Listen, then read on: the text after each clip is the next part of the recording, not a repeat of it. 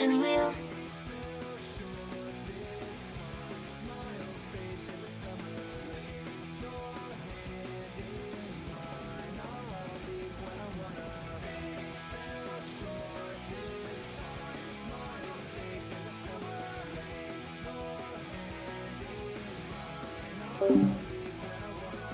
Pup Saturn, thank you so much for the follow. I know that giver. I know that critter. Hey Angel, how you living? Me here now for Dit the Cryptid. We've got a cool little board game coming up called Gallerie. You should check it out. There's the backer link right there. I'm going to pin that actually so people can get some looks at it. It's going to be real good. Still going through some, just, getting my info out everywhere. So, I'm going to be starting up here in a little bit, probably about 10 minutes or so. Just thank you very kindly for all pop-up. Oh, ain't some birdie. Oh, I know you critters. I'm going to be seeing you pretty soon. Okay, so that's Tweedledee, Tweedlebird. That's Tweedledee, Tweety Bird. Where's the cat deer? I know y'all running threes. but I'll be there in a second.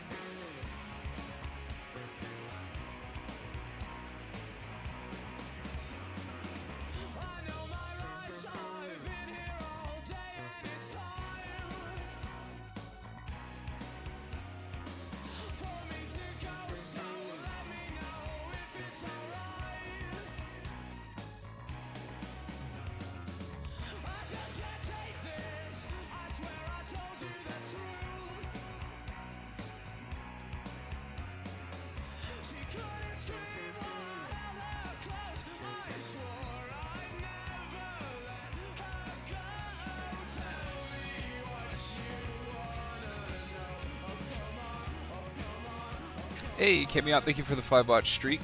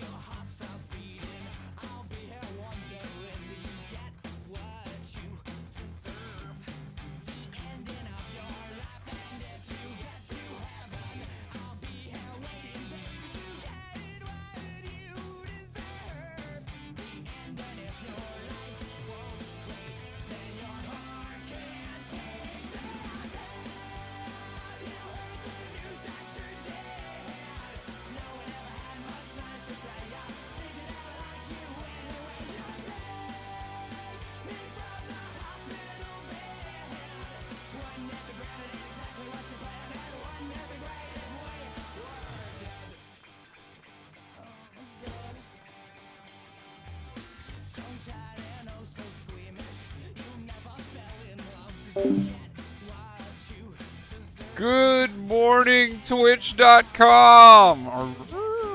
Bark, bark, woof, woof, meow, meow, hiss, purr, whatever fucking sound you like to make. How y'all living? I'd imagine that living in Seattle is like being at a year-round con. That would be correct.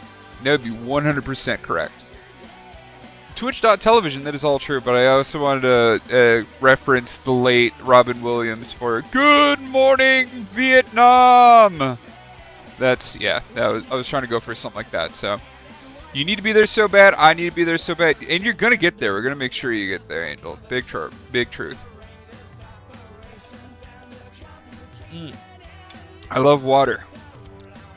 Had that water redeemed. Thank you very kindly, Jimmy's, for the redeem. Always remember to hydrate.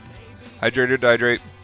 That being said, if y'all critters could give this postie a signal boost. Today is a little bit off the beaten path, and it's for a special occasion.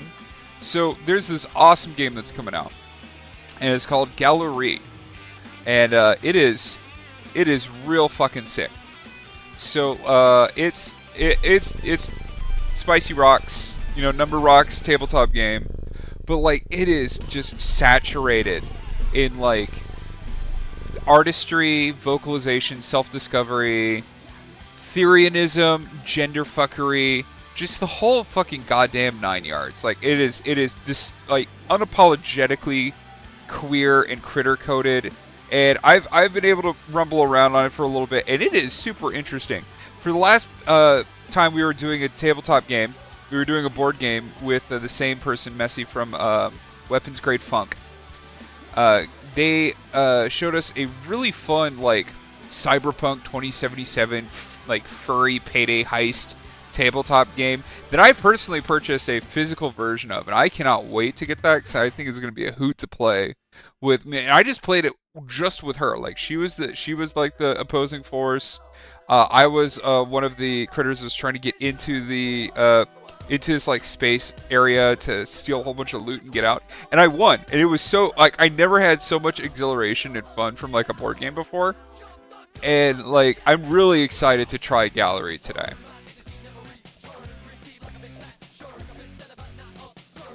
The link has been posted around a couple times. If you want to back or kit it, it requires nothing. You just click it, put in your email, you get notified when it goes live, and then they do have a funding period. It's going to be fun on the bun. I'm really looking forward to trying this game out.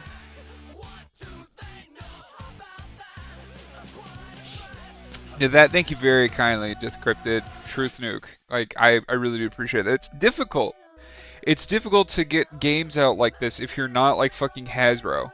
If you're not fucking like some of the main, like, if you're not like Workshop Games or anything like that. It's so fucking hard. If you're just a boots on the ground, like, it's all word of mouth, like like showing your friends who hoping that they show to other people. So like, every little bit counts. Every little bit counts. I please recommend doing so. Aside from that, things been going pretty good. If I sound a little bit more neutral and or upbeat, I'm not going to get too much into specifics of it because I don't want to create any parasocial shit. But I've been having lots of therapy, lots of psychiatrists visits, and helping me kind of just get things on the mend ever since the kerfuffle that happened at the start of the year. Also, for updates regarding the move, it is locked. We are locking the fuck in, chat, and we are dropping in the Pacific Northwest come mid-June. I don't want to give specifics because, again, with the whole parasocial shit, I just don't want to give out too much info, you know? It's not that I don't love you. I do love you and I care about you. We've just had a couple scares sometimes, and yeah, it's if you know, you know. If you don't, you don't. That's fine. But like, we have a person that's coming down with a big old truck to get everything in my car and drive up sometime mid-June, and then we're going to be moving in to a nice little place with a bunch of bedrooms, a bunch of bathrooms. They're paying about the same amount that I'm paying here in fucking Dallas. Just an arm and a leg, but like, since there's more than one fucking bedroom, we can have roommates to pay for rent and shit, and a load off my back. The PNW is going to be so much better with me here. I'm not going to lie. That is truth. I would be hubris to say I don't think the PNW. I don't think Seattle is genuinely ready for me. Like, Seattle does have a lot of weird critters, but like, again, not to be hubris, I got a lot of charisma. And I got a big heart. And in another world, in another realm, I think my persona would probably be something like a capybara, because I just get along with everybody. Like, you gotta do quite a bit to get on Joy's shit list type beat. So I think that I would be a welcome addition and a welcome kind of mix into the melting pot that is the Pacific Northwest. I have a sleuth of critters that love me to pieces, that consider me family, that are in that area, that I cannot wait to see. Like, that's what I'm hyped for walkies. I want to go on walkies. I want to go into the forest. I want to touch grass. I want to touch moss. I want to hit up like fucking furry raves and parties with little goobers in the woods. PNW is going to be at least 10 times weirder positive. This is true. I'm also an incredibly weird fucking critter. Super fucking weird. Also for good reason. Yeah, I'm just surprised we were able to, well, kind of. So like, it's more so just because my job was like, hey, we get that you need to relocate because it's technically illegal for you to piss where you're at right now. And you've been with us for a year, so yeah, let's fucking lock in on it, champ. They're not like, they're helping me with it, but they're not helping me with it. Like, they're not paying for my relocation. Hey, Boris, how you living, puddin'? Let me give you a shouty-outy. They're helping me with the relocation in terms of like, I don't have to do any work right now to get paid. Cause like I'm currently in between contracts, so they're just paying me by the week, for me to find a job inside the company. And aside from that, they're not like paying for like the move up or like the in fees or anything like that. But that's all taken care of. That's all covered because my income has not been interrupted. So really happy about that. I think I've been goobering for probably gonna be like 2-3 more minutes. Let me see what the other goobuses are up to. We have, again, I'm really excited to play this game. It's super fun. It's all about like self-actualization and like finding yourself and discovering the world and like what it means to you around you. And there's just so much like gender fuckery and critter fuckery in it. It's so good. The Olympic Mountains up in Washington, the coastal range in Oregon are very pretty and also wet. I'm gonna be real with you.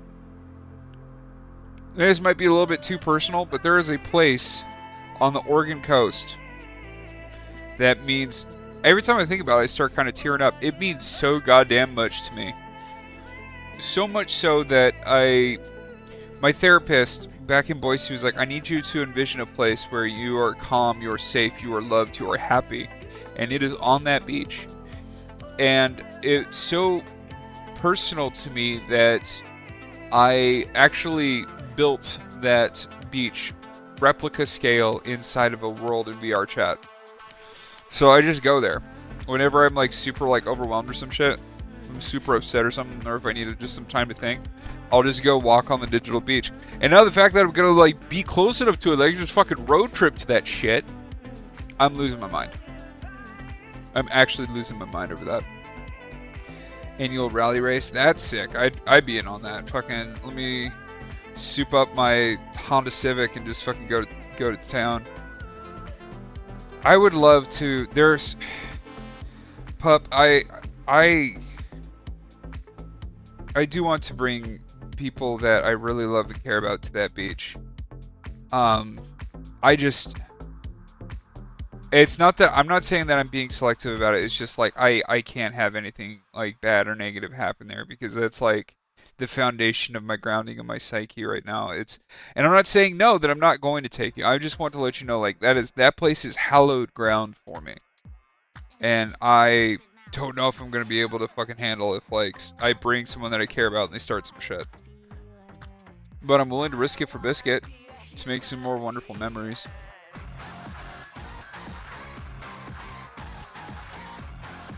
Oh man, I'm just really fucking hyped. I'm really fucking hyped to just see goobers, spend time with goobers, go into the forest, touch grass, howl at the moon. Yeah.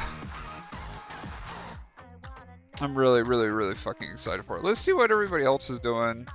If they're still chatting or not. Nope, it's just me that's muted. So let me just hop over to live.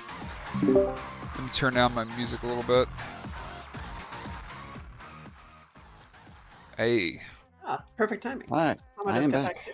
All right, let me go ahead and get mine started then. Swap over then. All right, hey, there we go. Bagel back as well. Yeah. We are all right. Live. That's good. Maybe I if I turn my apologize in microphone advance. on, that would be a good start. All right, y'all. I Always imagine you looking wondering on. why I gathered you all here today. Thanks for joining me. I'm Messy for people's streams who have not encountered me before. I have occasionally hit golf balls at various other people in the streams that you're looking at before. So if you recognize me less from my speaking voice and more from, that's probably what that was. But this is a tabletop role-playing game called Gallery that I've been developing for close to 2 years now. It'll be funding on BackerKit pretty soon, in the next 15 days, actually. The link is probably plastered somewhere on the stream that you're currently looking at. Please feel free to come follow it. If you want instant access to a preview document, you get it just for following along. There's also a YouTube channel that has videos covering every spread of the preview document, so you can see my thought processes going into development and various other things about the game. We will learn about the game presently with all these fine folks who have come to join me. But my hope is that by the end of this, you'll have a great time and find a new world that you want to play in. So right quick, I know all of your people know y'all, but just for the sake of making sure that we've got everything right, you people want to introduce yourselves and your pronouns? I'll go first. I'm Tama, she, her. Yeah, just a variety streamer. I've already forgotten if there was something else you asked about. No, just that. Okay. So we know everything. My name's Zeno. I'm a temporary sort of a hobbyist streamer. My pronouns are she, her. Belly. And Oh, I'm my. Azada. Go ahead, sorry. I'm Azada. Pronouns are she, her. And I'm a would-be streamer. I and then I have computer issues and have to back off for a while. My name's Bagel. My pronouns are she, her, him because I'll always be him. And I mean, y'all know me. Presumably that's the one where most people are logged into right now. But yes, thank you all for joining me. Real quick, what are people's previous experiences with tabletop role-playing games? Any of you play regularly? Any of you had any that you've played in the past? I'm pretty new for a lot of this. I feel like I think about the fact that the last time I did like an actual D&D campaign was when I was in my teens. So, yeah, that was way too long ago. What edition was that? Do you know? I wouldn't even know. I'm sorry. I mean, if it was over 20 years ago, though, did it? It's would probably it- 3.5 or 3. Oh my yeah. God, that does sound I would guess about 3.5. right. Yeah. My parents were into tabletop games, and I got into it through that. So basically, almost all my life. I'm over 40. Nice. So lots of experience there. Belly. I don't have much. I've tried to get into it. All my roomies are really into it. We have our dining room is pretty much covered in like tabletop games and stuff. I've had some difficulty with it, but honestly, I've been very open to it, and I've always really wanted to get my brain to a place where I could really figure it out. Awesome. I'm sure this whiskey will help. I cannot attest to whether or not that will or won't, but we're going to find out why.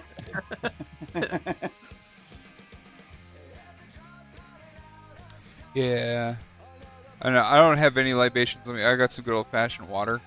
Because I want to at least make sure, because, like, this is kind of the first time this game's been shown out. I want to give it a good shot. Not saying don't drink. Just, be Yeah. Yes, be spirited with your spirits. Fair. Bagel, have you played stuff before? Oh, tabletop games. So, like, speaking of, like, tabletop games way back in the, well, not way back in the day, but like 2017, 2018. God, I ancient played, times. I think it was Pathfinder, and I think we also played some 3.5 or something like that. And If it was like- 2017, I'd be a little surprised if it was 3.5. I mean, it's possible, but it was replaced by that stage. yeah, and I essentially used it as a excuse to, like, I'm not trauma dumping. I'm just being 100% real. I kind of used it Yeah, as an do it. excuse to drink heavily, or to placate my drinking back in the day. Cause old guard knows, like, 4 or 5 years ago, I'm still a party animal, but I was also a notorious booze hound. And I essentially, when I was playing board games, or when I was playing Pathfinder or D&D, I forget which one, I made a tabaxi bard that, like, all they did was, like, perform at bars to pay for their bar tab and a place to sleep. Like, that was the whole thing. So I would, quote unquote, get into character by just getting sloshed. But now, like, especially with the last, we were playing the board game I had mentioned, that the board game that we did about a month or so ago. Yeah, that's awesome. Yeah, that was real fucking fun. So I think the curse is lifted. I'm more than happy to give it a board games and tabletop games a shot again. Yay, I'm glad. Well, hopefully, yeah, there's some other stuff to go into this time around. Congratulations on altering your patterns, since that appears to be the goal. Yeah. With that, my cat is prowling around my feet. I've been in and out of tabletop games for most of my life. I started a Yeah, it was high school, I want to say. I started developing about 10, 11 years ago, and made the first edition of my first game. Put out the first edition of the first game, which was not Gallery, it was a different title, about 11 years ago. And it was, riddled with issues, as first attempts often are. Put out a second edition to that one, and this is the second large-scale franchise that I've put out, which is unrelated to the first franchise. Gallery is its own standalone project, but it's definitely kind of my opus, and I'm hoping that it's the one that touches the most people. The first title that I kind of put out was a little bit of a mixed bag of feelings, trying to figure out a lot of things. So this is the first game that I've been able to build having figured out a lot of things finally, and I'm hoping that that speaks to people and gives them a place to talk. There's a lot of queer themes, a lot of transformative themes, a lot of just sort of like understanding experience or reflecting experiences that are not in line with kind of neurotypicality or heteronormativity or anything else like that are put in this game. And this particular franchise is following I'm just calling it the TV Glow philosophy of it's not really here to explain itself to people who don't necessarily resonate with it. It's just here for the people who resonate with it. And I'm hoping that the folks for whom it's for find it and get to create it and have fun. Yeah. So if y'all Wonderful. have your books available to you, it's split into two books. Muse is the player's handbook. It's it's got all the rules. It's got all the things you need to play. It's the kind of thing that you'll probably be digging into every time you play the game. For reference, for your abilities, for your spells, which is called brushwork in this game. The other book, Stagecraft, is quote unquote the DM's guide, but it's not secret. It's not a thing that only one person's allowed to look at. Nobody else at the table is supposed to look at. It's just a book that has niche rules and enemy stats and something that you don't necessarily need every time you play, unless you're the person running the game. So I call it a table book. One per table is fine. But it does contain additional fiction. It contains additional world lore. It has unique abilities and stuff in it. So if you find yourself enjoying the setting, it's definitely worth picking up. It's just my philosophy when I put the thing together was I can either sell people a 400 plus page tome that costs a fortune to print and falls apart in 2 years because it's just too big, or I can split it into two books because you're only using half of it at a given point. Yeah, that makes sense. Yeah. Especially since one of the two books is kind of more, as you said, like a table book rather than one that everyone needs to access all the time. Right. Yeah. It's a thing that you can get by sharing if you need to. The other one is the one that you can start with. So as far as character creation goes, the philosophy behind this game is very easy to pick up, and a lot of character creation is just kind of vibes based. We'll hop into that real quick, but I want to cover a little bit about the environment and the kind of story that you're getting into, and some of the default expectations that the game makes, or not expectations, but assumptions that the game makes about the players that you're creating. This is a game with a bit of a story. It's a game that has a world and a certain type of character that you're building, where it assumes that certain life experiences are intrinsic to that character. So when it comes to deciding what kind of muse, which is the name of your kind of critter, is going to be, it's good to keep these in mind, because if you don't follow those philosophies, you're going to end up feeling a little aimless. That said, the philosophies are things that are probably pretty familiar. Understanding that something feels wrong or awry or not settled properly in your skin. Feeling like the rules of society are not necessarily landing in a way that fits with the way that you think. Feeling callings toward different forms, different features, different life experiences that might just be, whether they're a different gender or a different appearance or different anatomy or even an entirely different society that isn't, even human in its particular outlook. These are all just sort of things that have settled into your character as a thing that they kind of had to live with, but bit by bit, it's getting more and greater and more pressing until they begin to believe a little harder that perhaps the skin that they're in is not actually skin at all. This culminates in a thing called manifestation, which will both make them aware that they are not a human but a muse, a thing that they won't have immediate definitions for, but it's a creature that is made of this stuff called medium, paint, essentially, potential personified. And this aperture will open up to Gallery, which is an exterior world.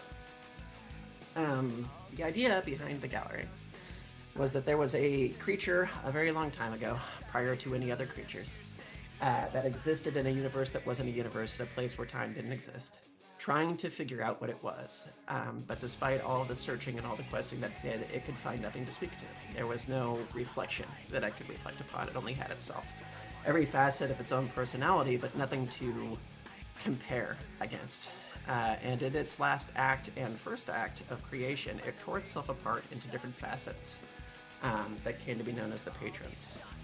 They came together and created this place called the Gallery, which is filled with essentially the flesh of potential.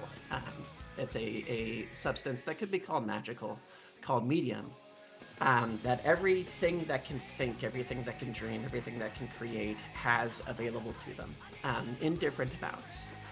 Typically, humans have an amount that's available, and in the Gallery they can do things like paint small sketches that will cause basic effects.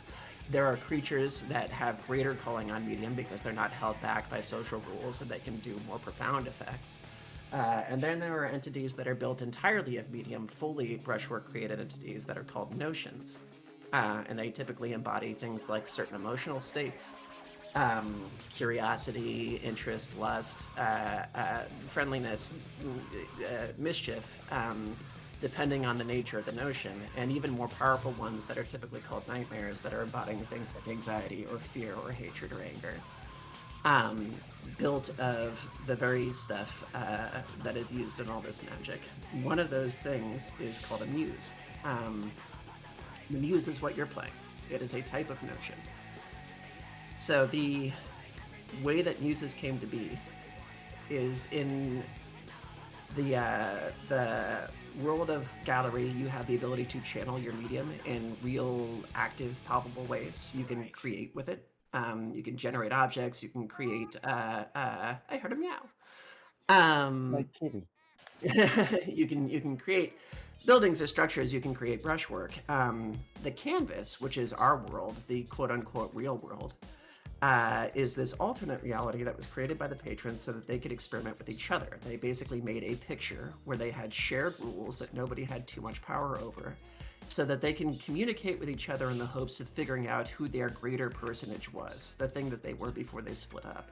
And in that world, the one that we're currently in, you aren't able to create with medium. Medium is still a part of everybody. It's a part of creativity. It's a part of dreaming, but it's not a thing that you're allowed to just kind of cast out of yourself and build with.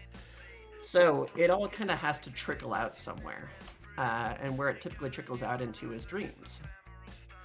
Muses are kind of made of medium runoff. They are every creative endeavor that never got a chance to flourish. They're like every idea that was pitched at a meeting where somebody said, oh, it'll never sell. It's every novel that didn't get published. Every big dream that you had or grand idea that you hoped that you could create in the world, but that the world's rules just kind of stopped you from being able to produce.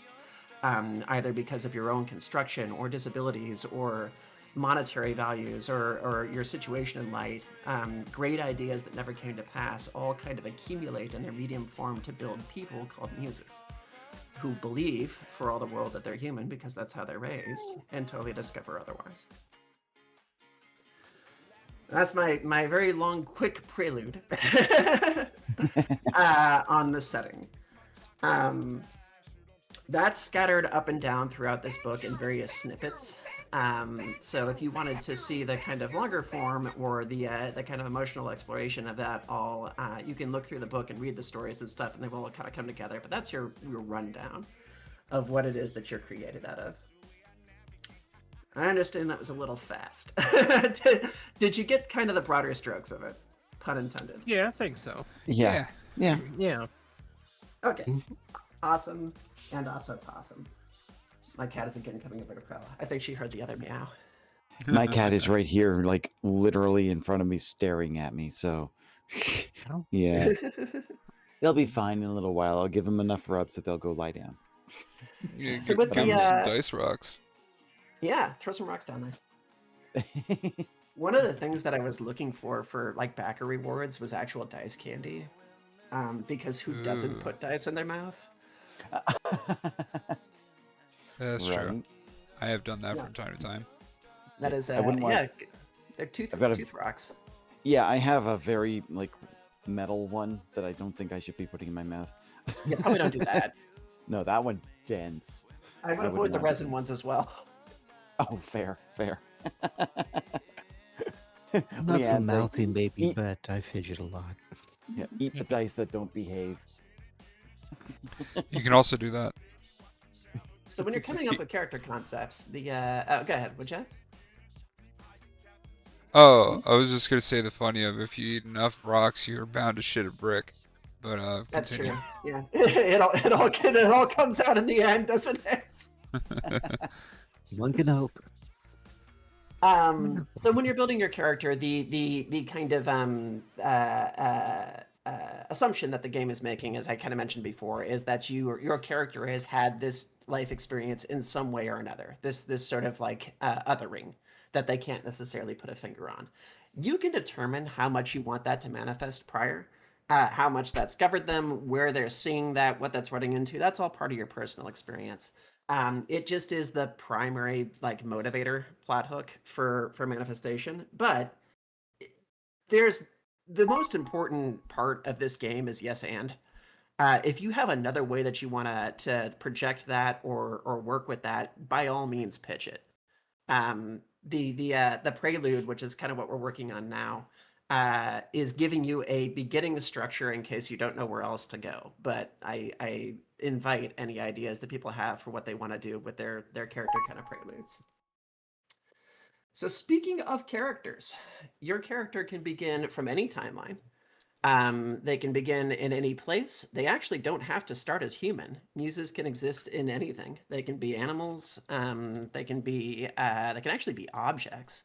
That's kind of an alternate creation concept, but it is a thing that's talked about in the book. Or they can begin as quote humans. In all of those cases, they are not actually technically those things. They're again manifested medium.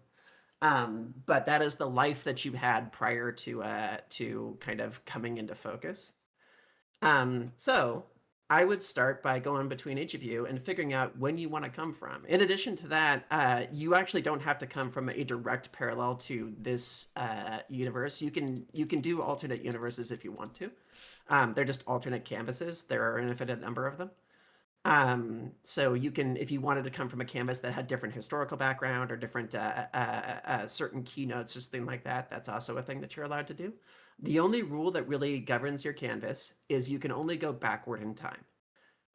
You can come from either right now, which is called the wet line. This is the furthest the paint has solidified so far, or you can come from any stage behind this.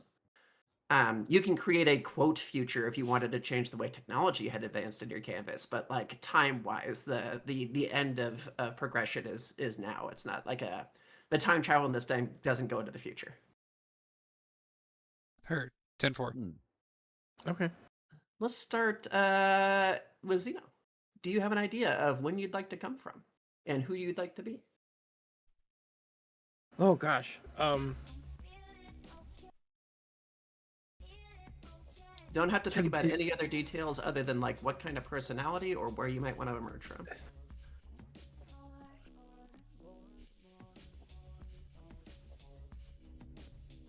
I can skip to somebody else if you want to. Yeah, let me think about it a little bit. I Sure. gotta think a little bit more. Anybody got a pondering of where they'd want to start?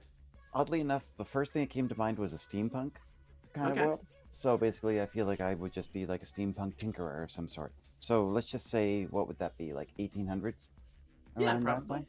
Yeah, let's go with that. Whereabouts? I mean, literally, if I want to basically, the only thing is I'm not very weary. So basically, if I were to even just say, let's just say England. Let's just say Okay. that just to basically make, steampunk England kind of feel, London. Do you have a maybe a piece of media that might give us some indication of like what you're thinking of? Are you thinking more of a like a girl genius setting, or are you thinking more of a Dishonored Ah, setting? Like what where interesting. yeah. Great man, I haven't heard Girl Genius mentioned in such a long time. Um, that one's I am good. a I nerd. would. My mind immediately went to Bunny from Steampunk Giraffe, to be honest. Oh, cool. So, Okay. I feel like, I mean, I know that that's more modern, but basically, I'm still feeling more copper steampunk. So, that's the feel that I'm getting from it. Would you say a reasonably optimistic canvas as opposed to like a more dystopian one? Yes, I would definitely say that it's more of a, steampunk is functional and actually working, and the occasional breakdown, but literally, I would say more it's along the lines of, you know, everything's made of gears and steam. Gotcha. Basically, yeah. But it's Okay. like Victorian era, I guess, because that's what kind of goes with steampunk. I'm gonna have you hold off on your name just yet. I mean, this is Fair. the way that I think. If you've got one already, go for it. But I tend to have an easier time figuring out origins and then hanging on names later. So if Perfectly you've fine. got one, fire away. But I don't have one right now, but I'm going to start yeah, putting together a notepad. sure. Who wants to go next? Joy, do you have a Bagel?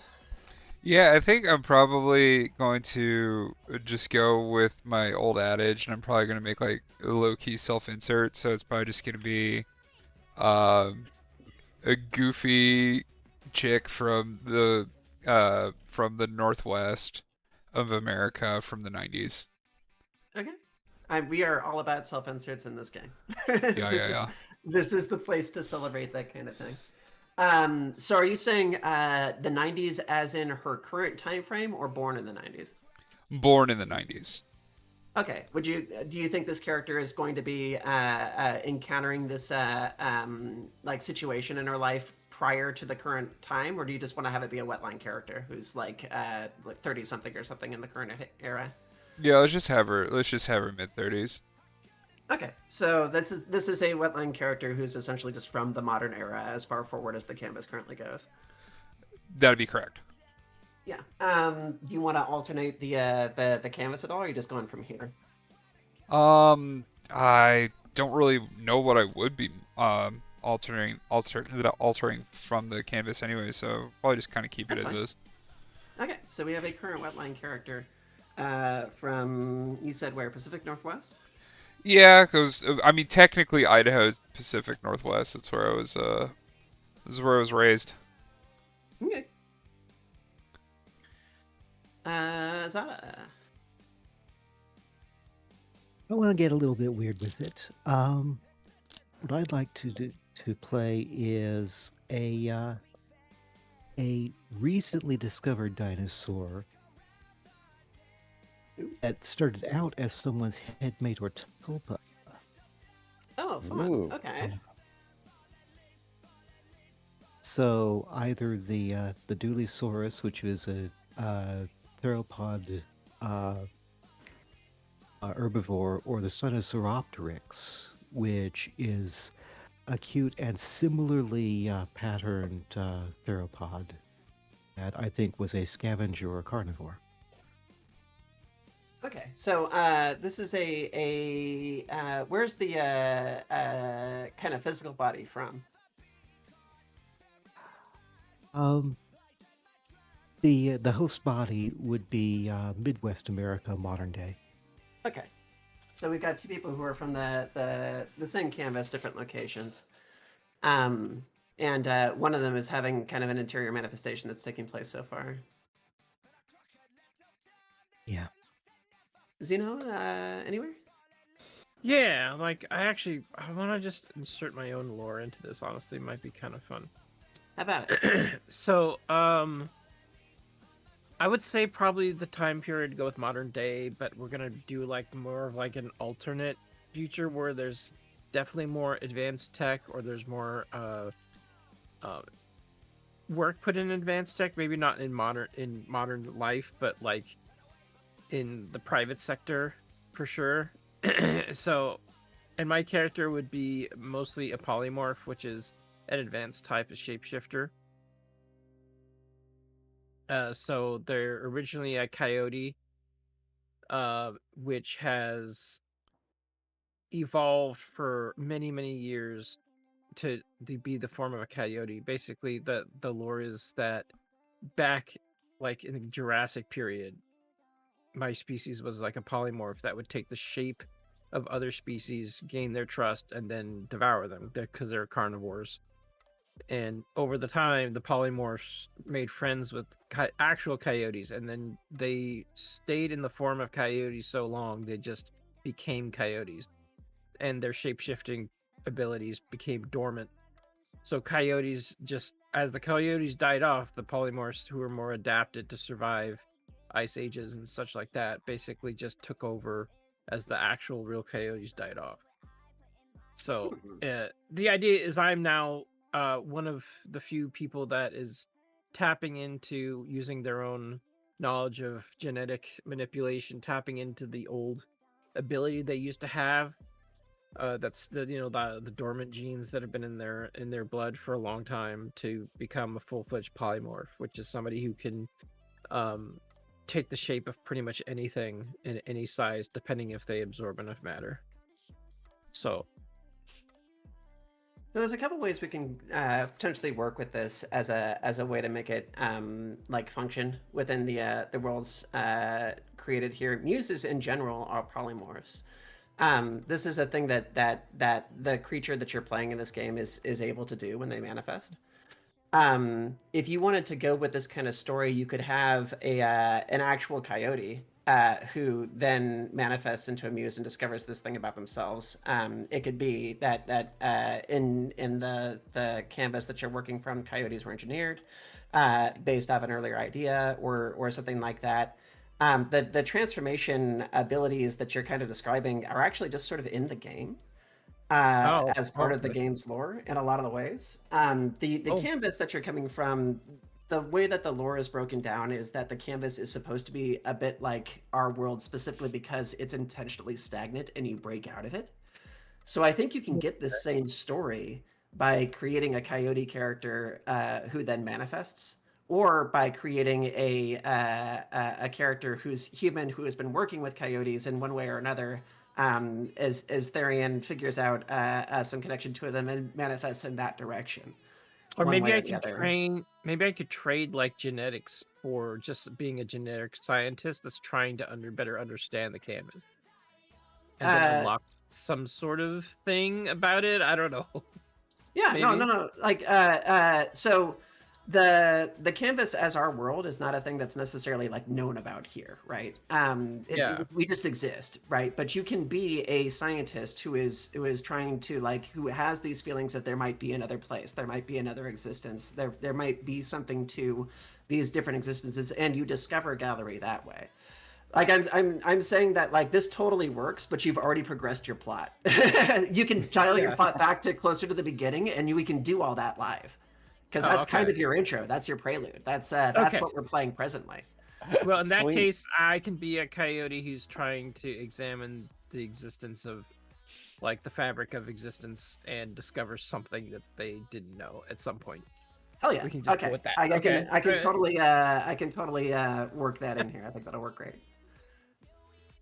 Awesome. All right, so we got some starts. Just basic things to know about. Are people beginning cis, trans? Are they? Is there any events in their life that have been kind of like big or noteworthy? We've got one so far, which we have a coyote who is beginning to kind of just have more complex thoughts than most coyotes. They're having strange, esoteric ponderings that probably aren't necessarily shared by most of their species. So that's a thing that is beginning to change them. What else with anybody else? Have you, discovered queerness? Have you done anything life expectancy or life experience-wise that is kind of out of the norm? For me, I was thinking something around the lines of being cis female, but basically just kind of exploring, like at this point in their life, they are exploring their sexuality and kind of realizing that there's a lot more to the world than what they've been led on. Okay. I don't really have much more than that, but that's what's in my head. how is this working in a family and social circumstance? Is this a thing that's being received well? Is this isolating? Ooh, that's a good one. I mean, I, considering that I'm I thinking will caution people 1800s. ahead of time. Yeah, that. Sorry to interrupt. I'll caution people ahead of time that this game is more concerned with these questions than it is about whether or not you're using a great hammer. The game is kind of about like personal exploration of vulnerability more than how much damage you're dealing. So these are questions that will come up. Let me know if I'm probing too Yeah. hard. No, perfectly fine. Honestly, because I realize that basically saying that I'm looking at an 1800s Victorian era person, that probably would Yeah, not go over well in that world. definitely So something that's touchy. Yeah. yeah, okay, awesome. How I'll would you keep with that. I would how say would you there say is she's a going about this? Is it like a secret thing and in absolutely closeted, like basically, very curious, but at the same time, absolutely terrified of what could happen if society finds out. mhm. Literally being able to work in the steampunk type stuff and being able to be there, but basically at the same point kind of realizing, oh shit, there's stuff happening, and if I basically get found out, you know my world could be turned upside down.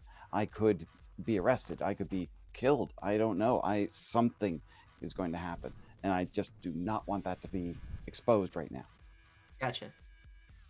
Bagel. Uh, Continuing with the self-insert aesthetic, a lot of repressed Therianism and gender expression. Okay. It's not very. It is the opposite of supported from growing from the family model that she's been in. And I say she because like that's probably going to be like the expression that she has like down the road. But like right now, it's just kind of like well, Right. Yeah. Pre-transition if kid. I yeah if I was to actually have this like true, it's like my form, then that means I would probably be in my actual 20s. Gotcha. Which Um, you can do if you want to. Like you're not locked to these decisions you've made. Go yeah, ahead and swap if you yeah. want to do that. So yeah, it'd be a quote unquote cis dude, but like, growing up, really liked climbing trees, had problems eating, fucking raw meat, learned to swim before he could walk, type shit. Nice. Do you how about like friend groups? Are you running into friend groups or are you in like, chronic online groups that are just terrible about everything? Not that I'm So reflecting any personal experience, but no, no, no. It was very difficult to have a lot of. I was with the nerds in high school. I didn't really have a lot of friends in junior high or elementary school, and yeah, no, a lot of Oh, my interactions were part of like on like CD internet groups and niche right. fandoms. Yeah. So there's probably either a fear about being found out or being one of those quote, examples or something like that, or just a complete disconnect of like, whatever I'm feeling must not be that because everybody hates that. Yeah, exactly. Azada. okay. So my character, I'm a dinosaur. I'm me. The Mm, dinosaur character is, of course, starts off kind of agender feminine, but doesn't really understand she's a girl. The host is going to be I've read enough in the manual to really kind of develop this a bit. The host is going to be a trans woman who hasn't figured that part quite out yet. gotcha. Have you had a chance to look through manifestations at all yet? Yes, I have, Did and you happen to pick one? We're jumping ahead a little bit, but it'll help me like plan your prelude a little. um, well, I look through it, and kind of the initial idea uh was more of the Fox-like one, but I'm also attracted kind of to some of the other inspirations, the mercurial feline and whatnot. I mean, of course, as being a dinosaur, there's the potential for the avians, But you're not but like locked to your species to represent. Like you can pick anything. I'm not particularly locked tightly to it. there's a No, lot no, of I mean like potential. mechanically. Sorry, I mean like if you wanted to look like a dinosaur, you can pick any of the species. They're not going to lock you into having to look like that species. They're vibes, they're feelings. Right, right. Um, whole idea of the multi-tail is like not quite there for me, but I'm going to go, I think, with the kiss hit. Okay. Do you intend to have the altar here become the main character that you're playing as like a separate being, or do you still want to be part of the system after you've manifested? Um, in my experience and understanding in plural systems and with topas, sometimes what you have is, of course, a topa can become a headmate. Sometimes they depart or break and end, and whatever self or spirit was part of them goes elsewhere or merges in with whatever a person was already. But sometimes they end up taking over. Headmate will sometimes replace the host or whoever ended up taking the forward position in the body, communicating with the outside world, manifesting things. Um, You want to so go that this route? critter, um, I was thinking was that the host would become the draft. Gotcha. Okay. And Cool. so there are these other manifestations that the character might encounter, other muses that were born from this uh, of a person who was. Cool. All right. I mean, that gives me some direction to work off of, so that works out fine. And then Xena? Sorry, what were we going over again? Remind me? Just kind of the general like logistics of your character, if they were what they've done in their life in terms of self-exploration, if they're queer, if they're trans, if they're having an okay relationship with family, parents, friends. Okay. Oh yeah. Okay. Um. Yeah, I'd say they grew up mostly sort of a outsider, kind of alone. They had a lot of body image issues, but they're very smart. So they studied, they got a good job, they got a lot of grants, and got able to go far in their career. But they never really had a very good social life. So they compensated with a lot of stuff like body modifications and stuff like that. She will be cis. She will be she will be bi, I guess. I guess that would work for the character, but um so that's more like a loner who has worked a lot on their career but and succeeded but done very little with their personal life. Is that a thing that she's kind of like, I guess, happy about, or did that feel like survival necessity, and she's dissatisfied with the work? She's just good at it. She loves her work. She feels accomplished on other parts of her life, but she feels like it's like there's other parts of her life that she's never figured out and done everything she could. So it's kind of like one of those things where everybody else can figure out basic aspects of like how to love themselves and have friends, but she's one of those people who just doesn't understand other people or herself, but yet at the same time can like reprogram somebody's genetics. Well, I guess in this time she's not geneticist, Yeah, but like I normally just remembered that we had you as a coyote just now. I was like, wait yeah. a minute. Yeah, but Uh, like in her universe, like it's kind of similar. I really hate to cross reference other media, but I've always seen uh her in the universe that is a mix between like anthro characters and humans. I guess I didn't even really bother to mention that just because it's such a natural kind of universe for me to feel myself existing in, or that my character existing in. Very similar to like BNA or other things like that, uh-huh. where it's normal, it's part of an evolution, but they're not as common as humans, but they're not like unusual. So let me pitch a potential alternative to you here in light of that, since it does seem like the career aspect might be a thing that you want to go to. Yeah. If we stick with you starting in the canvas, which is like, you know, our world kind of area, your character being a they're called rendered muses. They start as animals and they kind of gain self-awareness as they manifest.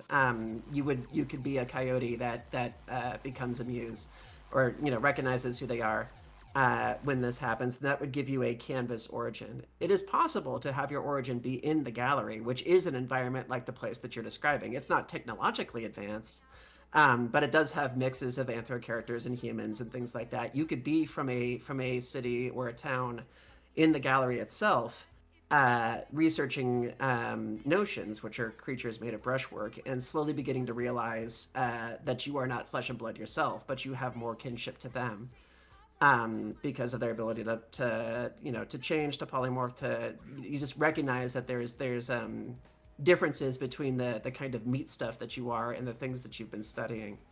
And that would Okay, give you an yeah. environment that's kind of closer to the one that you're talking about. It's not necessarily genetics, because the overall like time frame, quote unquote, of the gallery itself is a more fantasy based, but you would Yeah. have that environment that you're talking about. Yeah, because like even in like in sort of fantasy aspects, there's always sort of like a sciencey aspect of it, like an alchemy sort of side. So maybe that could Yeah, for be sure. her background is, if not a scientist, then like an alchemist who's trying to like logically try to understand everything instead of just going with it. There are definitely folks that have, you know, a more analytical relationship to notions and stuff. You can actually look at some of those jobs if you wanted to. They're listed in. This is not a thing that you need to like pick a character class or something for, but if you wanted to see what people have, what relationships to notions, in the Stagecraft book, there's a chapter called Vocations, that talks about different jobs that people sometimes have in the gallery.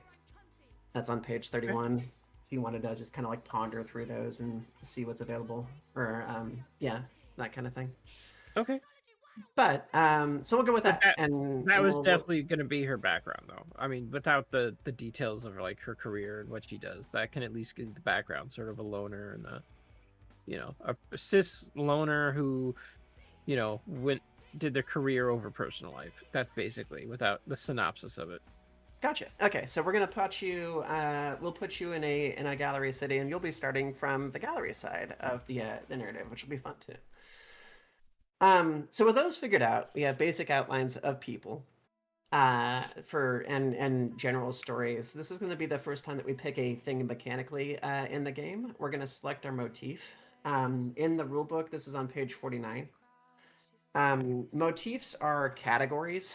There's 6 different categories. They're based off animals: avian, canine, equine, feline, reptile, and insect.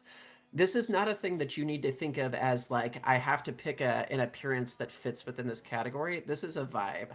So the reason why things are separated into animals in this game is because animals are things that we tend to have opinions on that are based purely on behavior, as opposed to like any kind of cultural or use. And those opinions can vary, and that's sort of the point, right? If I say dog to all of you, you might all agree that dogs are fast or something, but some of you might say that dogs are cunning and hunting, and some of you might say that dogs are silly and zoomy, and it might change versus context. And the fact that you all have different opinions on what dog is the thing to hold on to here. So keeping what you expect your character to kind of become, which of these greater family vibes describe that being that they're turning into? Based again entirely on your own interpretation of what those, you know, words mean.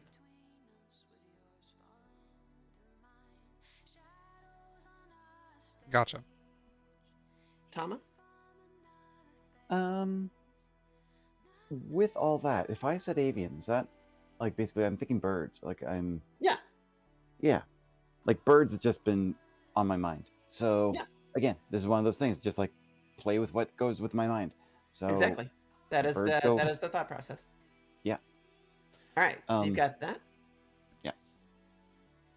Yeah. Did you want to elaborate further? You don't need to. I'm just asking. literally trying to think about it, but basically right now it's just gone wings and literally flight. It hasn't really gotten anything more than just birds. So I'm okay with just kind of thinking like not even I'm not even thinking corvid or doves or anything specific, but basically just birds in general. So, Exactly. All right, cool. yeah. There's actually the first chapter story in the motif section is about a character who likewise is a bird motif, but not because she has any specific affection for birds. It just happens to resonate in a certain way. So you might look into that sometime if you want. You That may like I that believe story. you did. I believe that was the story that you sent me I think a that couple was, of. Oh, yeah. I think that was a yeah, while yeah. ago. Yeah, It resonated. I'll say that it resonated with me when I read it. I'm like, yeah, this yeah. is oh boy, oh boy. Bagel. I don't know what kind of vibe I sit with. Like I know like I've been having a lot of canine vibes lately. Like I know I'm a cat deep down, but I might just go with the dog. I might have that dog in me. All right. Totally fine. If you do not feel like your character would fully be able to embrace like every aspect of these yet, that's also a thing that the game expects and is like totally happy to work with. So each of these different selections that you're making right now do have power sets that go with them, and if you wanted to do it in a analytical sense, you could go down and read every power and be like, well, these are the most appealing powers. But the hope is that you will discover them as you go. If you're picking just kind of based on how things feel to you, when your character finds these new powers as they're kind of getting more adept in who they are, it should be as much of a discovery thing to them as it is to you at the time, since you don't need to select them all up front and stuff. So I think it's totally legit to not necessarily know how they relate to this just yet, and kind of move with it as you're growing. Okay. Gotcha. Zara. Canid. This critter is very much is kind of independent, but also reliant on having somebody there, being present with somebody. Very a group or family oriented kind of creature. Always wanting to check in, a bit like a child wants to make sure that things are okay. The world hasn't gotten rid of us, and so on. So there's this kind of back and forth between the maturity and the childlike aspects, because this character barely knows what she is anyway. Gotcha. And you were going with K9, is what you said? Yes. Okay. And then Xeno, I'm assuming you're also going with K9? That was the guess at the coyote. Yeah. Okay. Cool. There's a lot of dogs. There's a lot of dogs. I might switch mine up to be a cat. There's a lot of dogs, which is, I mean, you can. Yeah, you're welcome to. But also, like, the power sets with the canines play well together. So. Oh, okay, that is true. It's up to y'all. But I would pick whatever appeals to you most directly. Gotcha. The next section here, it says select your light. So lights are kind of like themes. Lights are representations of it's a Panoff leitmotif, and it's a representation of what kind of plays in the world when your character is at their most vibrant. When they're pulling out all the stops, when they're like channeling all of their medium and all their power into any given thing. This could be a combat thing, but this can also be a great shining moment thing. We had a game where like the characters were locked into an Iron Chef competition, and none of them knew how to cook. So they just like blasted. they channeled their light and just made the most amazing food they could. But this kind of moment of power, light doesn't have to be a specific song that is real. It can be a vibe. It can be a general tune. It can just kind of be a genre. But I find that it's fun and helpful if you do have a song that kind of represents your character to share them with the group. And let everybody else kind of see into the thought process of like what kind of feeling they'd be getting from this person when they are shining most brightly. We're a little limited on that ability based on copyright violations if we start dropping YouTube clips, but I can let them handle that. We'll let Right. YouTube take that. Starting again from the bottom, Tama, do you have an idea of what your theme or light might be? Interest. Well, you did bring up sound and music, and so like literally, I am thinking about like songs and stuff like that. I don't have anything right off the top of my head, but what songs have I been thinking about recently? Darn. Like literally, there's been some songs on my playlist where I've been playing them practically on loop because they've been so strong and powerful to me. Um, shoot. Oh, the one I was thinking about was actually a little bit more somber and sad, which is kind of interesting. Which is But totally it's fine. Yeah. yeah, yeah. I mean, I can go with it. And honestly, some of my chatters may actually know, but if I say like Ivy Combs like a ghost, or Ivy Combs Outer Skies, that one actually Outer Skies sounds better. Because that one's like a, really bring everything you've got, head to the stars kind of feel. Awesome. Okay, so how does this resonate with the character? Is this a I'm going to kind of depart from everything to become myself kind of deal? It feels like more of a well, it's basically like literally finding yourself. It is a basically like shoot for the stars, aim for the moon, you might land among the stars kind of feel. Uh-huh. Basically just kind of a gung-ho, go for everything, do what you need to do to basically just be your brightest. um Awesome. so it feels almost more of a shine brightly while you're here kind of feel. Very cool. Yeah. B- Bagel, what is your light, and why is it Propane Nightmares from the drum and bass band from Perth, Australia, Pendulum? That is actually that is an insanely close call. If I did not produce this track, which I'm about to throw into the actual like Twitch chat, Oh hell yeah! I love it there when we was have like self-produced stuff. it was a remix of Paramore's Emergency, which is probably like my favorite song from Paramore. I remember I got it from a demo case CD when I was in, I think it was like Warped Tour, like 2007 or 2008. And like I listened to that track, I listened to that whole CD until like the CD started skipping. Like it was pretty gnarly. But the Fantastic. reason why I might be able to show it, I could show it on stream for like a hot second. If I can here, Yeah. let me hide my screen just so people don't see the other stuff. But like um it was kind of a pivotal moment because it was at Midwest Fur Fest 2024. Not to get political, but someone got into office that was not really good for us trans bi theory and orchestra critters, and Yeah, I've we heard of kind of this. we kind of just needed a rally point, and so there was a point where let me get my screen up, let me full screen it, where the track was played, and the crowd itself was huge. And we had the trans pride flag up and everything, and it was just it was a huge moment. Like there were thousands of people all unified together, just like regardless of what happens, like we're just gonna get through this. And I think it was a pivotal moment because like a lot of like my main crew was just not they were not having a good vibe at MFF, and I think the whole set that I did really helped turn things around. But like it was the part when we dropped the track for the first time live that people just kind of like lost their mind with like the trans pride flag like flying around. It was I think I've it seen was pictures of absolutely a this. vibe. There are Is this the one that pictures you of have in your profile picture?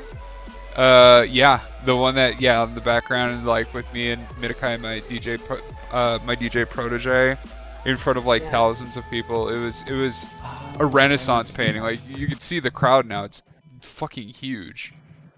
So like Incredible. Aw. absolute that would absolutely be my light. See, I was I thought I was gonna nail it with this, but you had a much better story. No, no, You had no. I'm not gonna lie. Propane Nightmares has been like my fucking battle cry for the longest fucking time. So you were like, if I did not produce that track, you would be 100% right. All right, I'm glad I got close. Yeah. I'll throw uh, my Outer Skies on there as well for anybody who's interested in listening to it. I think that's New kind of ID nice. count. Look at get everyone hearing the music that like. Yeah, if you guys want to share links or something, like if we put it on the stream, I think we might get flagged once it hits YouTube. But if you want to share links to each other so you can all listen to them when you get the Okay. chance, it'll help you get a vibe for like where these characters are going. Zara? I don't really have like a piece of music necessarily. I think Jurassic Park, but no. I'm thinking more of like a nature or a comfort space kind of vibe, uh, like a living plush toy almost. In some cases, but other cases we've got this wild animal that lives in like forest and meadows and hills and jungles and things, and wants to like travel around with their pack and or flock or whatever. And so I'm kind of feeling mixed on exactly what kind of light I would have for this. You can ponder it for a bit. It doesn't need to get figured out now. It can also, Okay. change a little bit depending on when it gets activated. It does have a mechanical element in the game, so like when it gets used, your context might change which you want to pick. The only thing that it's really doing right now is giving us a feel for the character. So if you stumble across something, or if you find something that's in a similar genre, you just find a mix or something that you think embodies them, you can toss it out there so that people can hear it. Right. The character inspirations actually, it's this Chinese group called Dubot Robotics that have made a bipedal Sinosauropteryx robot. Oh, was that the Actually, one in the commercial? yeah, I posted in the this Discord server we're using, the game chat tests Right. Yeah. channel over here. There's two short videos, and then there's a picture from Emmy Chu about the Dualiosaurus and what she'd happily do with it. Very cute. And both of these are kind of the vibe I've got. This is kind of a created being that is actually a person. All right, Xena?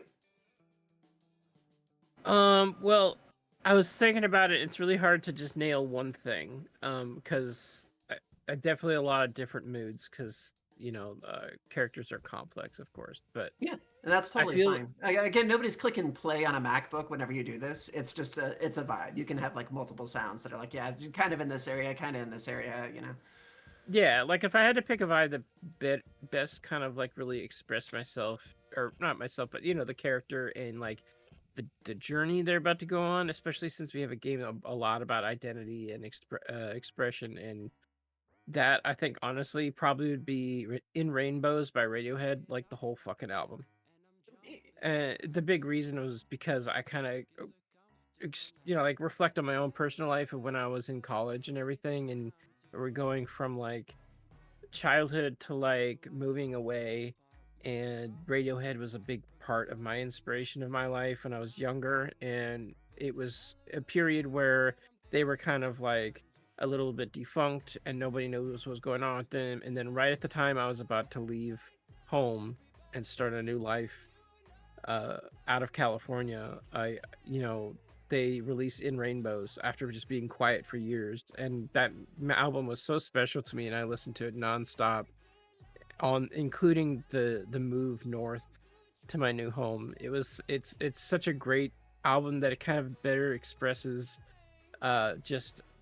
it's something you want to put on your headphones and listen to 5 times over as you're in the middle of the forest staring up at the stars. And I felt like that would be the best mood and the best sort of muse to really put for this. Perfect. Okay.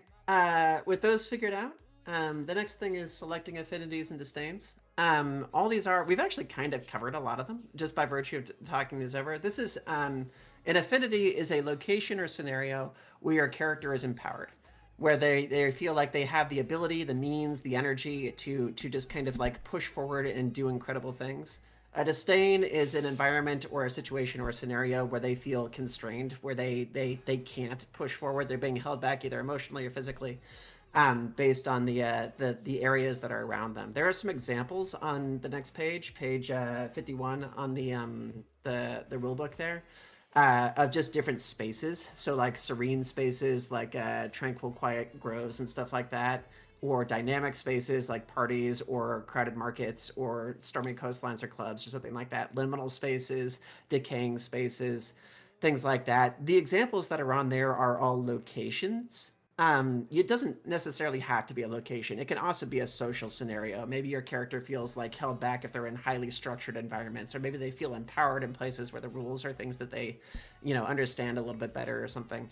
All this does is it's not a mechanical decision. It's a way for me to understand times that I'm going to put more or less pressure on your character as we're narrating.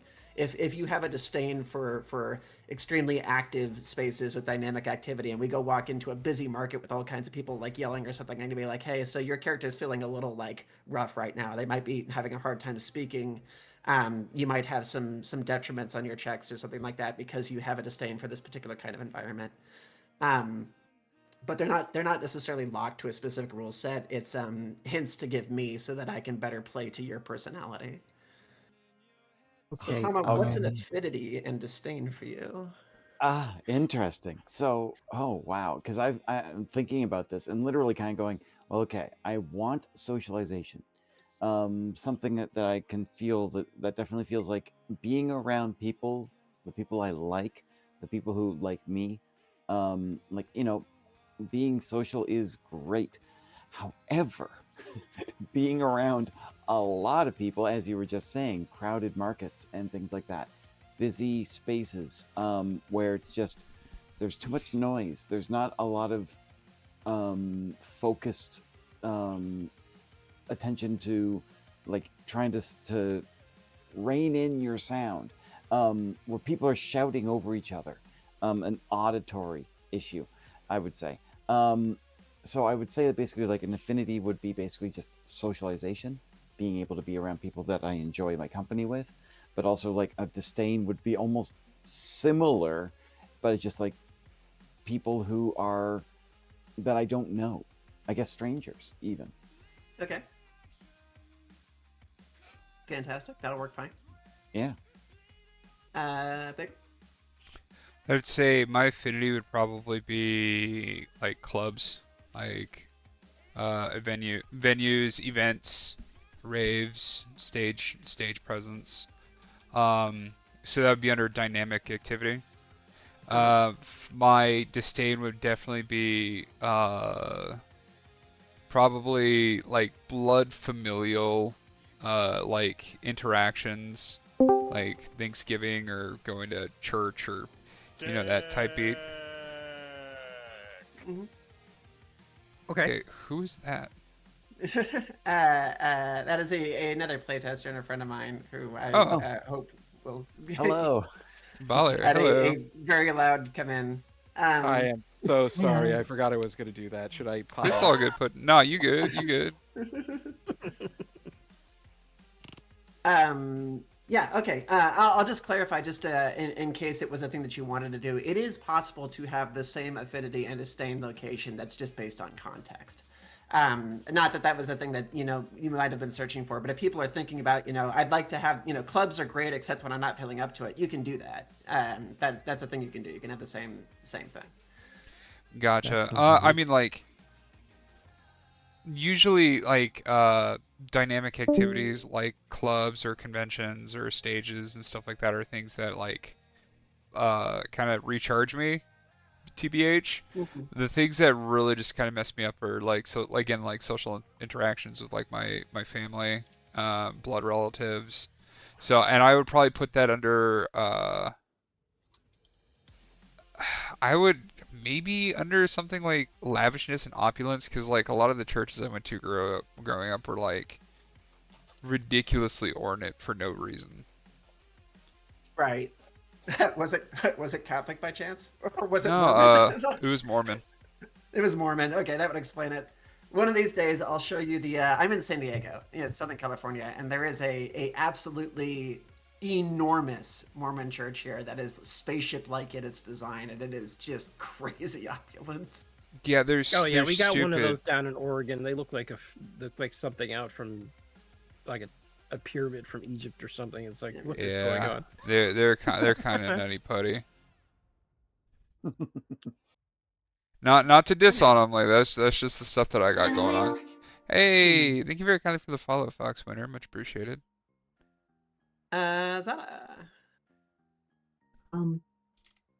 I'm thinking I might have like a couple of affinities and disdains, and maybe one or two of them do overlap. Okay. Primarily, this little Rawr critter. I keep thinking Rawr as a name, Rawr. Okay. But And she's Tygon, thank you very kindly like for the follow. curious and investigative and wants to help solve puzzles. So, like, mysteries would be an affinity. When things Okay. get confusing, it's really hard for her, and she's just an animal, and Oh. she's still learning how to figure things out. So, complexity is a disdain. Gotcha. And then, of course, there's comfort as an affinity, not necessarily like a bonus advantage as much as safety. The idea of being safe gives her the power to, feeling comfortable, feeling safe. Lets her be adventurous. She likes adventure, but being overwhelmed is a thing. Too much stuff going on, very chaotic. Like a very busy marketplace might be exciting. It's got some order to it, but then the crowd gets so much. Or you're going clubbing and everybody's dancing. I can't find my person. Where's my person? Right. So, I'd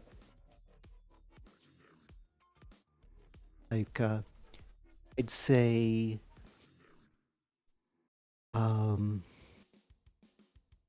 dynamic situations is both an affinity and a disdain, because it's good when she's comfortable, but bad when she's uncomfortable or overwhelmed. Yeah. That works out fine. I like that, like overstimulation. Yeah. Xena? Well, this one's gonna be weird. But I think mine are both the same thing, which is people. And I really mean that. Like, I think, and it's not just for me personally, but the character I'm developing too. Like, I mean, we all put ourselves in the character. What am I kidding? But yeah, very much in this game. That's I think, God, the affinities are people, because I don't think I would ever be happy without people in my life. But my disdain is also people, because I feel like people would cause a lot of disdain in my life. So I feel like it's this, both my affinity and disdain is just a double-edged sword of trying to figure out relationships with the people I love and avoiding the people who give me who become my disdain. And I see that as as a creature that has a social anxiety, but at the same time a creature that just doesn't have any joy in their life without the people they love. For sure. So if that makes any sense. I mean, that's Honestly, relatable. yeah, relatable mood. Yeah. So much. Okay. I feel you on that one. So the only other thing that y'all kind of need to come up with now is a name. Wow. Oh. I know. We saved the hard part for last. Guess what? I already have it. Hey. What have we got? Oh wait, you had it earlier, right? Yeah, it's as you know. I mean, I Just I go did with Xena. develop such like yeah. I mean, I've already developed such wonderful backstory for my character. Now I'm getting to express it. It's honestly really fun. Yeah. All It's right. all the Fair enough. backstory inside my brain that it hides there, and I don't tell anybody about. And I'm like, oh, okay. We have Zeno. Do you want Zeno to be the post manifested name? This is not a thing you have to do, by the way. This is just a thing I'm putting out there because your character story begins pre manifestation. So did you want to have kind of an assigned name that you then embrace a new one, or did you want to just have Zeno be the name the whole way through? I think it could probably be the same name the whole way through. Because Okay. I think that it stays with her as who she is. You know, like it's a part of her. You know. Uh-huh. Tama. For some reason, a name with C is coming up in my head, so I'm going with Catherine. Okay. And all right, yeah. And then Bagel. Hopefully I'm not like because again we're doing like true to form for like, or at least for mine, which is just kind of like self-insert. And from around that time, I used to go by House, so we're gonna go with House. Okay. Is that a thing again? Do you want that to be a because your character is also kind of transitioning in game? Did you want that to be a pre or post thing? Pre. Okay. And then is that the headmate's name? Oh, I dropped that in the voice Oh, that was chat. Rar, right? Yeah. Yeah. Gotcha. All right, cool. So we have actually completed all the stuff that you need to kind of get started. The only thing left to do is just pick a couple skills, and I'll show you all how to do that. There's no like complexity that's really associated to it. Just like, you know, I want my character to be good at this, that, and the other thing. So let me show you where you're at in terms of statistics. We had a couple canines, so I'm going to start you there. If we scroll down to page 65.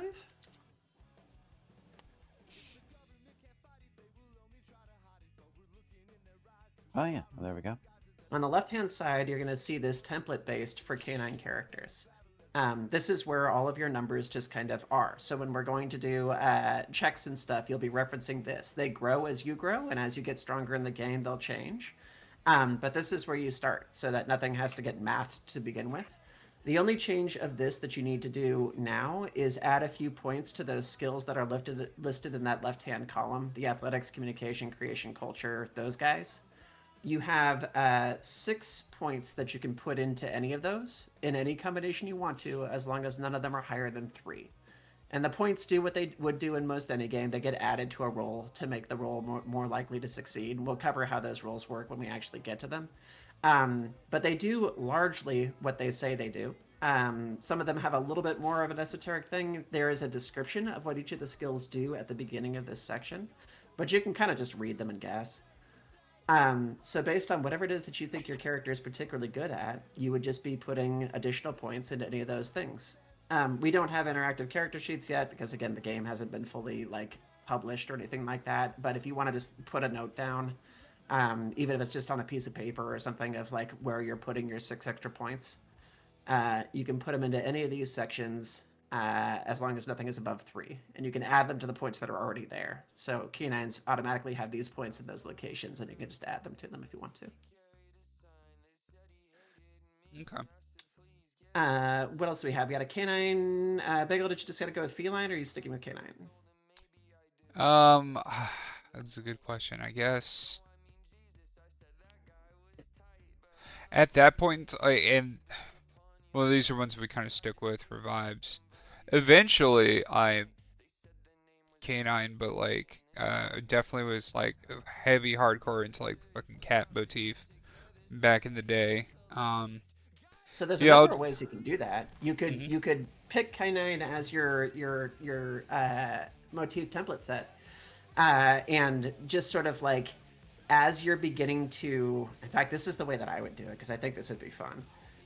If you look off to the right of that page, you'll see a bunch of abilities. There's a motif power set at the top that says pack animal trackers. At level 2, you can see some more stuff that are popping up.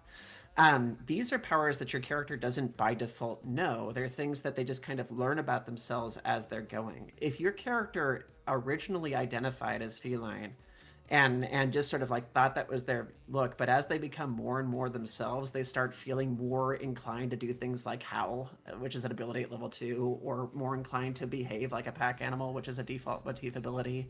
They might discover over time that they have greater affection to this kind of look, this Okay. feeling. And that would be fine. Swapping templates halfway through the game isn't a thing that has mechanical rules, but there is a way to take abilities from different templates and mix them.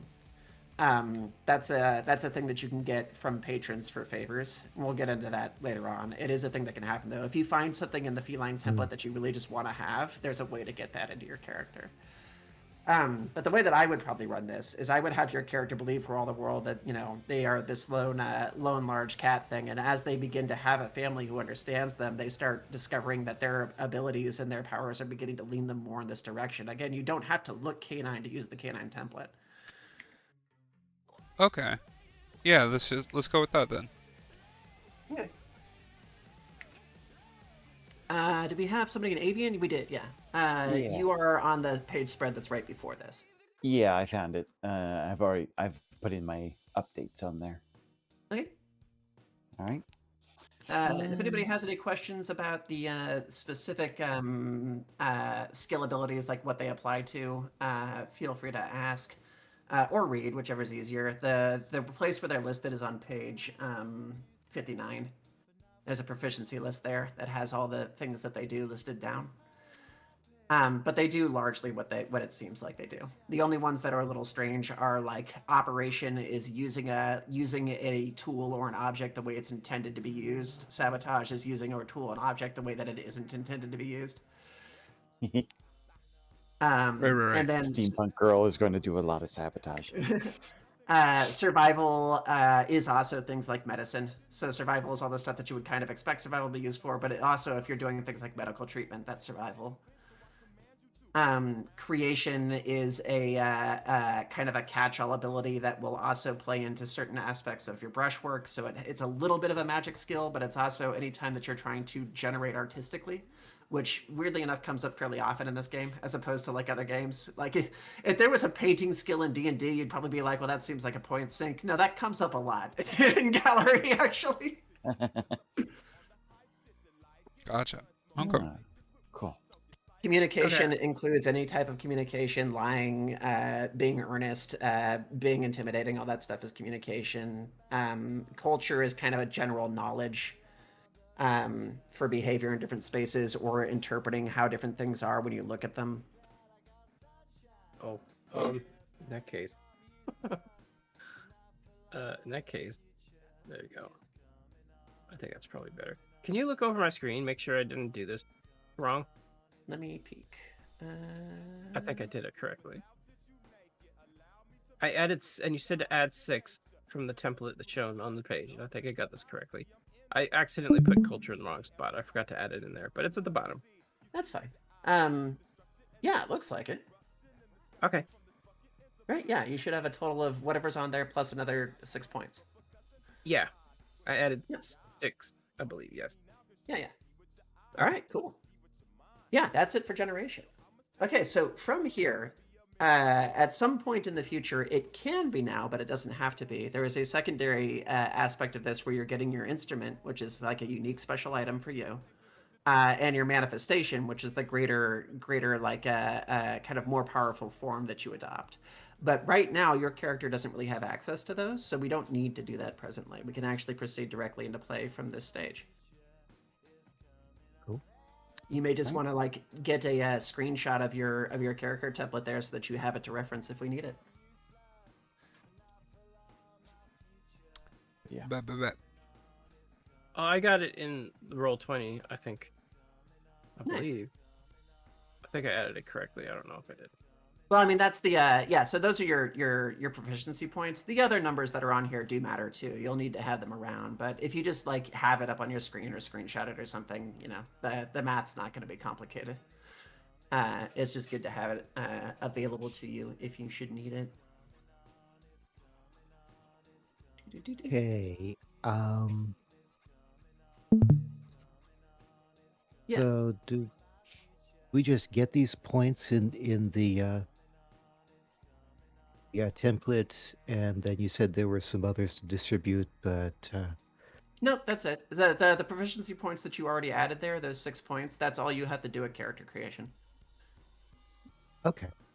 Yeah, there's nothing else to add to it just yet. Once we get to the point that y'all are manifesting in the story, which is basically level 1, where we start at like a level 0 stage, and once you hit level 1, you'll manifest. Then you'll get your second template, which is the manifestation template, and that's Wow. just a step that we can do at that time. We don't have to do it now. It would be good for y'all to start thinking about what you want to manifest into, just because it helps me steer the narrative. But like, you don't need to like ponder those decisions, or you don't have to write that stuff down presently. I just If you had an want to get idea it, for go how on. the tales actually manifest. Yeah, if you know what manifestation you want, you can let me know. It'll help me steer the narrative. Otherwise, we can figure it out as we're traveling. The different sections for them begin on page 81, and there's a little like set of paragraphs at the beginning of each of these manifestation spreads that kind of talks a little bit about what feelings accompany them. So the canine one, which is where a lot of you are, is on page 89. If you want to look over those 3 little paragraphs down there and just see which of those feelings speak to you, it might give you an idea of what you want to manifest toward. And then that helps me steer your narrative a bit.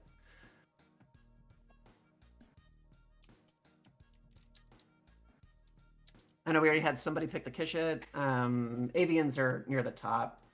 So that Yeah. was, yeah, if you, That's me. that's page 81. Yeah, I'm literally looking at there's like 3 different avians here. Mm-hmm. Let's see. I love that beginning paragraph. Often an avian manifestation spent much of their life trying to fit in, only to finally realize how profoundly important it was for them to stand out as an example of the joy of personal expression. Ugh. Yeah, Sorry, lovely. felt. Oh, My Minecraft oof. Do I have do I have the fucking Roblox oof right off the rip? It just says oof. Me- Yeah, there we there go. you go. I'm just thinking more of the thwomp. I know I have that somewhere. I'm not about to be risky for Bisky with the soundboard on a. Fair. This is on a recorded line for quality and training purposes. Oh Yeah. God. Fantastic. If So you'd basically, I'd like say to, that if it. Sorry, go ahead. go ahead. I mean, if we want to choose a manifestation to pick through of these, I feel like I kind of go with the Curion, Okay. the Just embodiment of hold light that. and life. Yeah, Yeah. hold that in your head, and as we start moving toward that narrative, I can lean in that direction, and then you can Sure. kind of embrace it as you go. Okay. The page right above that tells you, like I said, your manifestation can look more or less any way you want it to, but there are a couple powers that they have that do rely a little bit on their construction. So the Curion is a dazzling avian of fire or thunder, is shown by flaming or lightning-styled feathers and leaks a short of elemental purity. How you choose to manifest that is up to you. You could be glowing, you could have a halo, you could do whatever it is that you want to show that. It's just somewhere in your design you're going to want to have some kind of element of either fire or lightning. Okay. I Okay. don't think I'm doing this correctly. This one says the Kishit has several ability features that can pop up before manifestation of useful roleplay points, like multiple tails, the closer relationship to the mezzanine, like explorers and seekers of secret spaces. Mhm. So yeah, I'm definitely picking up like sabotage and sneaking. Cool. So that's the direction you want to go. So we'll have 2 Kishits. I actually have 2 Kishits in another game that we're running too. I'm playing one of them. Yeah, yeah. The idea I had for the multiple tails is actually not tails as such, but rather like visual echoes trailing up from the tail area. That'd be fun. So it's just kind of more of illusion, but each Yeah. of these images is kind of an echo of Rauer as different aspects of self. Sneaky monster and the cuddly plushie and excited child and so on. Yeah, for sure. That's fun.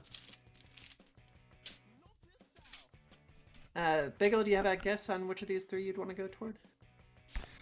What are the three decisions again? This is on page 89 for canines. This is your manifestation. This is kind of like your prime form, the one that is you and actually Oh yeah. fully manifested. Oh yeah. You got like Hellhound three for sure. curves. Okay, cool. Do you know how you want to have the kind of quote heads look? They don't have to be attached to necks. They can be any way you kind of want them. You can have them built into your hands, like Vampire Hunter D. You can have them. I have a character who has them coming out of shoulders. They could be like auras. You could do whatever you want to with them. Probably gonna go with auras because it will allow me to it will allow me to also explore system stuff because that definitely happened down the road. Yeah. Okay. Perfecto. Did we get everybody? I think we got everybody, right? Yeah, because you already picked Kishid. Yeah. All right, neat. So that gives us a place to steer the narrative. I'm gonna invite everybody to get up, go pee, maybe go to the bathroom before going pee, but you do you. I'm gonna stretch for a second. We can get into some actual play. Okay. Taking a 5. Genie bit. Ooh. Hey everybody, go piss, hydrate or dihydrate. You can do both at the same Everyone time go if you're get a weird drink. about it. I'm not gonna kink shame.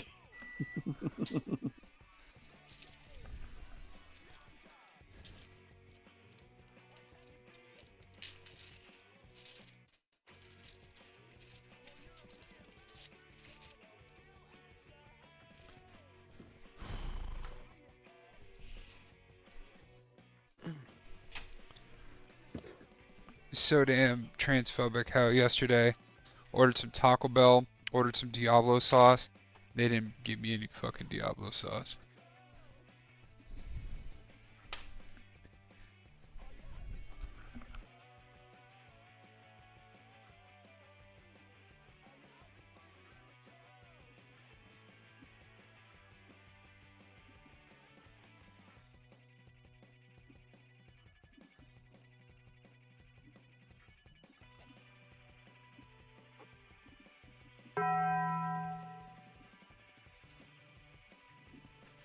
Oh, don't remind me. That's one of the other things I'm really looking forward to in the move is because, like, we're on the 5th floor of this, like, loft place, so it's like the top floor.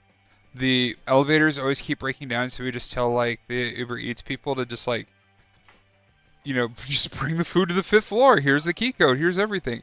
And they just don't understand or listen or fucking obey orders or anything like that, and they will, like, leave it in the street, which I mean, like, cool, because that a homeless person is gonna grab it, and I really hope that they do because that means that they get some food, like, you know, at least silver lining on a dark cloud. But like, also, I wanted my food.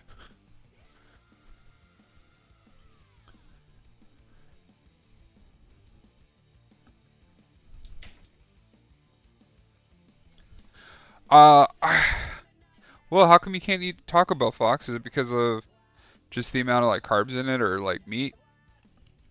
If I may ask.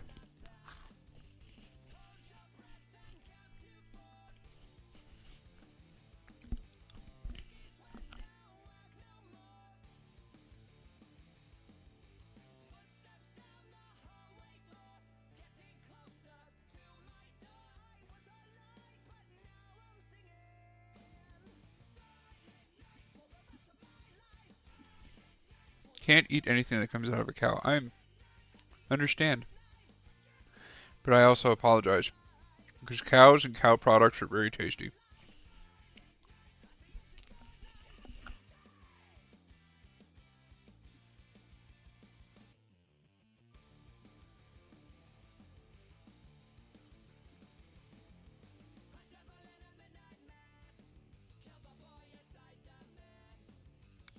I guess we're gonna hit the BRB screen while we wait.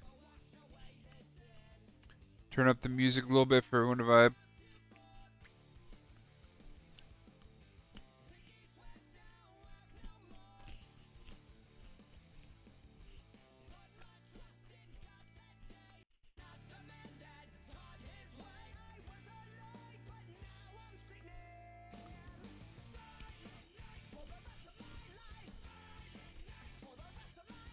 Sounds like you got Lyme disease, homie. Fox. I think that's a kind of a byproduct of if you get bitten by a tick, you're just allergic to all thing cow.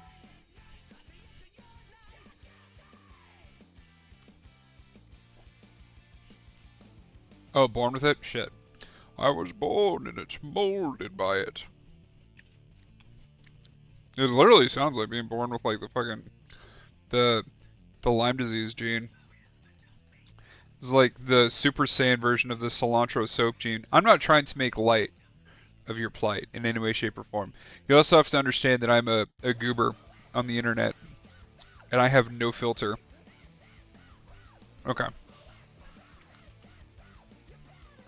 Welcome back. Oh no, I got taco sauce on my fucking problematic t-shirt. Oh shit. Oh well.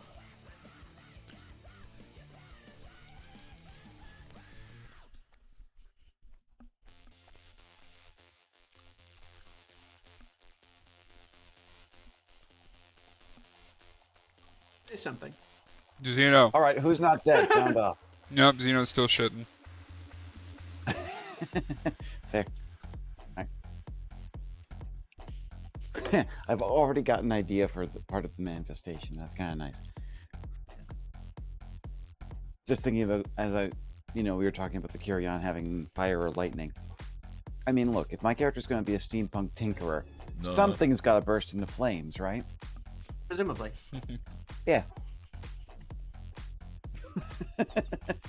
Actually, pick lightning is the thing, and their whole revelation is that steam sucks. We should have gone with electricity.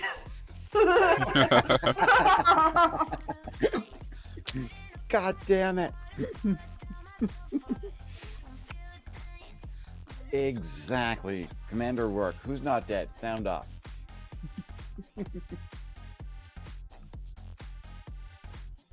I haven't seen that movie in a while. Actually, recently rewatched it with my kid and my girlfriend, and it was a wild experience. One, because I have worn an anklet on my left ankle since I transitioned, that just felt like super gender for me, and I was like, oh shit, now I know where that's from. That was an ancient memory. Wow. Yeah, so I was like, where did I get this aesthetic? Where did this pop in? I 100% get that because I started replaying Twilight Princess. It was the first time I played it since since COVID. I'm back. And I got my ears pierced during COVID. I've had blue hoop earrings since COVID. Right. And then I played the game like, oh shit. Wolflink has it? Yeah. Wolflink has blue hoop earrings. Yeah. Oh, I was reading a book a year ago, the Tea Dragon Society, and one of the characters was a dragon that basically didn't have a horde, but they just had bangles. And I'm like, I really want bangles. Mm-hmm. Fuck, now I realize that because it's sort of like, that's one of those things I'm like, I'm getting a lot of dragon feels these days. Why am I feeling this way? Media resonance is the thing. There's a reason I am so big on trying to publish, just experiences and weirdness like this, because it's fun. Speaking of weirdness, what do y'all think of the character generation process? Oh, you know what? I like it. It feels, what's the word? Organic. Because Go ahead. Sorry. Because it kind of feels like you're drawing on a person's personal experiences and things. It's not just like entirely like you can go entirely like if you want to be elf or dwarf or whatnot in a regular D&D type environment, but this one seems to have a lot more grounding in the person themselves, so it feels more connected in a way, right? That's what I feel. Yeah. What's bangles? They did walk like an Egyptian. A bangle is typically a bracelet, but it's a solid piece of metal. Just for Martin in the chat. Also, like, funny / serious, like saying it in a way that is funny but also being genuine. It felt like therapy intake. Yeah, I mean a little bit. This is a very talk about life experiences that don't get talked about in these games kind of gay? Oh, Gay absolutely. game. In kind this of gay. gay. Kind That of gay. too. That too. But yeah, there is a comment earlier in the game that there is a difference between being allowed to do something and being encouraged to do something. And the whole point of the layout of this particular game is that it is for stories that explore this stuff, as opposed to like, well, yeah, you can put that in there if you want to talk about your weird queer story at a table full of straight people that don't identify with it. Now, this is intended for a table full of weirdos that have all had these kind of strange echoes in their minds that are like, well, I mean, can we just talk about those? Can we make it about those? And yes, there's room for that here. That's the point. Good. And it's great. Yeah. I'm getting good vibes, you know? It's also like, I know we spent a long time doing it because the conversation I think is fun. Like personally, I find that conversation fun. But like, if you were to play a second game in this and you just knew the stuff that was in it, character creation is, you know, what do I want to make? I want to make a cool bee that has like, I don't know, a little bit of social anxiety and like has the zoomies and stuff. Okay, pick an insect, pick a tiffin, pick your you know, you don't like being put on the spot in the middle of decision making. Cool, your character's done. Let's go. I just made a character in a minute. You know, like it's quick if you're not having the conversation. Yeah. But I think the conversation is like obviously when you're first starting out, obviously kind of important, but also like when you're doing like the conversation does kind of help everyone. You know, everyone kind of gets a little feel for how everyone is jiving with things, you know? Yeah, So it's wonderful. I think it helps parties mesh a little better. Which reminds me, there was one more thing to kind of figure out. We have the advantage here of having many characters that are from the same time frame. Do you guys want to know each other online? You're from different areas, but do you just want to like know each other through various connections? Oh. Now I wonder.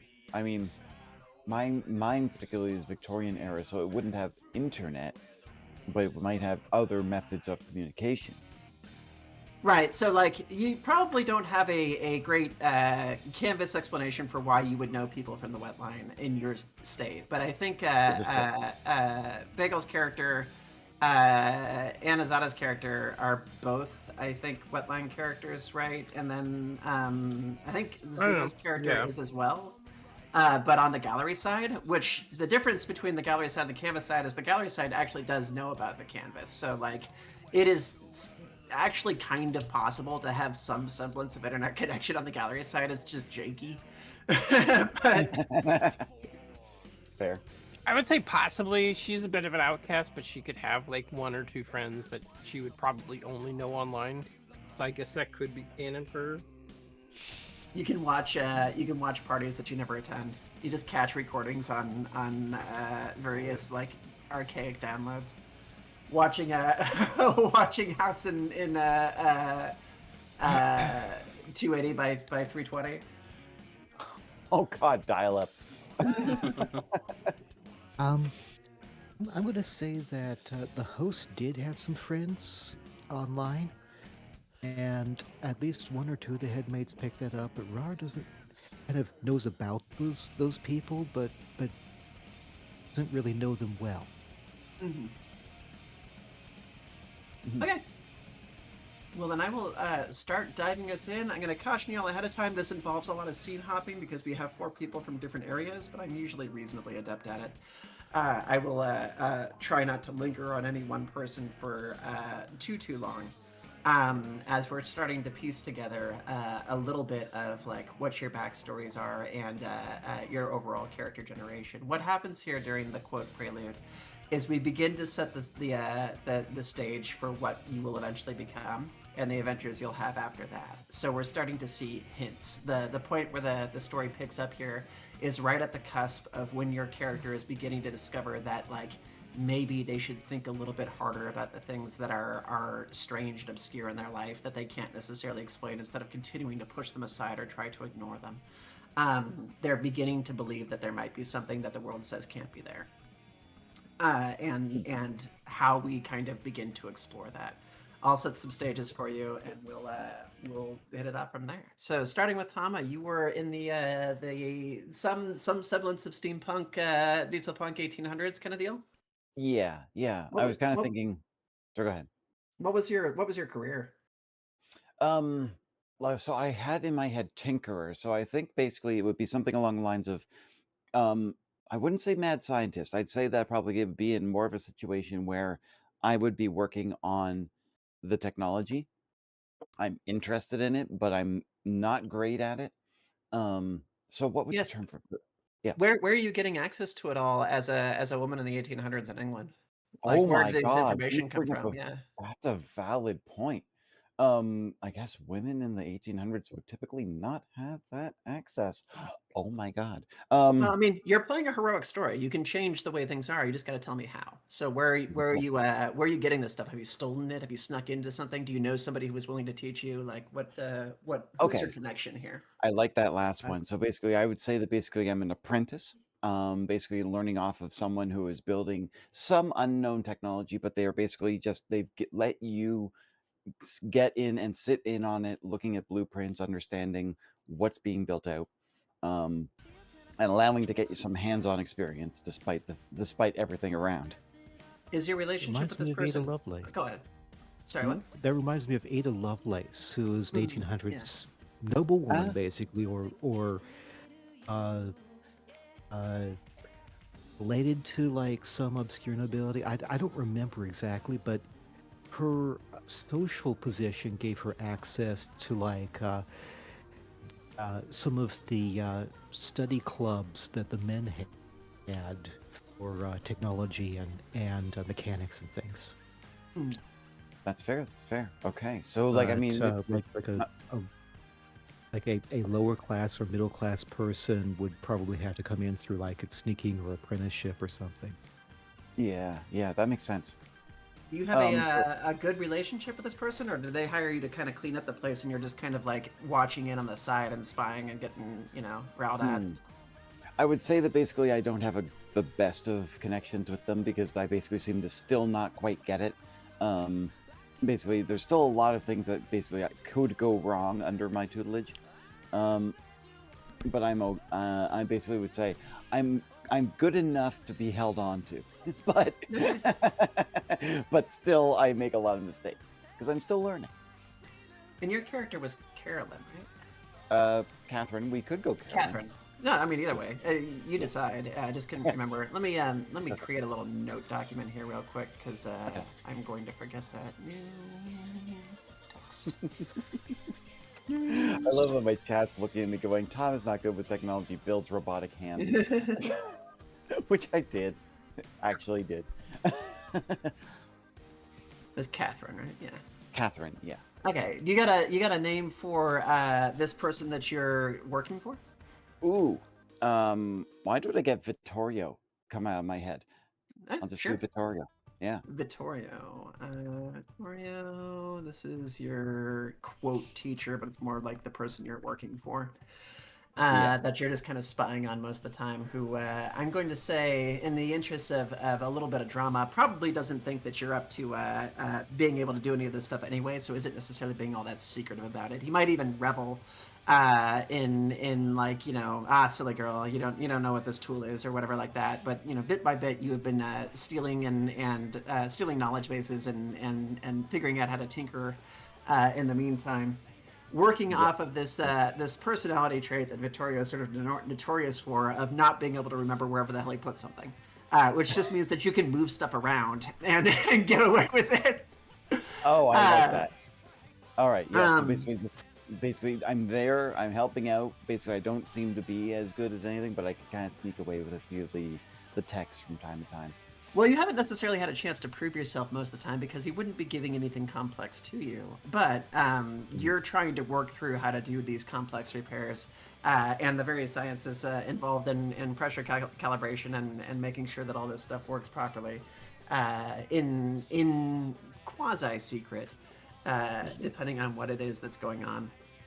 Okay, yeah, Vittorio has a selection of very opulent, well-to-do clients that come through this shop that we're going to say is in this little town in England called. Ooh. Uh, Why did Caldera come to head? That's not a great name. I mean, who cares? I'll take it. I mean, let's go with Caldera. Yeah. Caldera. Yeah, this is a very English title in that it is not at all. But we'll take it. This little town of Caldera.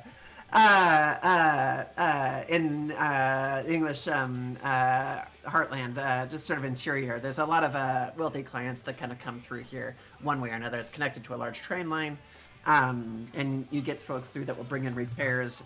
Would you say that your shop is dealing more with like larger kind of vehicle things or kind of smaller trinkets, or what are you servicing?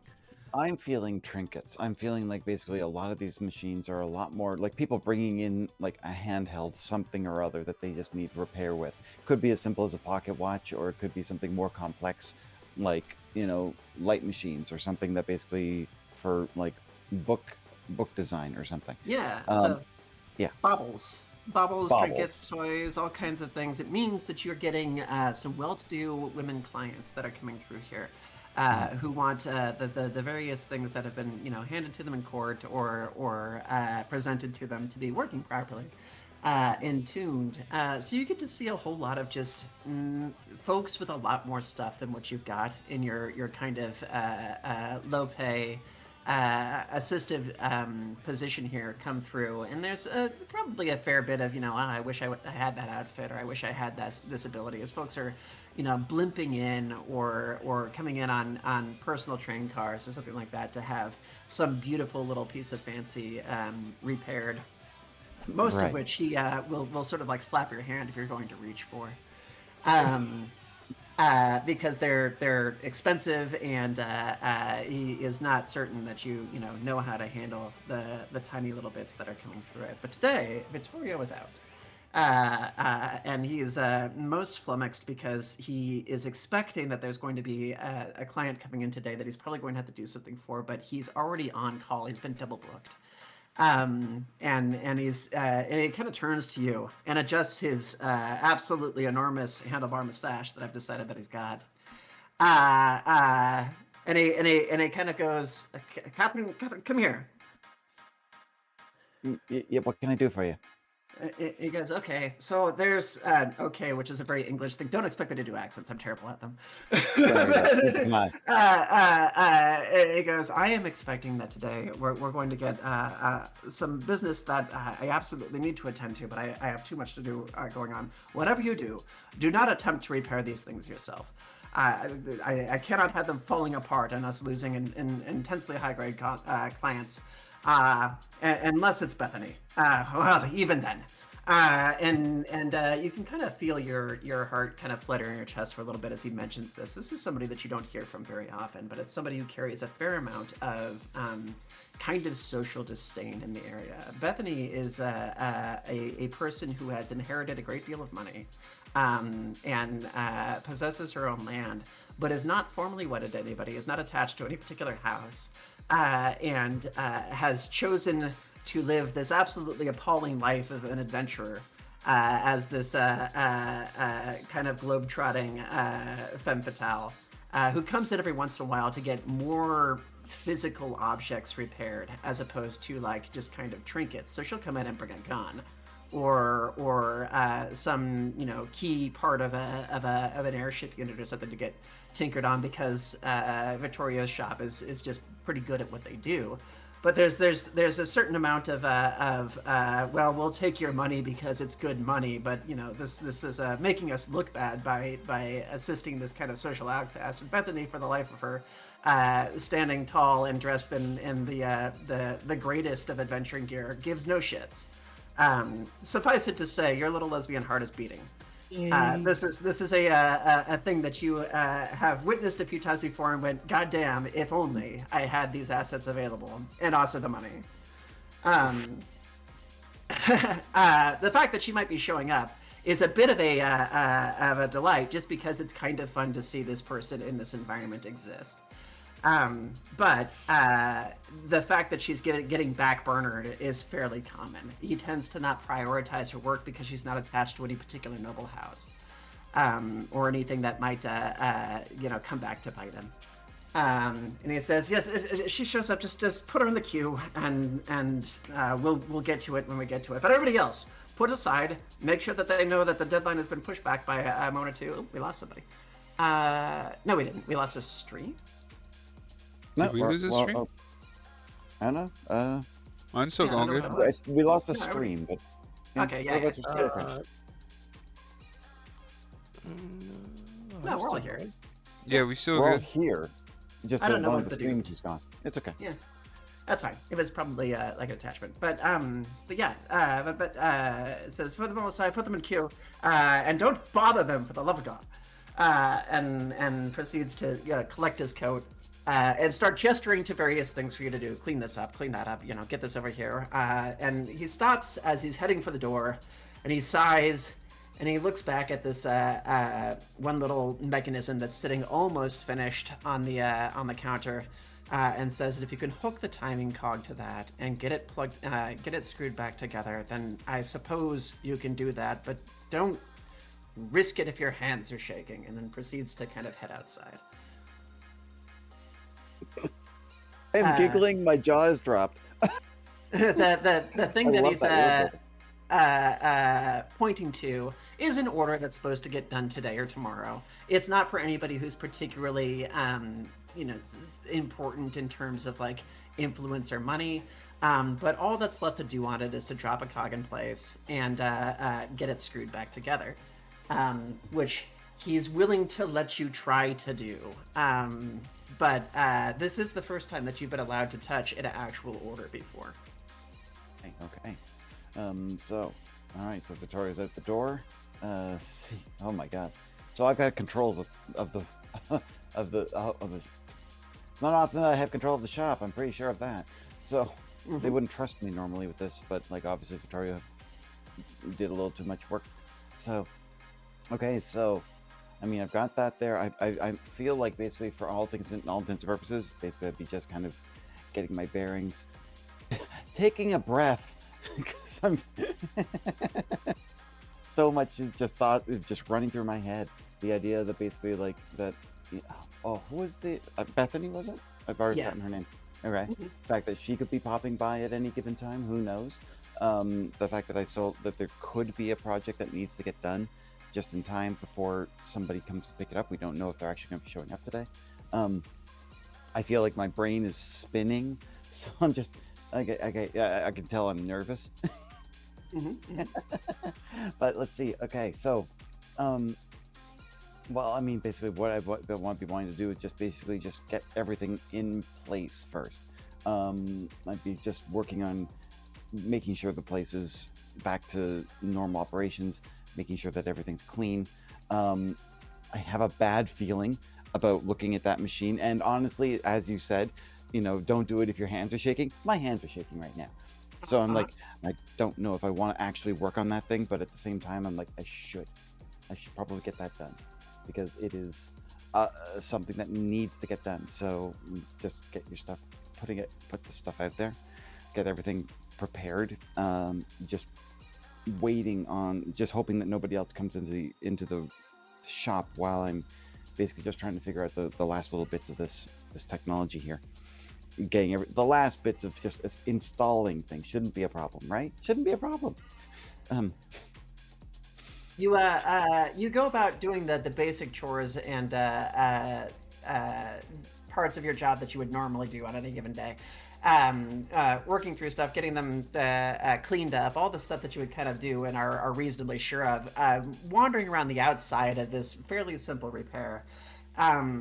As it just gets more and more complex in your mind the more you think about it, of all the things that you could screw this up, or that's super easy, I just got to do this one thing, but what if I foul this and then everything goes wrong? I'll never let me touch anything else again, I'll lose my job. No, I can do it. There's like a whole mental battle that's going on as you're kind of like wandering around the outside of this device. And finally, the entire shop is cleaned up. You've dusted the plants because they need dusting, because it is a shop. You've watered all the stuff that happens. There are no more T's left to cross, and it is just you and the machine.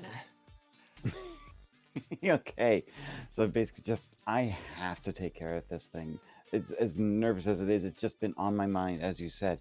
Also, offhandedly, yeah, you got me nailed down to a T here. I would do DM in a long absolutely time. doing absolutely everything around the important things. But yeah, okay, so let's get this out. Getting my tools, basically just laying things right out on the table. Basically just looking at it. Like, it shouldn't be that difficult. We got a cog, we've got mechanism, a screw. Literally shouldn't be that much more, right? I just need to put this in here. But basically, like, just it's a delicate piece of machinery. I'm just steady, and Alright. in it goes. Yes. So hop over to Roll20 real quick. We'll do our first roll so that you can see how this works. All right, let's go. Roll20. Do you know how to use Roll20's rolling interface? I've never used it. Let's see. Oh, is it the Okay. dice? Do I just click launch game to hop in? Yeah. Like I said, type the word /roll /roll. and then Okay. spacebar and then 2d10. Okay. Number 2, letter D, number 10. Yeah. Spacebar plus. Okay. That's fine. plus- I mean, that's fine too. Yeah, so that worked. That's good. Yeah, Go ahead and do it yeah. again. /roll 2d10 plus. Yeah. Actually, you don't need the spacebar there. Just /roll 2d10 plus sign. And then we're going to add your actual stats to it. So this is the way that rolls work in Gallery. Have a look at your little character template. Right. Okay. Got that. That you had before. You're on Avian, right? Avian. Yeah. Yeah. I'm let gonna me have to probably scoot onto open this here. up on a different browser because this one's being very silly. Yeah, Roll20 isn't necessarily completely browser compatible with every browser. So what browser are you using? Firefox. Yeah, it can be gimmicky on that. I'm using it too and it's working okay, but I've had it throw problems before. So just refresh it. You'll probably be okay. Turn off a pop-up blocker if you've got one on. There we go. I just Because shared yeah. my screen to you so you can actually see what I'm looking at. But basically, there's my sheet. But like, if you're looking at things like, say, creation, I got it set to 3. Mhm. Operations at an absolute 0. So That's fine. The things that you're looking at here on the right-hand side are your stats. You'll see mind exert, mind perceive, body exert, body perceive, community exert, community perceive. So Right. 3 major sections: mind, body, and community. They do more or less what you would expect them to. Things that are related to your mind go in the mind section. Things that are related to your body go in the body section. Things that are related to the community that you're talking to, like negotiations or speaking, those are on the community section. okay. Exert is anytime you're trying to do a thing. Perceive is anytime you're trying to notice a thing. Oh, okay. It makes sense. So in this situation here, I would determine as the guide that what you're trying to do is more mind-based than body-based, primarily because it's a very delicate operation and you don't need to put a lot of strength into it. However, Fair. these aren't locked like that. It's not like you have to do that. If you wanted to give me a case because you wanted to use body exert instead of mind exert, you have the same score on either one, so it doesn't matter. But if you did, you could tell me how you might be using your body more than your mind, and that would be fine. I see.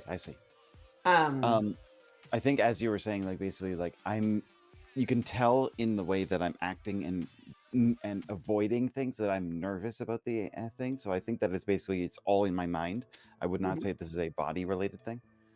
So I Okay, definitely so think this, yeah. we'll take your /roll 2d10 and add +1 for mind exert, because you're using Okay. your mind for that. And then you're Yeah. going to add plus for the skill that's associated with it. Okay. In this case, is going to be creation, because it's a repair. Creation. Okay, so I Yeah. put this for 3 for the creation. Okay. Awesome. So all right, so roll So- that. Oh, wow. my lord. The first roll was better. I love it. But you know what? Fantastic. I'm going with the one as expected. So literally an absolute like 6. If that's not streaming through, folks, that was double ones. So- Yeah, there's the success threshold is 16. You got a 6, so I'm afraid that you're a little below. Okay. Where you can get. So you get in here and you get ready to do this, and you've got the tools in hand, and you're like, this is simple. This is simple. I've got this. You put it into place. You push down on it. You grab the wrong cog, and it breaks one of the pegs off. Just Oh tink. god. You just hear this tink, and in that brief moment of crack, your life just ends. You're just like, oh no, no. Oh God, what have I done? Oh no, panic setting in almost instantly. It's just There is not a expected. there's just like, oh, that's immediate damage. That's oh no, that's awful. Where do you go from here? Do you want to try to figure out what happened to it? Oh my Do you want God, to yeah, like? I mean, literally, in my head, I would basically be like, I want to fix chat, R.I.P. Tama. Honestly, my first thought would be, well, I don't want to basically just leave it broken. I want to try to fix it. But now it's basically, it's extra broken. So now it's sort of like, now I gotta take the thing apart a little bit in order to actually replace the peg that broke. With the pin. We're gonna do another check. This is gonna be a mind perceive. So the only thing that's changing is you're doing 2d10 plus 3 plus 1, because you're doing mind perceive and creation. Okay. Oh, the creation's still a 3, so let's see. Oh yeah, sorry, plus 3 plus 3. Okay, yeah. but still So, plus 3 plus 3. Okay. There you go.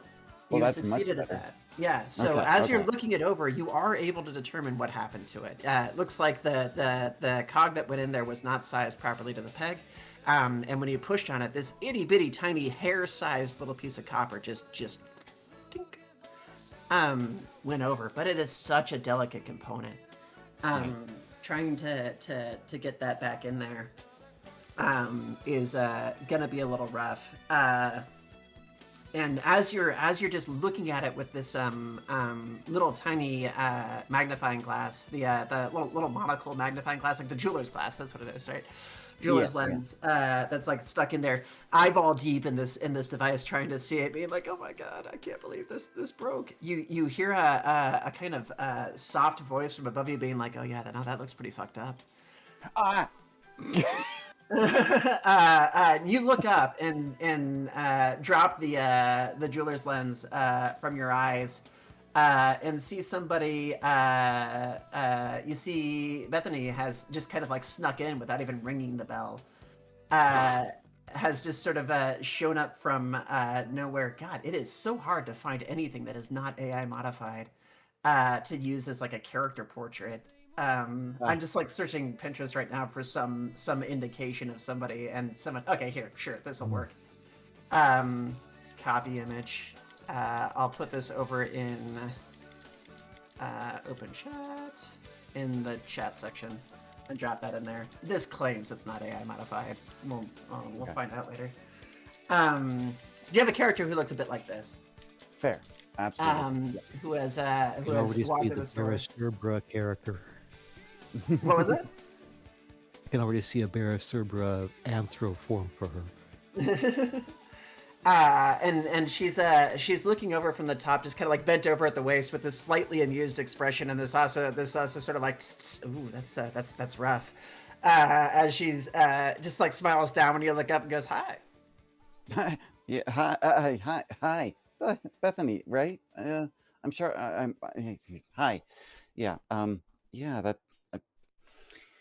Taking a deep breath while I'm just basically just recomposing myself, because literally the girl that makes my heart flutter, as well as the fact that my heart is fluttering on the fact of breaking a machine right in front of her, is my brain's kind of stopped at the moment. Hi. She's looking down at the machine and looking back at you and goes, so you've got this, right? Yeah, there's no problem. I know what I can do to basically get this fixed. It was just a minor mistake on my part. I didn't realize what I was working on, and I think I got the wrong part when I put it in the first place. So I'll get this sorted out next time. She kind of peeks over and looks at the part that had kind of followed aside and says, no, I mean, this is the right tooth on this gear. It looks like the sprocket hole wasn't drilled out properly. Did you drill this gear? Which you did not. This was actually the person that you work for drilled this. Right. Well, no. I mean, I want to be honest, but like, I mean, no. I guess that it's almost like that. In my head, I'm like, oh, it's almost like he wanted me to fail.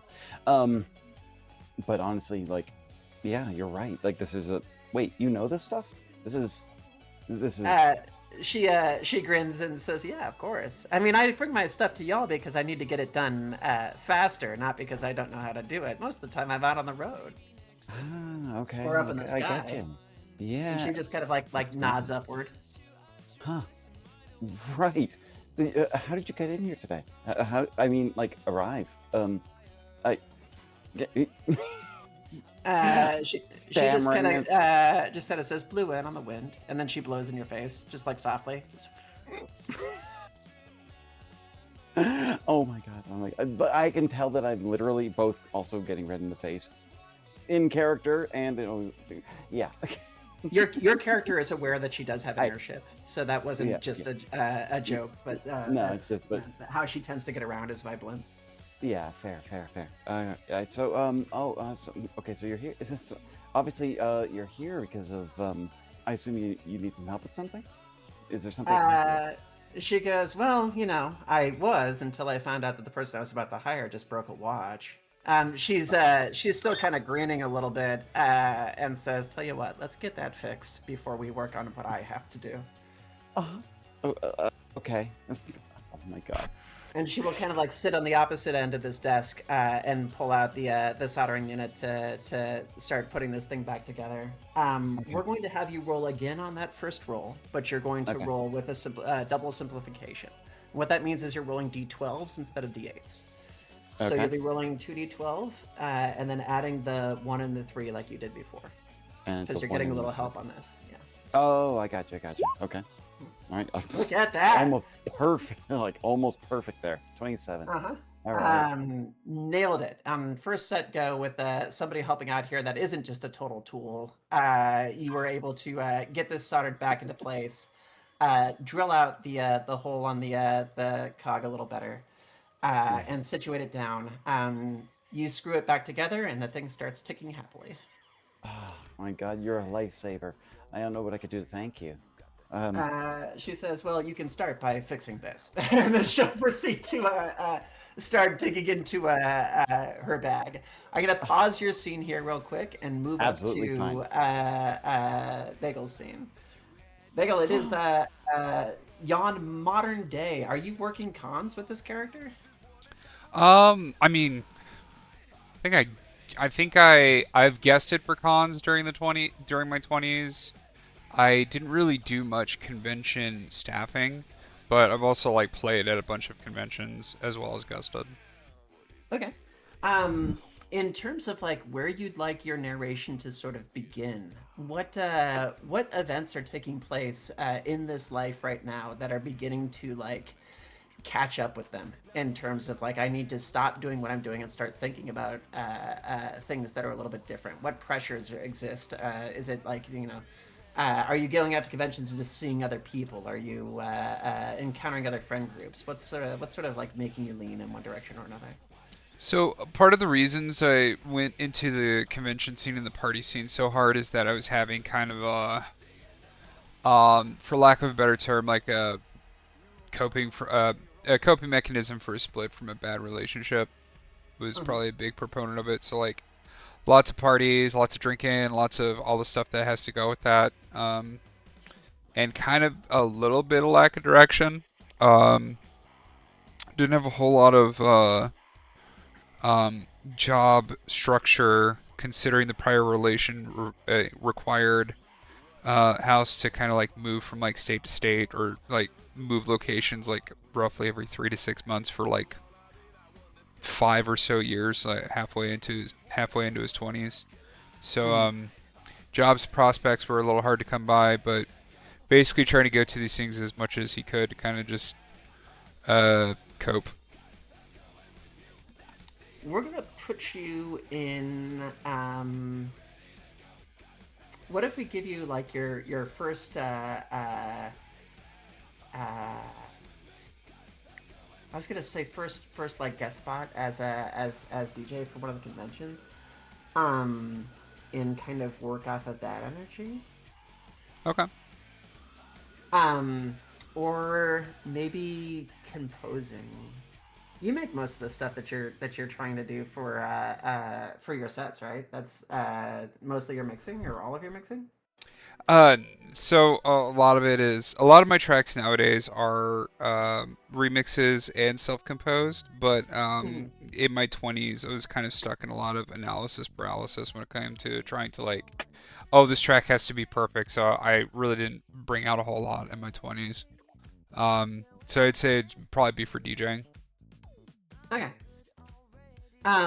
We're gonna obviously we have to modify a little bit because we have to make this supernatural character attachment here. You were, but like I can work off that vibe a little bit specifically because you're working toward Ova Benelit. The aspect that there might be somebody else who has some kind of hand on the controls. As you're kind of working through this process. Let's say that you are wrapping up a week of heavy self medication. The house Yeah. has had a bit to drink. Um, and it has been partially due to frustration over trying to create something that feels at all listenable, something that is speaking to you on a level that you're trying to create for a crowd, but also it's difficult to figure out where you are in any of this particular music that's coming out right now. And I'm gonna apologize in the sense of like self inserts a little bit or ask for your guidance because I have to kind of create a narrative too. So Oh, you good, let buddy? me know if there's a direction that you want to go or whatnot. But you are trying to get something composed and put together for a not a guest spot at an actual convention, but a sort of like preliminary thing that you've heard about, an underground event that is supposed to be taking place. Oh no, I've got it now. Okay, I'm working this out as I say it.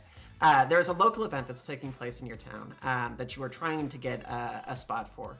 Um, and just got turned down on because they didn't really give you much of a reason for it. They didn't tell you why it is they didn't want you. It was kind of like a generic job application refusal letter of thank you for your application. We decided to move to somebody else at this time kind of deal. And you are again left with this feeling of like, what the fuck did I do or not do, or what was insufficient about this. And as you go back and listen through all the sets that you kind of proposed or whatnot, it's difficult to pin down what exactly they wanted or didn't want or could have been done differently. It all sounds fine, but it sounds a little, I don't know, samey to what I've done before, and you've got next to nothing to go off of. So it's been a frustrating like day or two as you're trying to work out where to even go from here in terms of how to change your creations to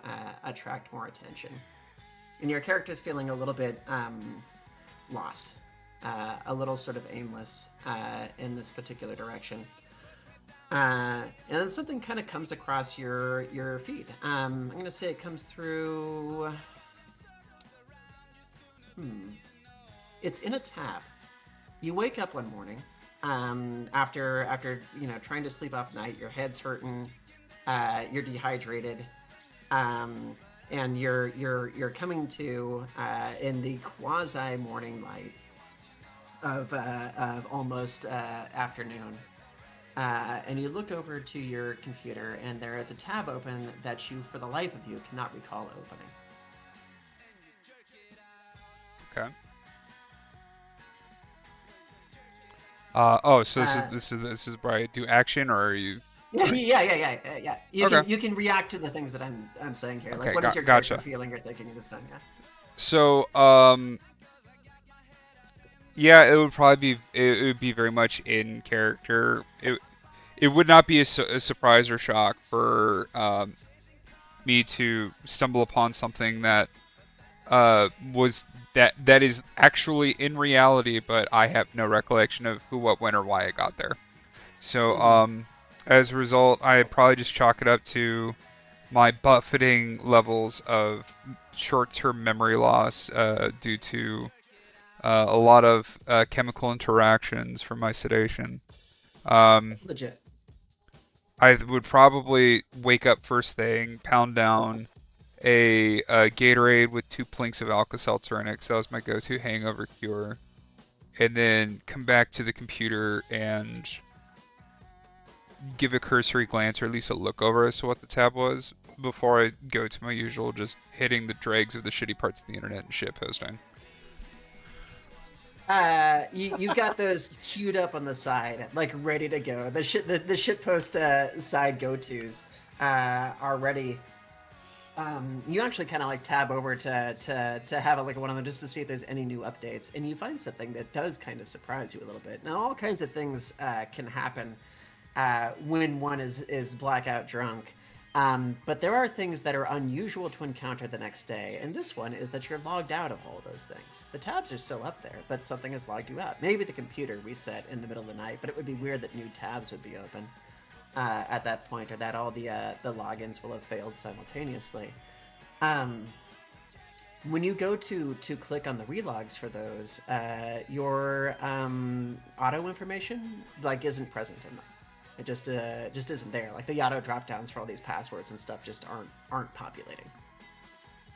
That's insanely weird, considering also with my short-term memory, I don't really even recall a lot of my actual login credentials for those things, and I almost solely relied on autocomplete and autofill for those to go through. I would check the settings to see if the autosave or if anything still has backup on those, or if I've saved any passwords or if they're just gone. So the when you get into settings, you do see that autocomplete has been disabled, and that those keys just don't seem to be present. You're probably just gonna have to go through the insanely annoying process of clicking the "I've forgotten my password" thing and doing all the stuff that kind of goes with it, which feels like it's gonna take a while because there's like a few of them to go through. So you can begin that engagement if you want to, or you can kind of throw your hands up and check out the other tab. Yeah, so I would not want to sit down and take the time to do any of that shit. I would more rather just probably click the link, probably click the tab that was on previously and take a look through that. And if it does not strike my fancy, I would probably get up and throw something in the microwave to eat. You click on the other tab, and it's a screenshot from like Google Maps. There is an area that is just off of a freeway that's circled in red. The circle looks like it was MS Paint style, like you screenshotted a thing and circled it. There's also a little other link that's attached to this that when you click on it, brings you to this really janky looking like 90s era website advertising an underground rave. A sort of event that is not specifically that you've heard of before, has no location, doesn't have any times, requires sign up to get to, and no other information other than like greatest underground party that the usual hype that you would see on something like this. The pictures that are featured look absolutely fun. This situate under almost unidentifiable concrete pillars that are probably some kind of infrastructure. Who knows how you get to it? But based on context, it looks like it's probably in this general area. There is a way to subscribe to this. Okay, so I do take a subscription to it, so I'd put it in my traditional email. Knowing my short-term memory, short-term memory issues from the blackout I had last night, it's probably a good chance guess that I had already done so to make them back and say like you've already subscribed to this type shit. But the issue is that if I tab over and all my accounts are logged out, I may have to take the arduous time to reset my password, at least for my email, to make sure I get the further information to do that. So You're all prepped. Yeah, go ahead. Sorry. Oh no, go ahead. I was gonna say you're all prepped to kind of get into that process of like, well, this is interesting, and I would like to, I guess, find out a little bit more about this thing, but fuck, now I gotta go through all the emails and all that crap. You click on the link to get ready to type your stuff in. This field auto-populates. It auto-populates with an email you don't recognize. there's a name on it that feels weirdly familiar. Maybe it was a character that you played at one point. Maybe it was something that you plugged into a video game. Maybe it was some alias that you at one time used. There's something familiar about the name, but it's not one that you're currently using. It's not one that is attached to an email that you've ever accessed before, but it's there. That definitely befuddles and confuses me. The name itself. Am I supposed to describe the name right now, or is that just something I select at a different time? This is you can tell me where you think the direction for this email would go. This is a thing that was generated in your sleep. That is a part of your greater system, but it's not something that this character is all that particularly intimate with at this time. So what is it? What do you think its name should be? Like the email address should be? That's a good question.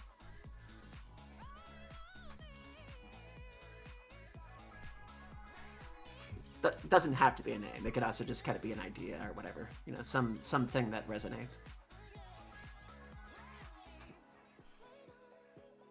Yeah, I could probably like in the headlights at gmail.com or something to that effect. So Okay. like, good. Go ahead if you had more. I attempt to log into that email.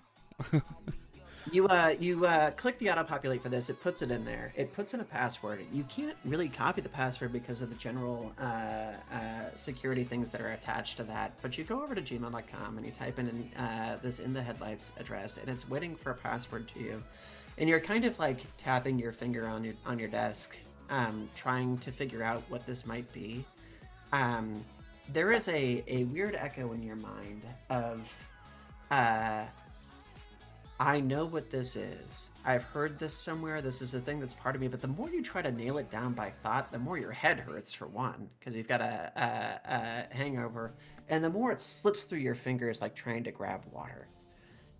It's just it's swimming away. There's a feeling here that you feel like you've got. You're just not really sure where it is. You search the desktop for notepad documents or anything like that to see if it might have been written down someplace. There's nothing.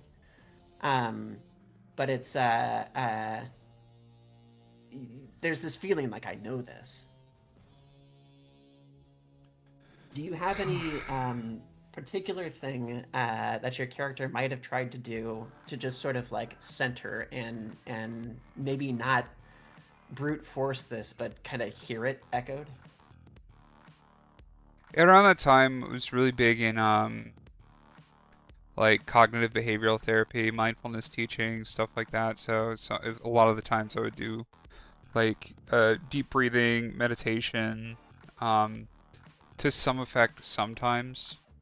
I knowing me and being in character, I would absolutely 100% try to like recall any password that I've used in the past and just enter it in. Hopefully up until before the point it actually does lock me out.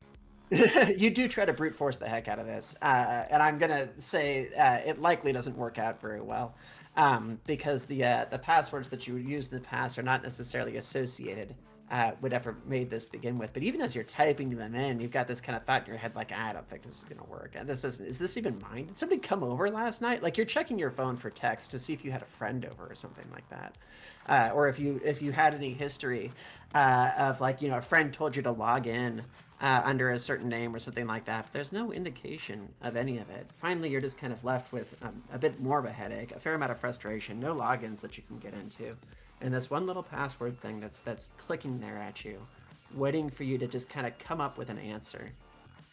And you lean back and take a few breaths, and put on a little music and try to detach for a second and see if you can figure out why this puzzle is kind of bugging you so much, as opposed to it just being some kind of weird computer glitch.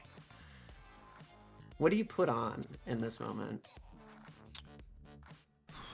Good question. What did I listen to for a lot of... I think that's when I started really getting to my vaporwave aesthetic at around that point in time. So I think I probably kick up, probably just stereotypical type shit like Macintosh 420, Macintosh plus Okay. 420 floral shop.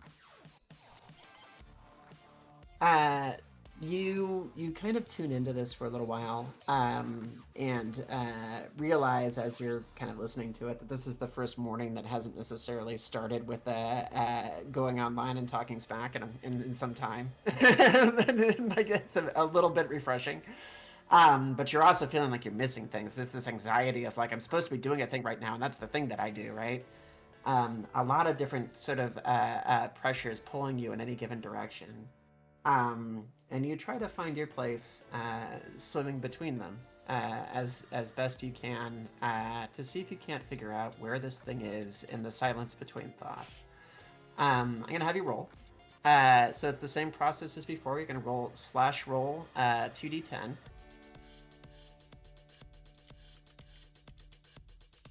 And in this case, we're 2d10. going to take Mind Perceive. And I'm going to pick for this particular one.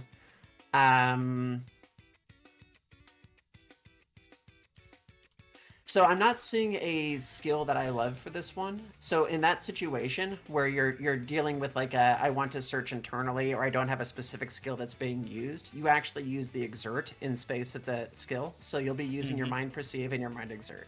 So 2d10 plus 2 plus 2. Okay. We see plus 2 plus 2.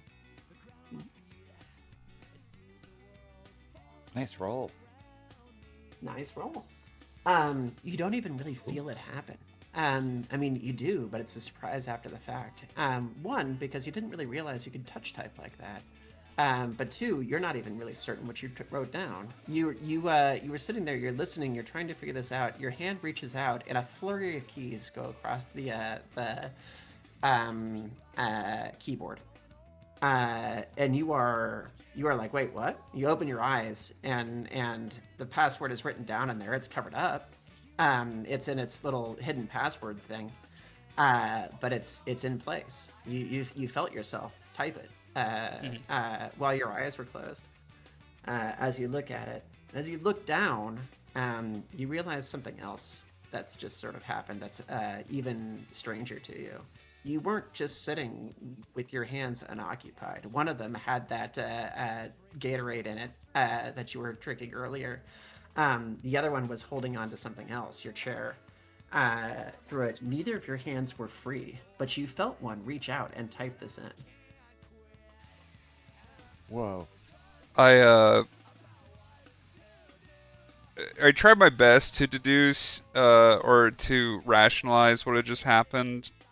It was very slightly anxiety-inducing for such a situation to happen, but again, with everything that's been going on recently, especially with just the constant imbibe of fermented barley and other chemicals, that is probably just me again chalking up to like, oh, maybe it was just a gap in time that I forgot because of good old booze. Even though, and I'm actually into the website at this point, or into the inbox at this point, I check to see if the like the subscribed letter or any like updates regarding that particular event show up in the inbox. So right before you kind of click that, you're looking at the thing that you've entered the password into. You have the button for click to enter, click to connect, or whatever it is. But there's also right above it the little eyeball button that would reveal what you typed in for the password. At present, you don't know what you typed. That is a good idea. I should probably check out and save that so I can put it in some just save it somewhere like on my in a notepad or in my autofill. So I go ahead and give it a little click to see what's up. What is that password? What did In the Headlights create for itself? Oh, that's a good one. This is how I sneak your password out of your old accounts, by the way. Don't tell me any real passwords. Now, what is your social security number? Wait, what is this And what character's is the social security CCTV number? What is your CCTV on the back of your credit card? As you can see here, they've added their credit information at the top. We'll have to get rid of Wow. the VODs after this. Right? Chat, clip that one. Let me see here.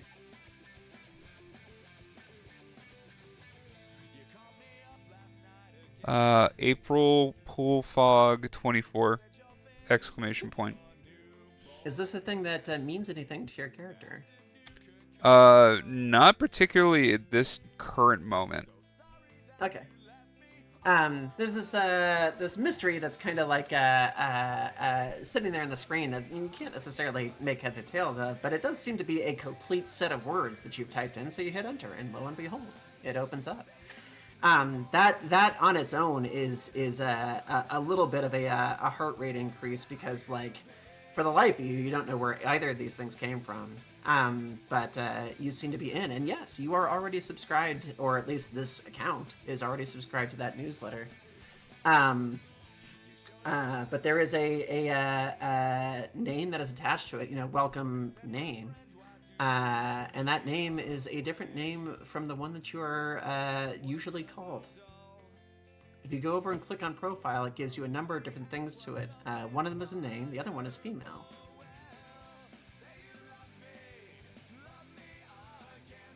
I start trying to piece things together, or at least rationalize that what probably happened, or the most likely thing that happened at this point, is that maybe I might have had like a friend over yesterday that was hopping on my computer, or might have been like a fling that I met at like a local dive bar or some shit, and that they had asked to use the computer, and as a nicety, they cleared their cache, and instead they completely just cleared all of my internet data, including my saved passwords. And that, or that maybe I didn't notice that the login was already kind of like autofilled for the first email when I tried to pop into it. That's the only thing that I considered at that time, because like, while the name does strike something familiar, but not necessarily as a person that I'd meet, the whole gender part completely rules it out. I'm like, yeah, it's got to just be some random chick that came over and hung out last night, because I don't recall that name. Yeah, for sure. The rest of the profile is filled out in various places. You can explore it if you want to, or you can just kind of move on to the inbox. It's probably got other information that might let you know, phone number or something like that. Okay, yeah, I explored the profile a little bit just to take a look and see if there's any like actual information, like maybe a phone number to contact, like, hey, you deleted all my passwords, okay, thanks, bye. But after checking into that, I go and hit the inbox to get some more info regarding that event that popped up on my screen. You check the profile. There is a phone number. It's your phone number. There's a birthday. It's your birthday. There's a location. It's your location.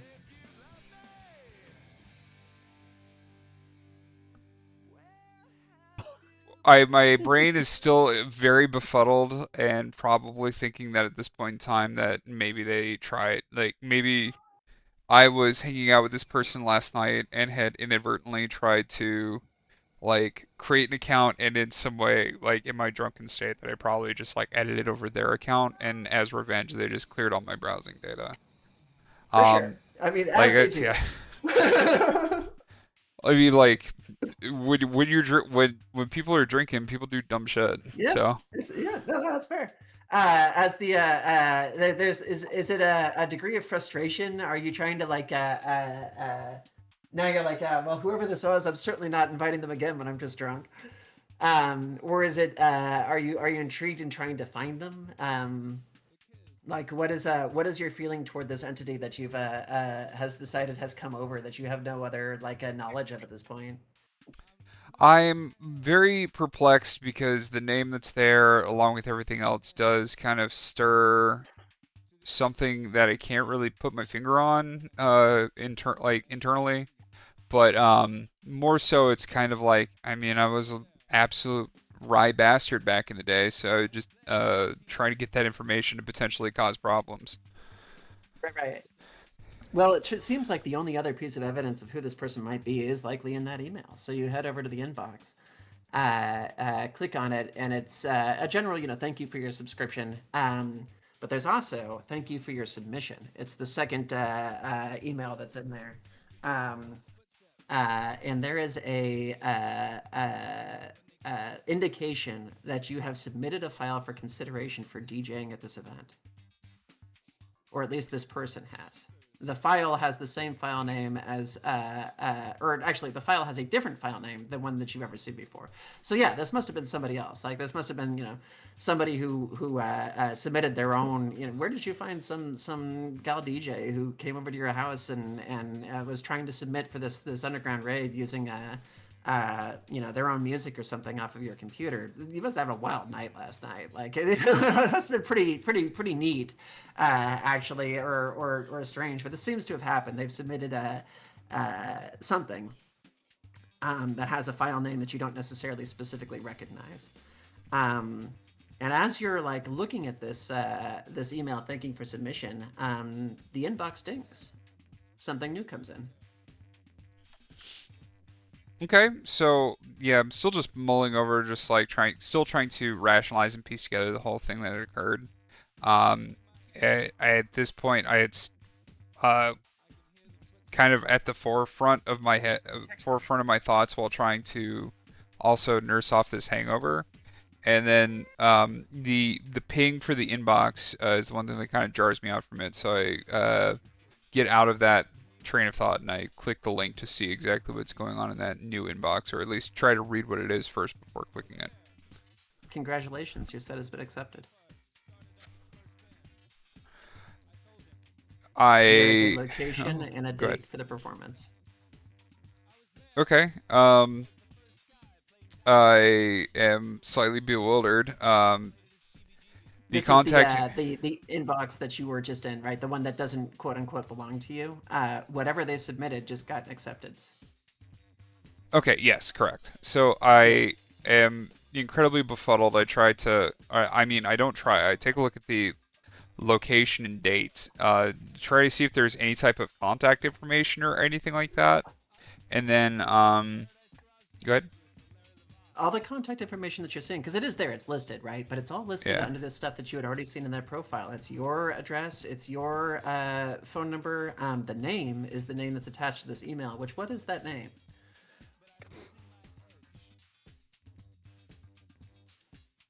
It would be Sam. Okay. Is the name that is attached to this email. And thanking you for your submission. Looking forward to having you. There's also a personal note of actually, I think at this stage they wouldn't necessarily be, because this is an automated response. So it's like they thanking you for your submission, and being like, we're excited to have you this time. Remember that this is an underground event. Be cautious with your advertising. We'll pump all our advertising through our Instagram account and stuff like that. Because we don't put times or dates on it, or don't put locations on anything. But here is the location, and they have given you a map with a route to this place that is under this overpass, in this sort of like quarter-mile trek through drainage tunnels to end up under this like 10-lane massive highway that is this sort of sepulchered cathedral of concrete and dirt. And they're just letting you know, show up X hours ahead of time so that we can get you set up and what equipment you'll need. Okay. Still utterly befuddled and confused. And being able to find no contact information except for the people that sent the email. Which, I mean, even then it just sounds like it's automated. I make sure that I have my first thing I'd probably do is go and check my we call it crates, like sound crate, because back in the day, like it was like, vinyls and stuff like that were the original, format for DJing. And so like when you went to a place to DJ, you would bring like a literal like milk crate full of vinyls. So now it's just like whenever you think of like your the DJ now, it's like your usual thumbstick. People still call it their crate. So I would check my crate to just make sure that my none of my tracks got deleted or swiped because something music related happened last night. I would really hope that I still have all my stuff, so I would check to first see if I could find my thumb drive and make sure that it's in working order. If all my tunes are still there. You plug it in. Looks like everything's still there, untouched, unmessed with. All that stuff that kind of goes with it. You're checking through it. Last access last night. Yeah, no, I did definitely do that.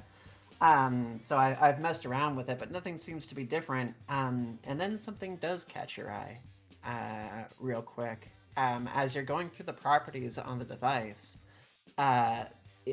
for the files that you're selecting, it is taking up a certain amount of space. Call it, I don't know, 20 gigs or something like that on a 100 gig drive. But the overall drive population says that it's been filled up to 60 gigs. Somewhere in here, there's 40 gigabytes of information that isn't being read. Hidden files or something. Yeah, I was gonna say first I would try my best to see if I could find any hidden files on it, because, I mean, 40 gigs, it's a whole other crate. That's a whole other just brick of people's tunes.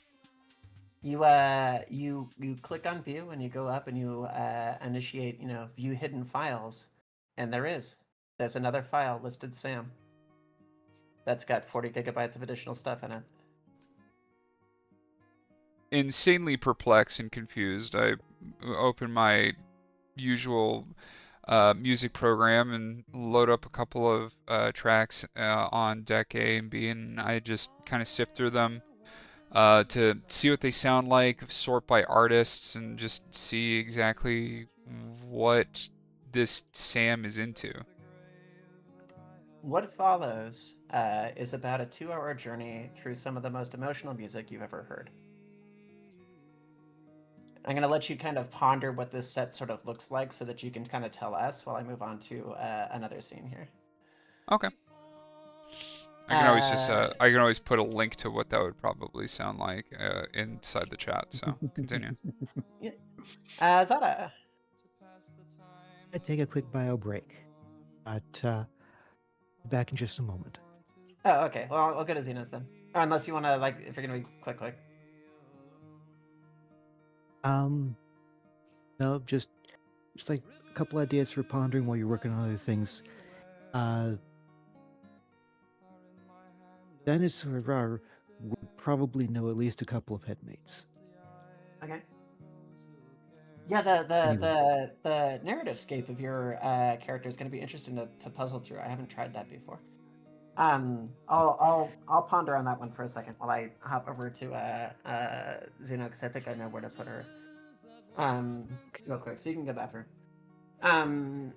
Zeno, let's grab you really quick. You are starting on the other end of this spectrum. You are in a different world. You have grown up and lived in the gallery. You actually begin as either a human or humanoid that have been kind of transfigured by years of exposure to medium, or because you're one of the various species of human offshoot that was modified at some point by a patron favor. The patrons are these kind of like deific beings that created the gallery, and they are perfectly willing to screw around with people as favors to muses or people who have basically told great stories for them. And there's a whole offshoots of humanity that are just a little bit, furry or a little different because they have been manipulated by patron gifts at one point or another in their history. So you are a breed of those that is probably more coyote-like in appearance, I'm guessing. Yeah, no, it'd be more of a humanoid sort of blend with humans that's evolved over the years. Yeah, I guess you could say that. Yeah. So you are working in a massive, what's called a free keep, called Magnus. It's one of the great capitals in Gallery. And the thing about free keeps that is what makes them important is that they are places that live in somewhat harmonious existence with notions. So it's not just you and other quote humanoids that are out here. It is also a great deal of different painted ideas of all kinds of different types that are wandering around in a Ghibli-esque kind of whimsical fashion all over the place, right down to the very shop that you work in this kind of chemistry alchemy area that you do. The candles that you have are literal candle whimsies. They're these living, cute little critters that will hop up and hang out on top of wicks and candelabras and provide light for you because they find the company interesting. You have tinkerers, which are little notions in the family of whimsy that will assist around the shop, and like the little dust motes that are from Spirited Away, and just kind of help with things, carry things around. As long as things are active and they're creating and they're assisting the creation of things, they will kind of be around you. And your job in this place has been to assist with the study of both medium as an overall like power source and what it can do, and also how notions function. And you've been doing this for probably a long time, I would say, in this case, because you said that your character was pretty successful in their work. Yeah. Yeah, she's probably in her like mid-30s, and she was a prodigy for what she researched. So there's a lot of notoriety around your shop as somebody who's working largely alone or just with the assistance of notions. You have this reputation of being very in tune to them, kind of knowing how to speak with them. Notions can speak with words sometimes if they're the sort of more advanced ones. Other ones tend not to speak very much. Things like candles or the tinkerers and stuff don't really have any way to audibly communicate. But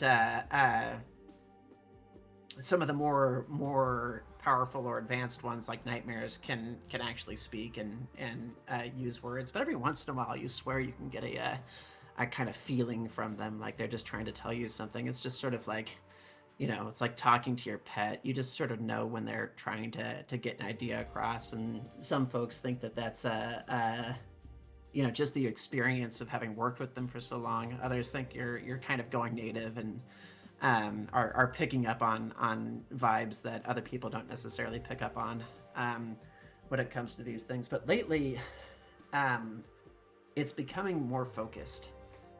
It's feeling almost more like words or actual images, to the point that a few times sitting around your day, you've caught what almost seems like hallucinations coming out of the corners of your eyes, where it's felt like the various whimsies in your room have been trying to like point to things, and it's almost like arrows have appeared above them, which is not a thing that actively seems to happen or that anybody else seems to mimic. But it's caught a few people's attention. There are folks right now that are kind of giving you the eyebrow as you're talking about work, which is only just kind of pushing you further. Of like, oh man, I guess I shouldn't talk to people. Of like, are you feeling all right? Are you overworking too much? Because like they're just candles. They're just sitting there glowing like they do everywhere else. They're all over town.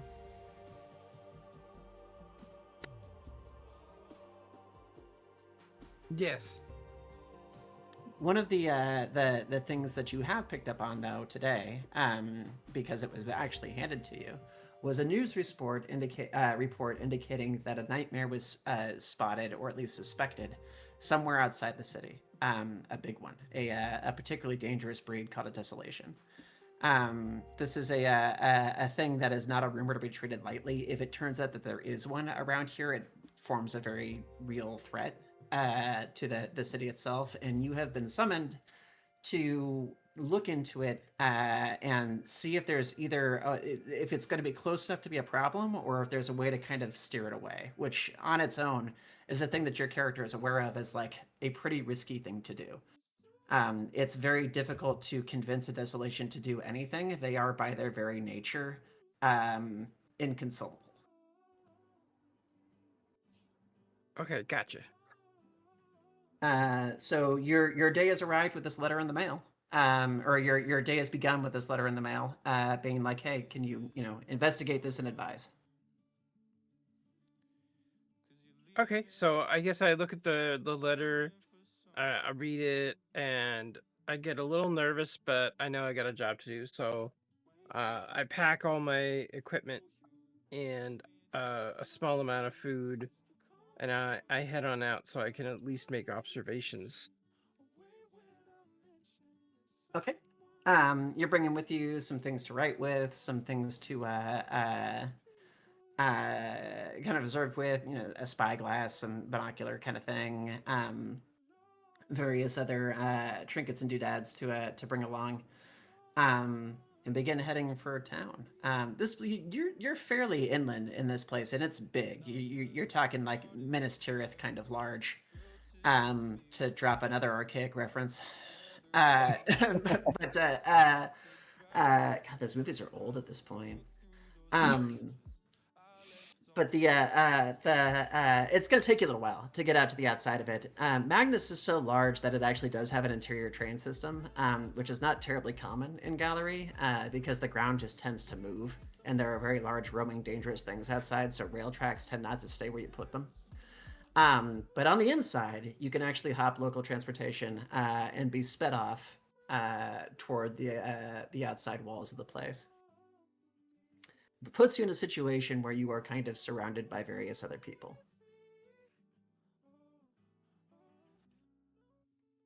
Okay, well, I'd say I get all my stuff together. I grab a cloak because I don't know what the weather's going to be like, and I'm going to be away from home for a long time.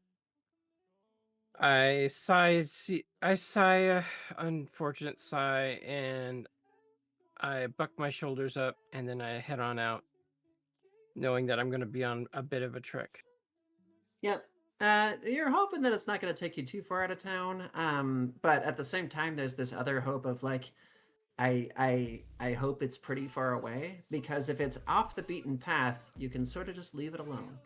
And it'll run its course. But if it's someplace that's intercepting things, you're gonna have to figure out what to do about it. And that can be a tricky concept to have to handle with a being that behaves and operates like this. You have never personally encountered a nightmare of this scale before. They're just not easy things to deal with. So most of the time you're dealing with notions. This is a new opportunity to see something that is different, both more powerful and a lot more frightening. You are sped off to the outside of the city, arrive there maybe an hour or so later, and head off in a direction, we'll say south, to try to get a vantage point off of a nearby mountain. And as you're traveling, there's a whole lot of traffic that's going in and out of these gates. People, whimsies, notions of various type. You can see minstrels, which are kind of like a type of notion or a type of person that specializes in traveling back and forth with different stories that are just made in medium. That provide both like letter carrying abilities, communication, and also just kind of like fun for various folks. They always seem like they're so much more eager to talk to people than you can really relate to. You can almost find their presence a little exhausting, but they're colorful and they're entertaining, and they always have sort of a story to share. And as one of them is seeing you kind of depart the south entrance, which nobody else really is right now because there's a bit of a risk warning out there. You actually had to check your way out when you went to exit. They come up alongside you and say, "Hey! Are you heading south? Nobody else is heading south. Is there something out there?" Well, I say to them, let's see.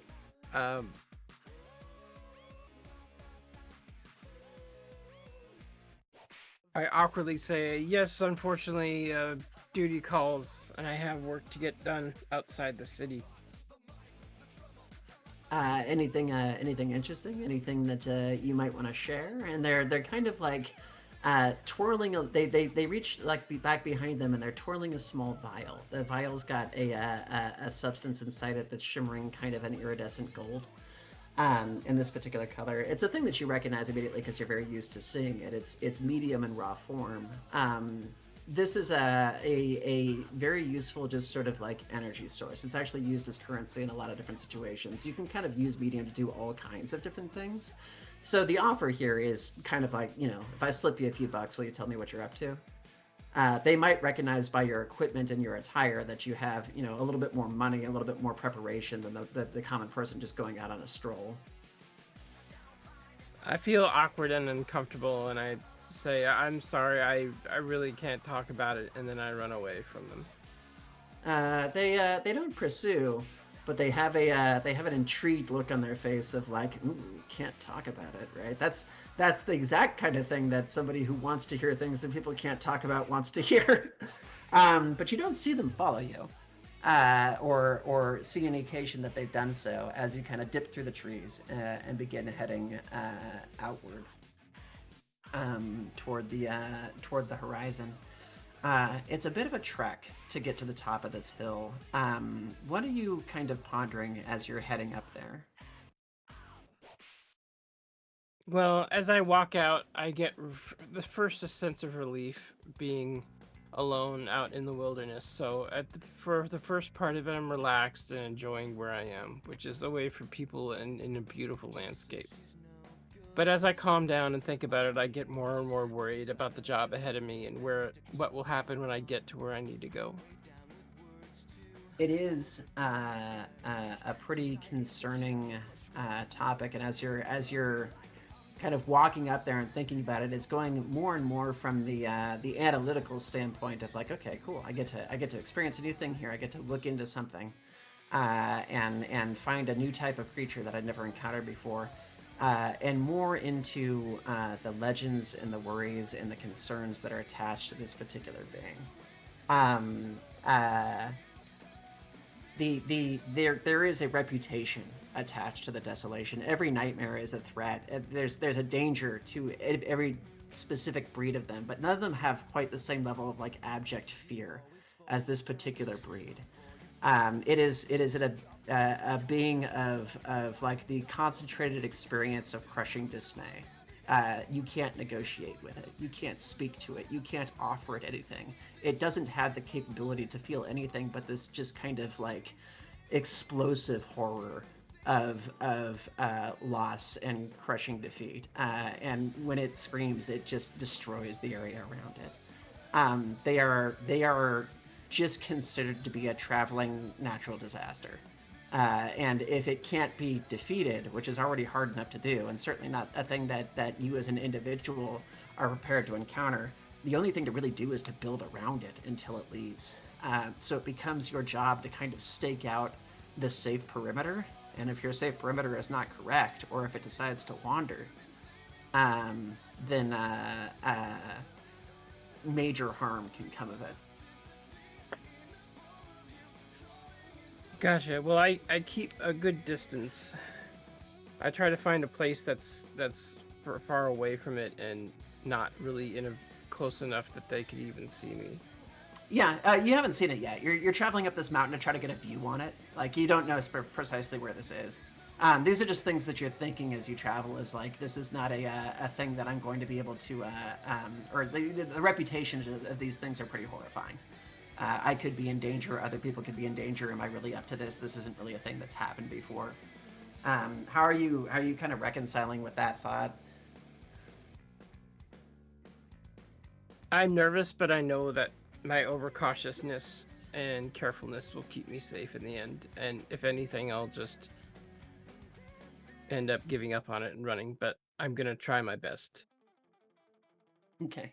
So you've got a reasonable belief in your success in this, or at least a game plan if it should start to go wrong. You hike up the mountainside, hillside, I guess. Yeah, I guess it's not like a mountain. You travel up this mountain, this mill. I don't know, hill mountain, to get to the top to get a view over the landscape that's kind of on the outside of the perimeter of the walled city here. And as you're traveling up it, you're starting to see those little hallucinations again. Those little indications that are just sort of like blinking and tingling out of the sides of your eyes or in your senses. almost like voices saying this way or that way or that, but they don't sound like words. They sound like the idea of directions. And they're steering you a little bit off the compass course you're traveling, or at least they want to be. You could travel due south and get to the top of this hill, but they're kind of like your feelings, these things that you're intercepting that more and more you've been paying attention to lately, are trying to steer you a little bit off to the west. I take a deep breath.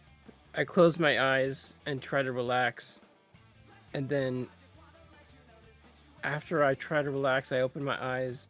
I check my compass and make sure that I keep staying in the right direction because I have to check out this thing over the hill. You had started to drift a little bit, but when you reorient yourself on your compass orientation, you redirect toward the south and start climbing that hill again. There is a gnawing at you, like part of you wants to go investigate what these little blinking lights are telling you, but you have a pressing task that's ahead of you that might have to do with the protection of a great many people. And as the sunset begins to come overhead, and the dusk chorus takes in, the music in the air changes. Gallery, which is the place where you've lived your whole life, has a kind of constant music about it. It's not necessarily like somebody's playing a song. It's just that in much the same way the breeze blows or temperature is a thing that you feel, there is a constant chorus in this world that reflects individual realities, the way that individual people experience their lives. And it tends to take on different cadences depending on the time of day or the things that you're seeing. Almost the way a backing track would in a movie or something like that. The dusk chorus is a phenomena that everybody experiences, though it might sound a little bit different for each individual person as the medium of the world relates to them. So as the sun is going down, you could hear the music of the wind change, which is a thing that happens all the time. It's just sort of letting you know what time it is. You get up to the top of the hill and look out over the trees, and we'll hop you into roll 20 really quick and have you roll. Okay. So the stuff that you type in is /roll, space 2d10 lettered number plus. In this case, we're going to be trying to spot things with your eyes, so that's going to be body perceive. So what score do you have on body perceive written next to the canine? Body perceive is 1. Okay. And then the because we don't have anything else that we're attaching to it skill-wise, we'll just be using your body exert to go with it, which I think is also a 1 right now, right? Unless I'm wrong with that. No, it's a 2. Actually, you're a canine, right? So your body perceive and your you're right. Sorry, I was looking at mine for a second. Yeah, so 1 plus 1. Body exert and body perceive together is 1 plus 1 plus 2d10. Okay. Just type those in and hit enter. You sniff the air, you kind of like look around, and you're staring off in the distance, and you're not really spotting much. It's like there might be something out there, but like with the sun in your eyes and things like that, it's just not really coming through in a way that is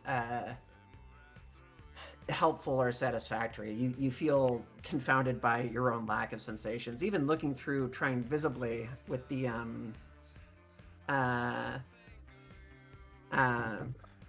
binoculars that you brought with you.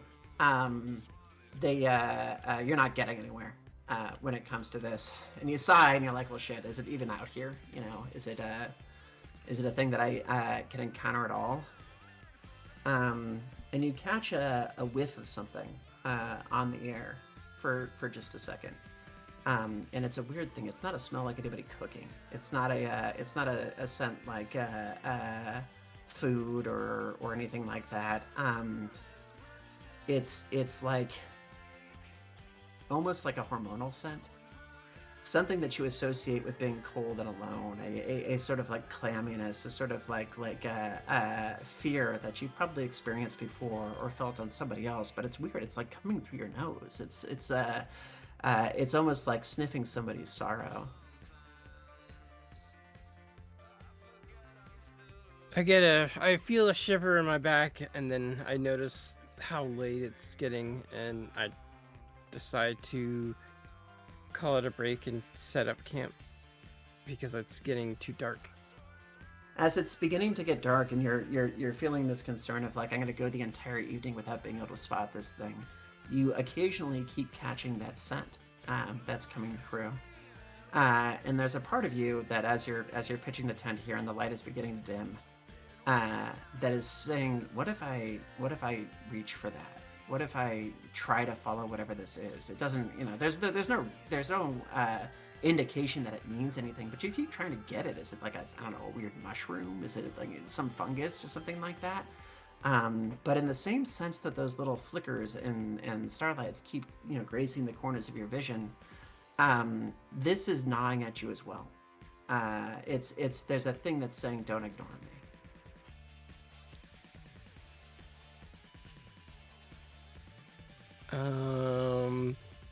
Okay.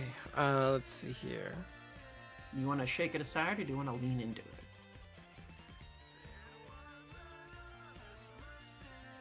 I put my stuff down to get ready for camp, but I decide to take a second to look a little bit closer where I feel the smells coming from.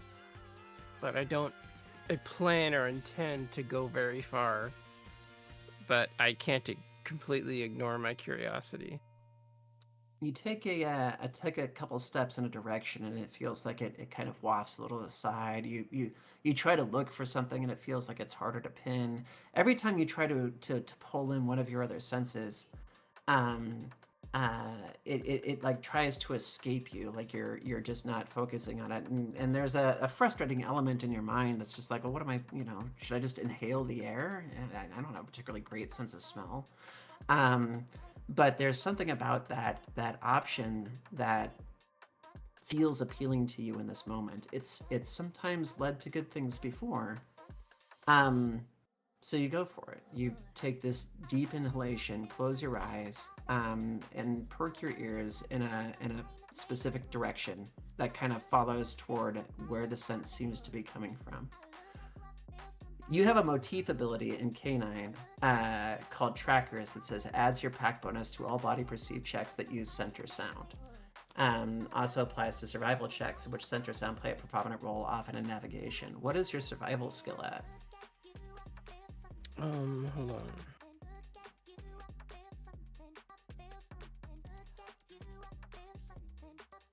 on. 1. Okay. And then, which is the same as a body, but it means that applies to both of these different things. So what I'm going to have you do is add your pack bonus, which is a general score that applies, that gets bigger as your character gets bigger. Currently it's 1. It's up there in the upper left-hand side of the character. I'm going to take that and add it to your check, and I'm going to simplify your check once. So you're going to roll a d10 and a d12, and then you're going to add your body exert and your body perceive. So it's adding 2. And then you're going to add an additional 1 for your pack bonus. So it's a grand total plus 3. D10, D12 plus 3.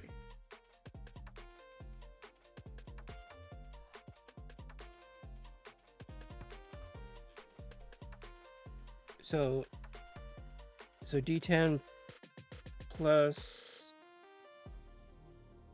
D10 plus D12 plus 3. And you just write /roll in front of that. So /roll 1d10 plus 1d12 plus 3. Alright, Look at that. do that right? Dang, nice roll. Good. Yeah. You're there sniffing the air, almost feeling goofy about it too, because like who really expected this to happen? But there's something there, and you pull it in, and then you sniff in harder, and you pull in more air than you feel like you should be able to pull in. You just get like this enormous kind of inhalation, and suddenly your face, your nose, everything just kind of feels bigger and broader, and it's examining on different levels that you haven't really felt before, to the point that you actually cough. and go, like, what was that? But for a second, you had a spectrum of information that wasn't available to you before. And you are dead certain that you have scented sorrow, that you have actually pulled in the almost emotional spectrum of sadness out of the air. And you have a just dead eye of where this thing is. And when you look over in the direction, you can't see anything. It's dark now. But like off in the distance, you can hear this howl, this kind of crushed moaning of a creature that can never know joy. That is slowly like rocking the ground around it, that was invisible to you before, but is now coming into focus. And you can hear words in that are not being spoken. And suddenly the little pings that you've been hearing all this time speak with actual words. Before they've all been little symbols, little icons off to the side, little shiny lights. But all at once you hear, "Look behind you."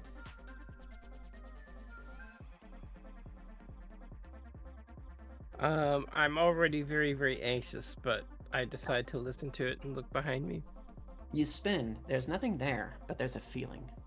As you reach your hand up, you kind of prod at the air beside you, and the air bubbles a little bit, like there's a membrane just on the other side.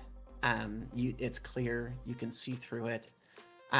There's no real visual indication that's present, but you can feel it as you run your hand across it, just tingling at your fingertips, and kind of push and pull it like some kind of like a drumhead membrane. Do a mind perceive, and I'm gonna put either culture or creation, whichever one of these is bigger for you. Let me see.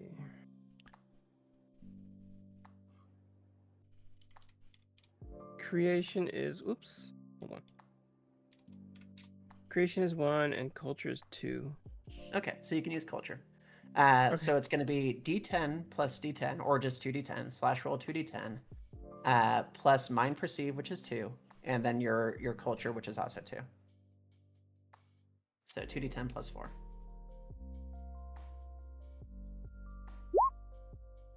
Look at that! Oh, Damn.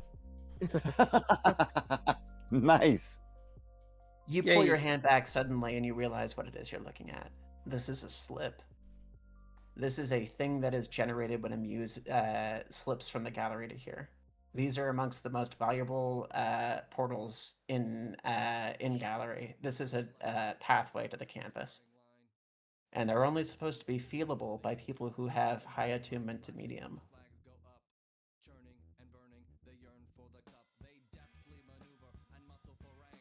Oh, okay. I gaze at it like fascinated and run my fingers up and down the border and try to examine it the best I can. You keep passing through it and feeling just like you can't quite get your fingers on it, but it's like aching at you. You shouldn't even be able to touch it like this. By and large, slips go completely unnoticed by anybody who isn't a notion. They're usually only really accessible by muses or by other notions, or if they've just been opened because there's enough ambient medium in the space. So maybe that's what's happening here. Maybe there are enough notions around that the ambient medium in the area has given this a little bit of substance. But that's weird behavior. You haven't really encountered that before. Nobody knows about this thing being this close to the city. It's entirely possible, but nobody's recorded it. It's not a location that anybody particularly knows about. And who knows where it leads on the canvas side. But unless you had, notion level medium, you couldn't get into it, right? Like, surely you couldn't, get this thing to open up.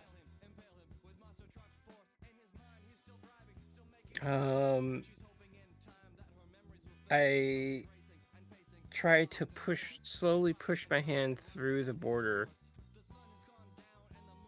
and carefully examine how I feel and what happens as I push my hand even further and further into it. you can push against it and you'll push through over time. And the more analytical that you kind of get at it, the more it just kind of seems to slip through your fingers in a way that's just like frustrating. You're trying to grab it, to examine it, to make sense of it, but it doesn't want to be studied. It wants to feel. And as you kind of like mount your frustration, you get this sort of adjacent sideness to it of what you've learned over years of studying notions alone and kind of forgoing some of the textbooks to just sort of learn from them, as they are beings that are made of ideas. They're made of emotions and concepts, and they are not necessarily concerned with conforming to physicality or to the expectations of a species or the constructions of an object. They're concerned with connection. But that doesn't seem like a thing that, somebody of your particular species should be able to do to something like this. Of course, being able to smell sorrow from, 2 miles away is also not a thing that somebody of your species should be able to do. There is a pulling of talk to me coming from this particular surface.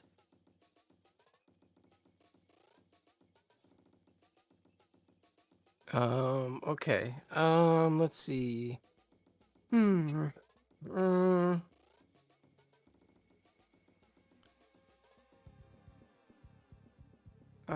Okay, I kind of smell around the border again and try to figure out what it is. And after thinking about it for a while, I tap on it and just whisper hello into the very border of the anomaly. The surface of it ripples a little bit as your breath touches it, as you kind of give it a little aspect of itself, and you can see a little bit of a shimmer.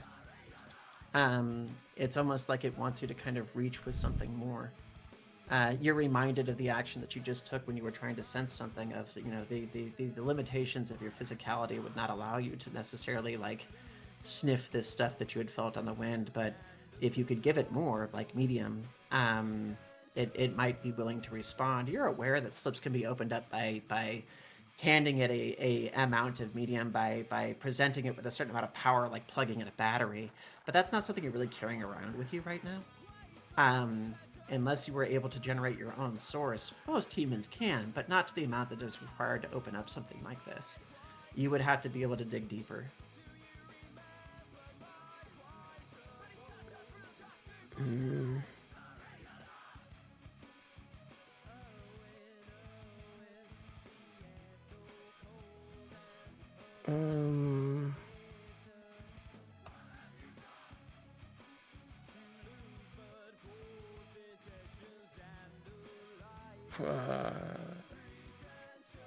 Don't worry about game mechanics. Think about what your character might want to do if they're trying to engage with something that fascinates them. What aspect of themselves can they donate that is personal, that is, an essence of themselves? How are they going to dip down for this kind of thing?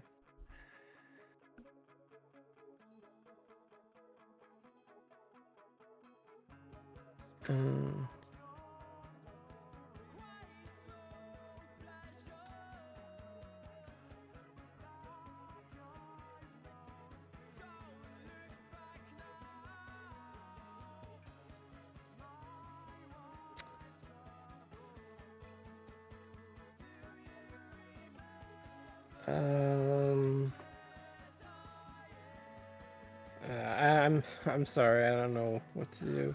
No worries. You don't have to look for a mechanic or anything. You're just kind of like, if it's a thing that your character doesn't necessarily know what to do right now, they don't have to. You're not being railroaded into a decision. It can just kind of puzzle them for it. But it's my job to figure out what mechanism matches your action, right? So if you're trying to get this thing to kind of like spread open, or if you know as a character who has dealt with notions that responds to medium, but you have to dig more of yourself, just describe it. Just, say that you're trying to find some aspect of giving more of it, and we'll work it into the narrative.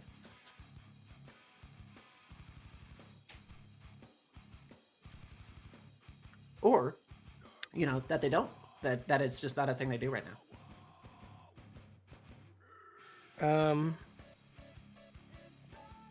I guess I just try to be very gentle, and I try to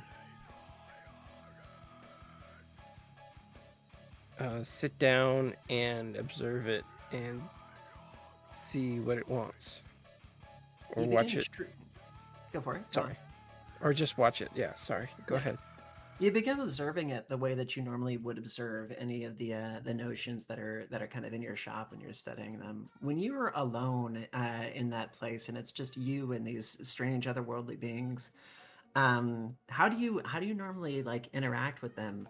You know, are they do you talk to them like pets? Do you cuddle them? Do you ask them questions? Like, what is your relationship to your subjects?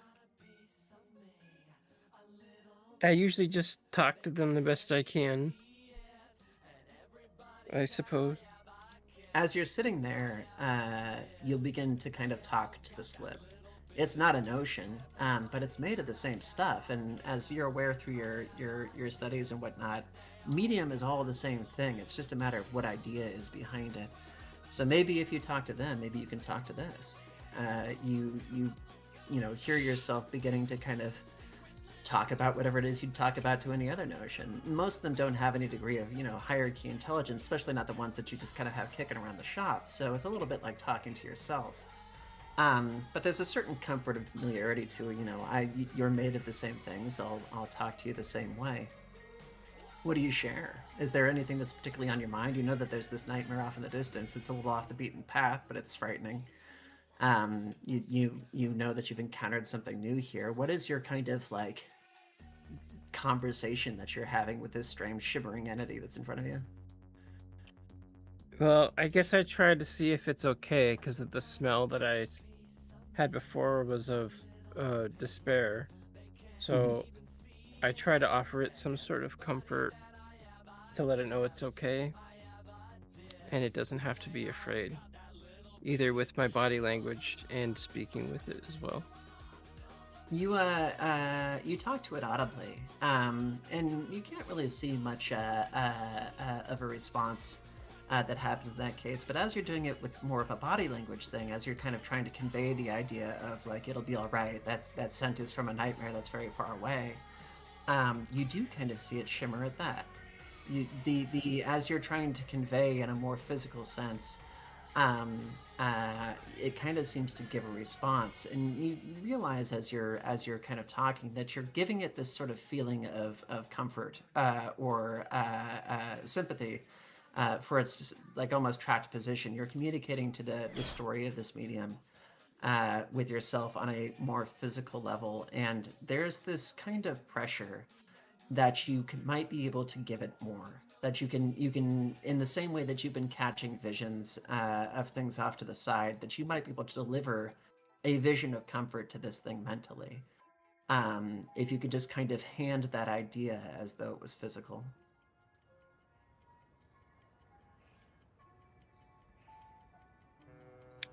I close my eyes and put my arms over my chest and try to relax myself first. I take deep breaths and try to find a type of peace and friendship, and then I hope that translates over to what is in front of me. You find this within yourself and kind of extend your hands out a little bit. You, as somebody who has lived in Gallery, know what it is to hand a medium over, but you've always done it in these tiny amounts before, because you can be taught to do that as a humanoid in this space, but they just don't carry a whole lot of it in usable amounts. But in this case, you try to hand over everything you can. You give this feeling of, what I have is yours. And what is normally a slow trickle of somewhat monochromatic kind of substance, like oil coming out of a tube, kind of moves out of your hands forward, and then suddenly breaks free, as though a blockage has been passed, and something floods out of you in a pattern and viscosity that you haven't witnessed before. What does this character's medium look like? what does this manifest as when they're trying to call upon the substance that they're made out of?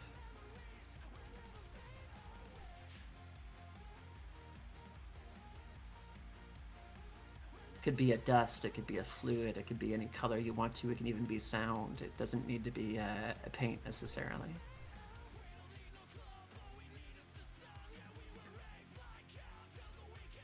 I guess sort of just like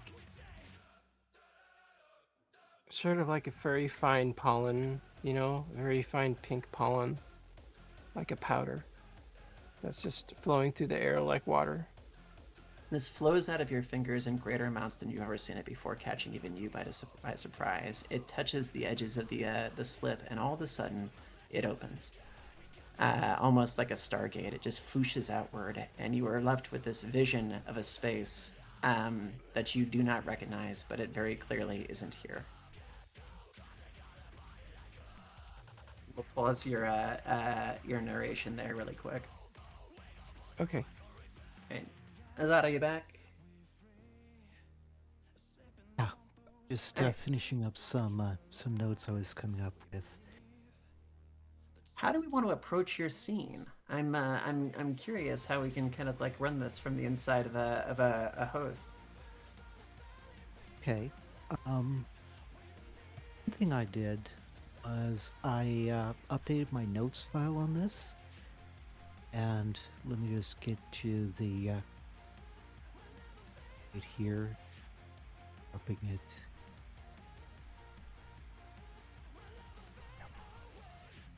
Okay. The chat text stuff. There's oh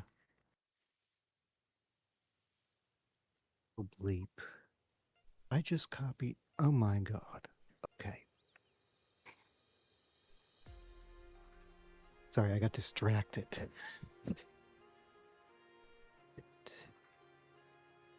And the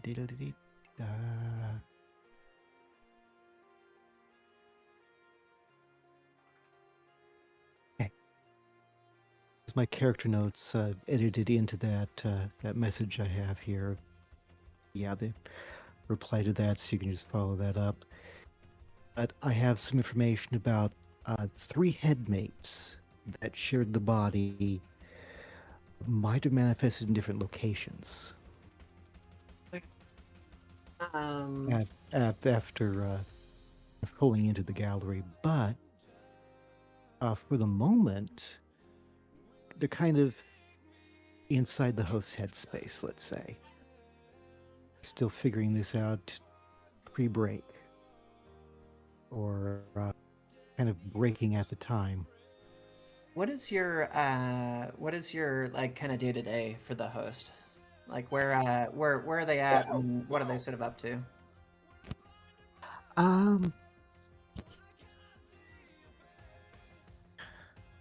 Folk stuff basically. Basic service job, making fast food and hoping the world stays together long enough to pay the rent.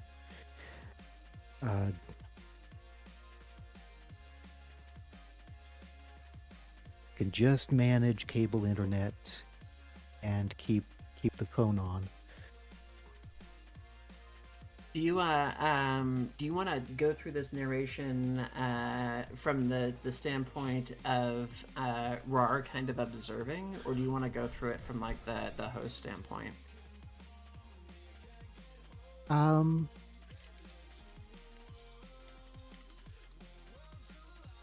Well, we've got a couple of headmates here. One is the responsible one.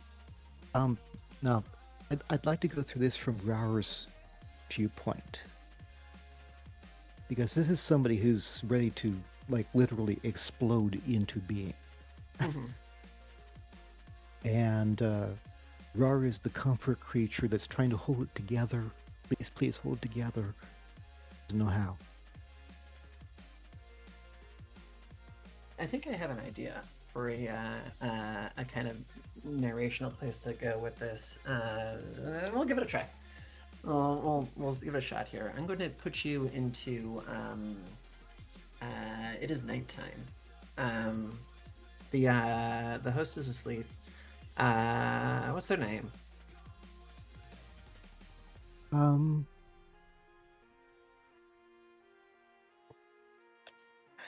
name is David. Okay. David's asleep. And something kind of new has happened for the first time. Rar is awake. Um, when this happens, typically, Rar is in a different kind of space, generally a dream. One of the plot points in Gallery is that most medium that isn't being used for like exterior manifestation, which you can't really do in the canvas, like making sketches and spells and stuff like that, instead gets put into making things like dreams or daydreams or personal locations or fantasies or things like that. So it's pretty common for when Rar is awake, if David is asleep, to be in a dream world, a painted world that they're familiar with. It's like their natural environment, but in this case, it's not quite happening that way. Um, they are in a kind of like hybrid space that they don't necessarily recognize. What is their painted world kind of normally look like? Like what is the natural environment for Rar? I'm assuming it's something kind of prehistoric, just like foresty, jungly. Um, I, I mean, mainly prehistoric, but more like parkland and national forest type wilderness stuff. Mhm. So that is the painted world that we're sort of like used to seeing. In this case, Yeah. it has been weirdly hybridized. Rar wakes up to this vision of partially her own world and partially David's room, almost meshed next to each other, and out where the wild things are, kind of hybridization. Where there is there is the space. You see the familiar things that are in the room: computer, TV, whatever might be in there, bed. Um, you can also see the body that is lying on the bed, but through kind of lidded eyes, as though looking out through somebody who refuses to open their eyes all the way. And then off to the side of it, you can kind of see the world that we're as used to. The trees, the parkland, the rolling hills, the open sky, almost as though the wall itself is missing. Um, Rar is able to move, but feels sluggish, held down. Almost as though she's secured to the bed in some way, like leaden. Yeah. No move. Wanna move? You go to move your arm, and this just sort of heavier, less responsive arm moves in turn. The skin looks different. The construction looks different. It's recognizable, and you can almost see it from two different perspectives. You can see it from the interior perspective, looking out through David's eyes, but you can also see it through this exterior perspective, looking in from the painted world that seems to have conjoined with this one. And Rara can see that, as she's moving this arm, David's arm is moving in an almost sleepwalky fashion. This is a somewhat unfamiliar territory for this particular altar, because having control over the physical body in any particular sense is not a thing that she's aware of having done before. No. Oh no. Help. You can feel the echoes of the other people that are in there, but their overall presence is somewhat muted. You get the idea that you are the one who's kind of fronting here, but in this quasi-sleep state, where everybody else is just kind of almost snoring next to you. I don't know if they show up in Rar's like general dream state necessarily. That's up to you. Like, are they there in a physical sense or no?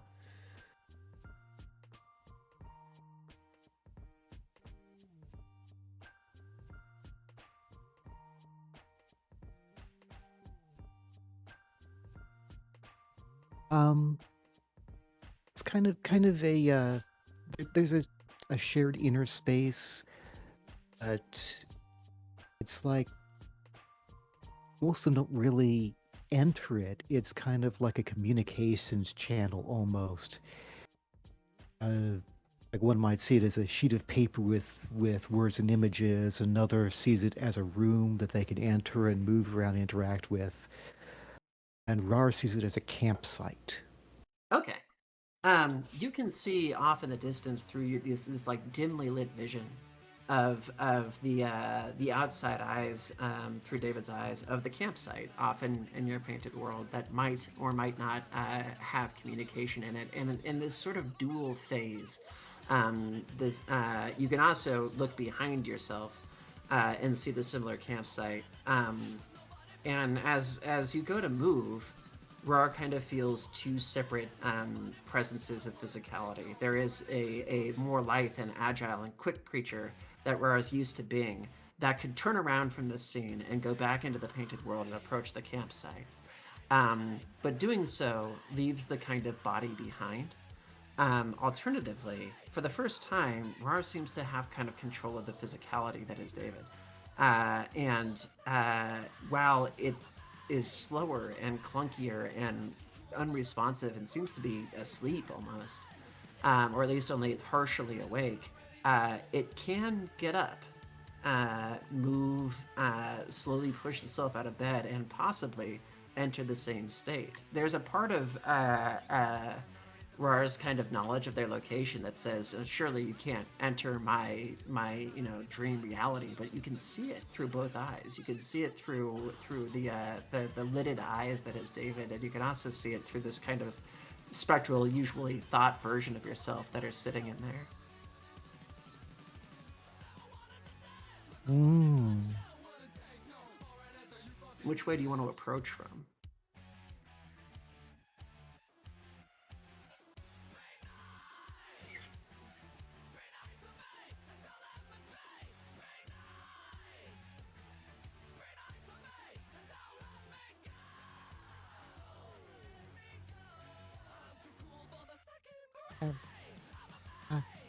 Ah, sleep good. Running for the campsite. Did you want to leave the body behind and go as Rar, or did you want to run with the body? Well, I wanted to let the body go. Okay. You go to kind of like detach. I'm interpreting let the body go as leave the body in the bed and travel as the kind of like more agile version kind of thing. Or is that Yeah. did I get that wrong? Okay.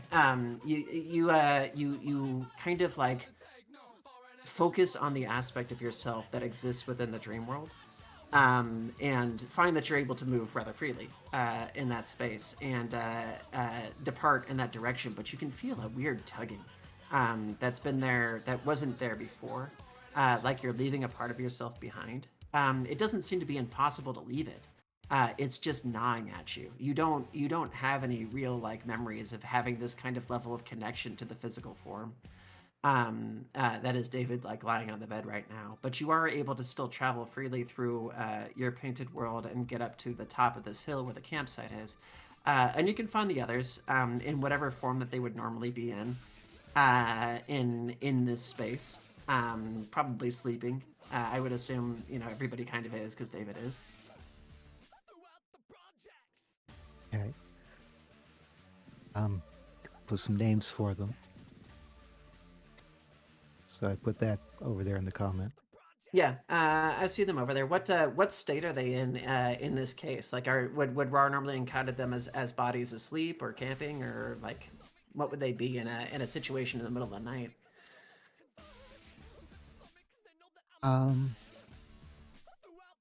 Leia would still be asleep.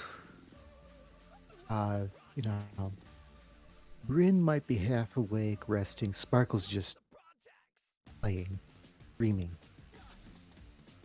being the dream for a bit. Okay.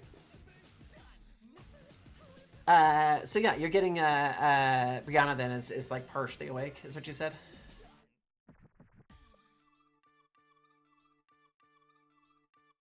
If I heard that right? Yes. Okay. That is the person that you kind of see most likely as able to communicate you. So you can go over there and kind of prod her and see if she'll like wake up for her, which she does after a little bit of scenarios here. Do you want me to play these Basically, characters? bounce Go ahead. on. Yeah. Or you can give me some Sure, guidance then as I to what's think, going to happen.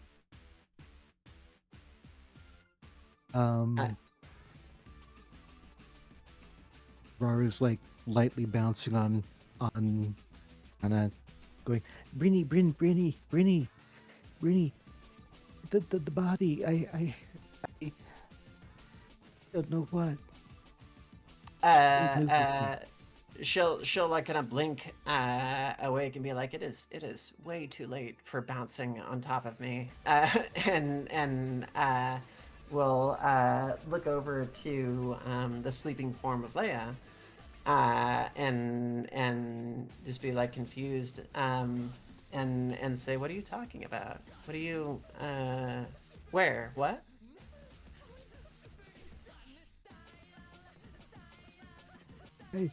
I wake up and it's the body and I don't understand. Of Show course, me. she knows what being a front is. She's done some research on plurals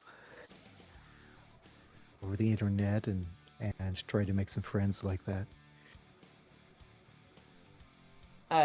She says, show me what you're talking about. Okay, it's over this way.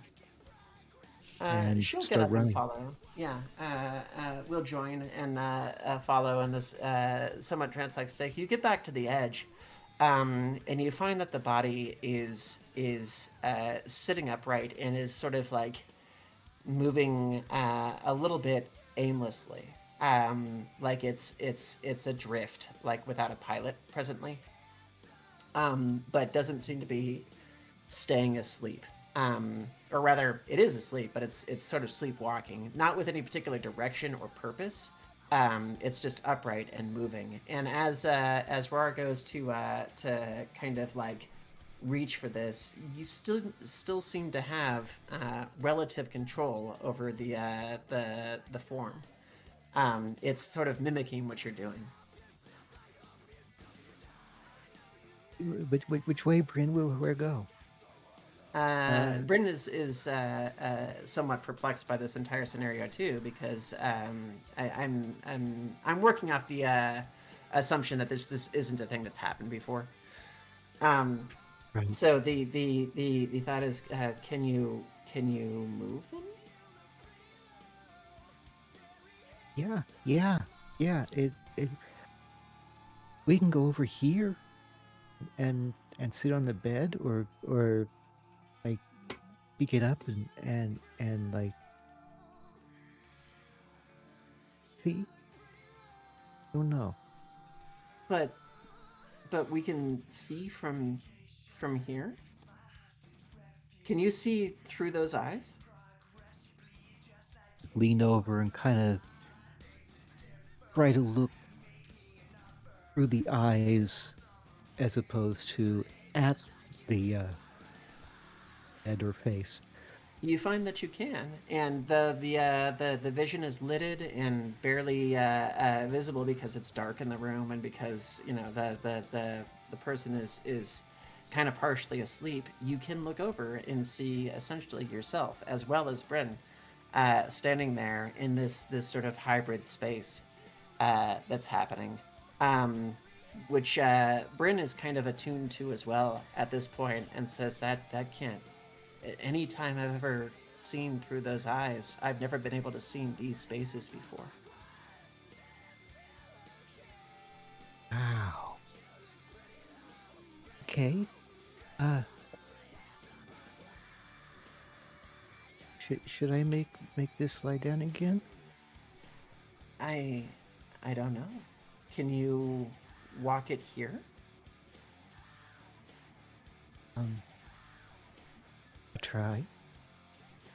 Bit by bit, the body will walk slowly and ponderously toward the aperture that is the hybridization of these two spaces.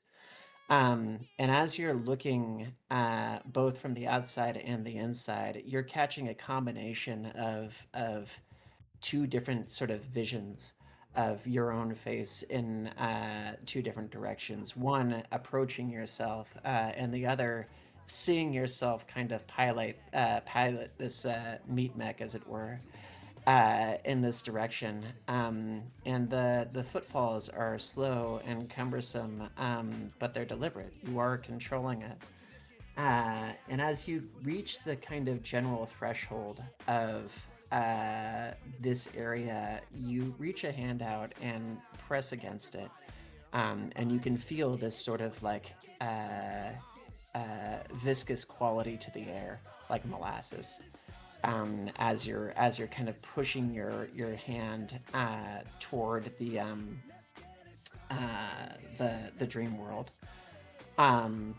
And while you're watching, you can from the outside, you can see this sort of tension, this extra effort that you're having put in. But when you get into the body to experience this from the inside and actually give the order to continue pushing, you find yourself consumed by this fear. It's more than just trying to push a physical barrier. There's a mental barrier too, of like whatever this is that you're pushing against has never really been here before. If you break through, you don't know what's on the other side of it. You're standing on the other side of it, so consciously, Rara kind of knows what this other world looks like, but this physical body in this physical space has never encountered this phenomena before, and who knows what will happen if it breaks through.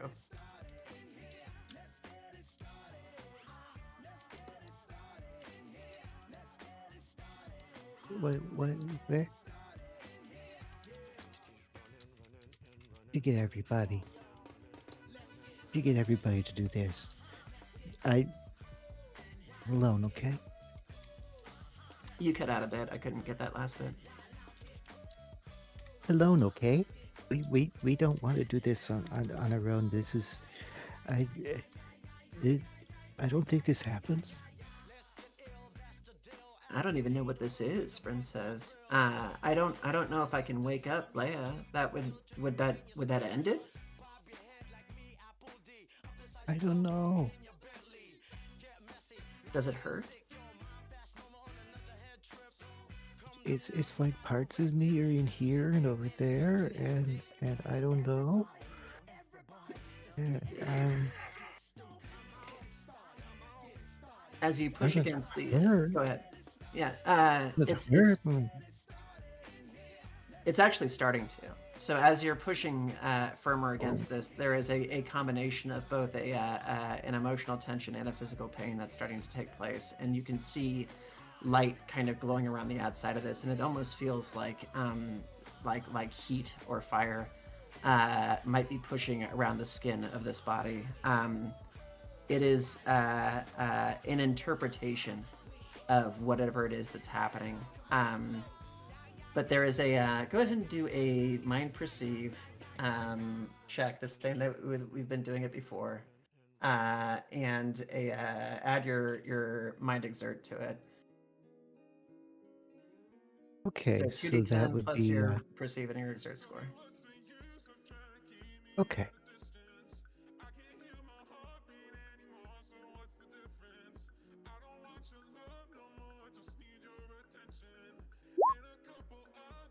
Nice. And You Good are number. actually able to parse this a bit and figure out a little bit about what's going on here. It does begin to feel like physical pain, but it's kind of like the only way that the brain is being able to interpret what's happening to it. There is this conscious feeling that at the other end of this barrier, whatever it is something that might be dangerous to this form. Dangerous in the sense that whatever that thing is might not survive it.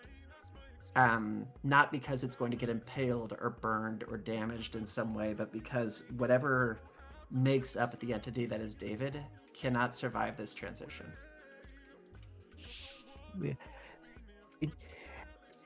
We, it, and things are going to be missing, and I don't know. There's too much stuff going on. Something over there. It's through that. I want that. Maybe I we need want to go that. talk to Leia. But it hurt. Yeah. I'm assuming you turn and rush back up to the top. Try to turn and rush up to the top just in case it doesn't work. Well, I mean, Bryn had suggested to go talk to Leia. I don't know if you were going to try to push through first or if you were going to rush back up to the camp to go wake Leia up. I'm going to try to get Leia to make sure that everybody's there. And of course, yelling, "Sparkle, sparkle, sparkle! Come on, we got a thing. I want you to see it." You get back up to the top of the area. Sparkle is kind of like poofed essentially, and is beginning to like reconvene or coalesce into a singular form. But as you're leaping it down on Leia, she's not really stirring.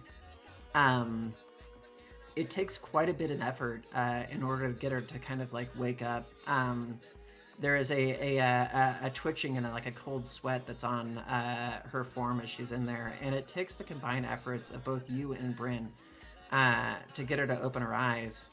But as soon as she does, David just kind of wakes up with a hand sort of standing out into space, reaching toward what looks to be just a room door. Standing in whatever was being worn when sleep was occurring, having stood up on their own accord. And there is a bit of like an echo of a dream in the room, drenched in sweat. What's happening? Getting back to sleep is a difficult thing that night. The dream does not return that evening, but it does return the next night.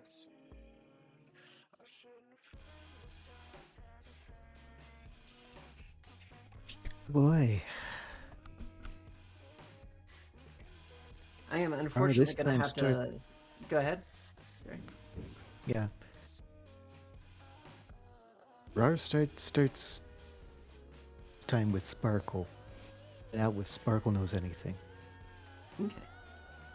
I am unfortunately going to have to pause this here because I'm going to have to go grab something with my kiddo real quick. But Okay. I hope that was a fun little intro for folks and that I got you, kind of thinking about it. What did you think for a first experience? Having to go scene by scene is slow, I know, but you would be joining in like the next session or so. I think most of these kind of situations always start with, I don't know a lot of TTRPGs, but like I know that a lot will start in a group, but like starting separate is kind of neat because you have to have some way of bringing the group together, and that's inventive. That's a very unique way. Hello, Rocket, come here. Also, I do love that we have origin stories. Like in all of That's them. yeah. They're so That, unique. That's why I like to do it this way, is because this game tends to be a lot about this particular experience. So when everybody gets to see it, then when you do get to come together, in like the next episode or something like that, you have a shared experience to compare with each other, and can then tell each other how you got there. Because every character in the game goes through some aspect of this as they begin to touch on the more sensitive parts themselves prior to this transformation. So the way that the game is structured, you usually kind of manifest in the second session or so. And the first session is designed for leading the things that give impetus to that manifestation. Okay, yeah, I like that. That makes sense. What I was very immersed, and honestly, like someone in my chat also said that too. Super cool. I was totally immersed. This is a really great storytelling method, and also like the fact that it is kind of a tabletop game, so there's like interactions, and you as the DM, like you have to have such an amazing imagination to be able to do this. I'm not well versed in that, so honestly, I'm impressed with my own how well I was able to handle things, Oh, as flustered as I got. doing my best. Actually, that last one was a challenge. I've never tried something from that angle before. That was a fun thing to try to work with. That was very cool, Wow. very unique, very different. I It like was that. awesome. Like, Yeah. Yeah. Bagel, Jeva? I dug it pretty hard. Like, I really like where it was coming from. I really am looking forward to like seeing the time when like everyone kind of like coalesces into like the same party, but just kind of like seeing it starting where it's like everyone's just kind of doing their own thing before like it feels like like actual genuine what's the word, narration story, like actual like storytelling, as opposed to just kind of like a lot of campaigns have been like, you and your friends already know each other, they're in a dungeon and they're about to kick the shit out of some goblins, please roll for initiative. So I really enjoyed it. I think there's a goal with this one where the story is about the characters as opposed to the story being about the story, and I just shove characters into that story. So like doing the preludes like this, like there's a reason we spent so long in character creation asking about what makes people tick, is because this part is where we get to know what matters to people and what they pursue and what they don't pursue. And I like that, you know. I want to make it about the folks more than about, you know, a goblin raid. That's just a thing that I like. Yeah, No, Zena, characters. did you absolutely. feel lost, or go ahead, Zena? Well, I think for me, it was definitely something that was a combination of two things. Like, it was experiencing this game, but it was also me trying to get the ice broken with tabletops and just doing sort of a D&D sort of like setup, you know, the whole tabletop role-playing thing, which, like I've told before, like I've had a really difficult pass with trying to get past it. But, like, I think putting myself into the situation where I got to express myself at the same time that I followed a story really felt like I was a part. Like, next time I definitely think I'll try to like open up and be more imaginative than just be like, yo, it's my persona. But like for somebody like me who has little experience with it, I think it was a great first time. And This I is really your love opportunity to like talk about your persona in a way that you can actually play them in a you know, an environment that largely lets them be what they want to be. There are certainly limitations because of just where it is, but hopefully most of the touchstones could be preserved, right? So that's the hope actually, Yeah, is playing a yeah. character that you already have an attachment to. Oh yeah, and I really like it makes me want to play more games like this, like more tabletop sort of dungeon master adventure game. I guess that's what you call them, the tabletop style. Yeah, I just don't. a tabletop RPG is what it's called there. Yeah, I don't have enough experience. I get really nervous because I honestly have no idea if I was doing it right at all the whole time. I was just flailing through the whole thing, and I You hope did I exactly did it right. right. All Okay, it is okay. is an Fine. improv exercise, right? Yeah. I mean, Yeah. did it feel like you got to explore a character a little bit and find a setting some, or? Yeah. No, it was really fun. I felt like I finally got to do something that I've really wanted to try to get done, and it was fun. Like definitely would love to do more of it, and I just saw a really good taste of something that I started to really understand why people really love doing this. Well, if y'all are interested, the weekend that this goes live, I want to be running games as often as I can, so we could do another session that weekend. Okay, I think I'm Yay. definitely gonna try to learn a lot more. Like first time's always a little bit rough, especially for me because I'm tough with it. But I would love to keep reading up and try again for sure. Yeah, that'll be like 2 weeks from now, and we can just take these same characters and take their next chapter, which would probably bring them together. Yeah, I'd be down for it. Ooh. Yeah, I'd love to. Yeah, that works. That would be awesome. Well, thank you so much for spending all this time with me. I know when we're in separate spots and stuff, it can be a little bit of a listening thing, but hopefully the stories were entertaining and compelling, and you know, got you interested. If you think about, you know, if we can do this a next session here, and you think about things that you want to include or things that you want to branch off of, now that you have a starting point of where your character is headed, chuck them my way, and we can factor them in there. I have ideas of where I want to take you, and ways to get you together, and they'll all work out. But like I said, the primary goal of Gallery is to be about the people who are playing it. So if there are places that you want to touch on or things that you want to include, hit me. Yeah. Yeah, sounds wonderful. Canis Infernum saying your DMing is great. Aw, thanks. Yeah. Yeah, I put a link in the chat. Actually, I think I did, and Amima pinned it as well. Is there anything else you'd like to say in relation to? Because I know the backer kit doesn't technically go live for another 2 weeks. Is that correct?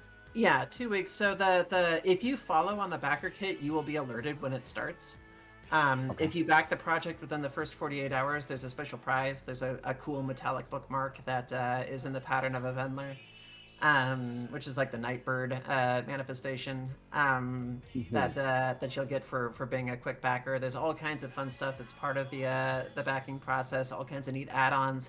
A plushie is part of this, which I'm excited to do because I haven't produced one before. But there's a plushie of a type of a notion called a gossip, which is kind of like a bird orb that has a speaker for a face and like fox ears for wings that like listens and speaks. That sounds interesting. It's very cute, and there's all kinds of other fun stuff that are with that. If you follow the project on BackerKit right now, you'll get the preview document, which is like a 30-page preview of what the book looks like. Okay.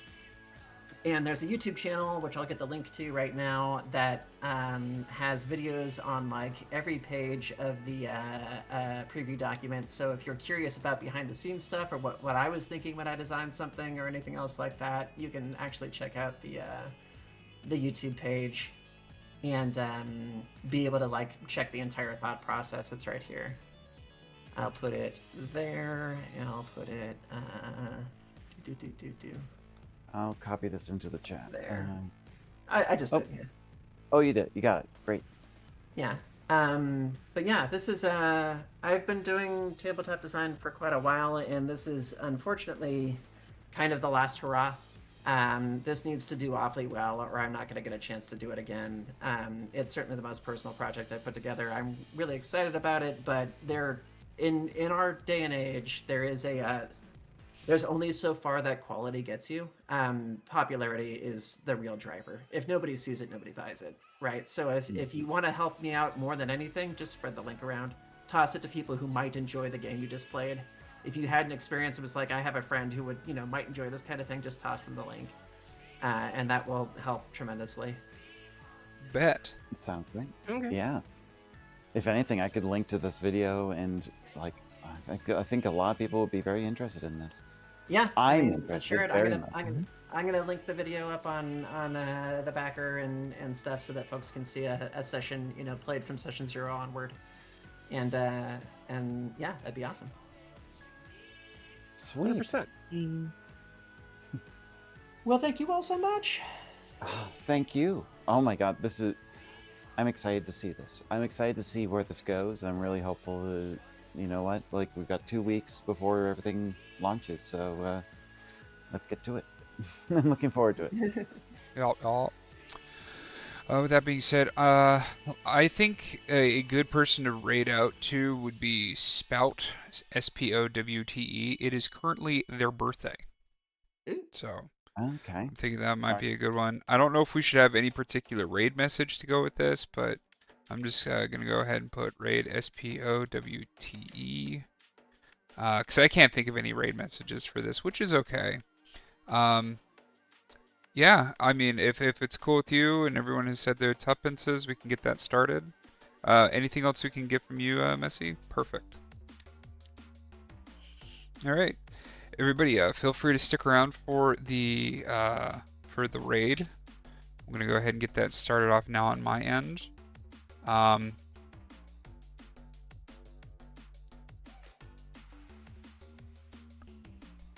course.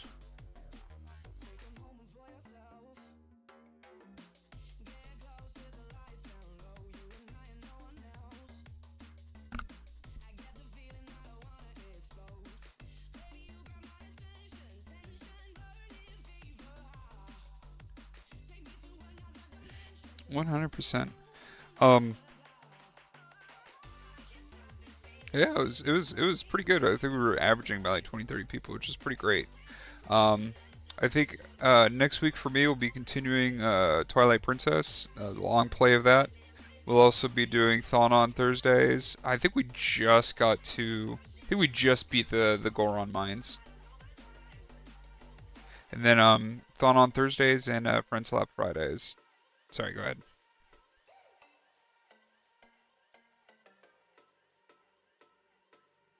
Right. I'm gonna hit the raid button on my end. Want to thank y'all for hopping in. Love you all, and I'll see you soon.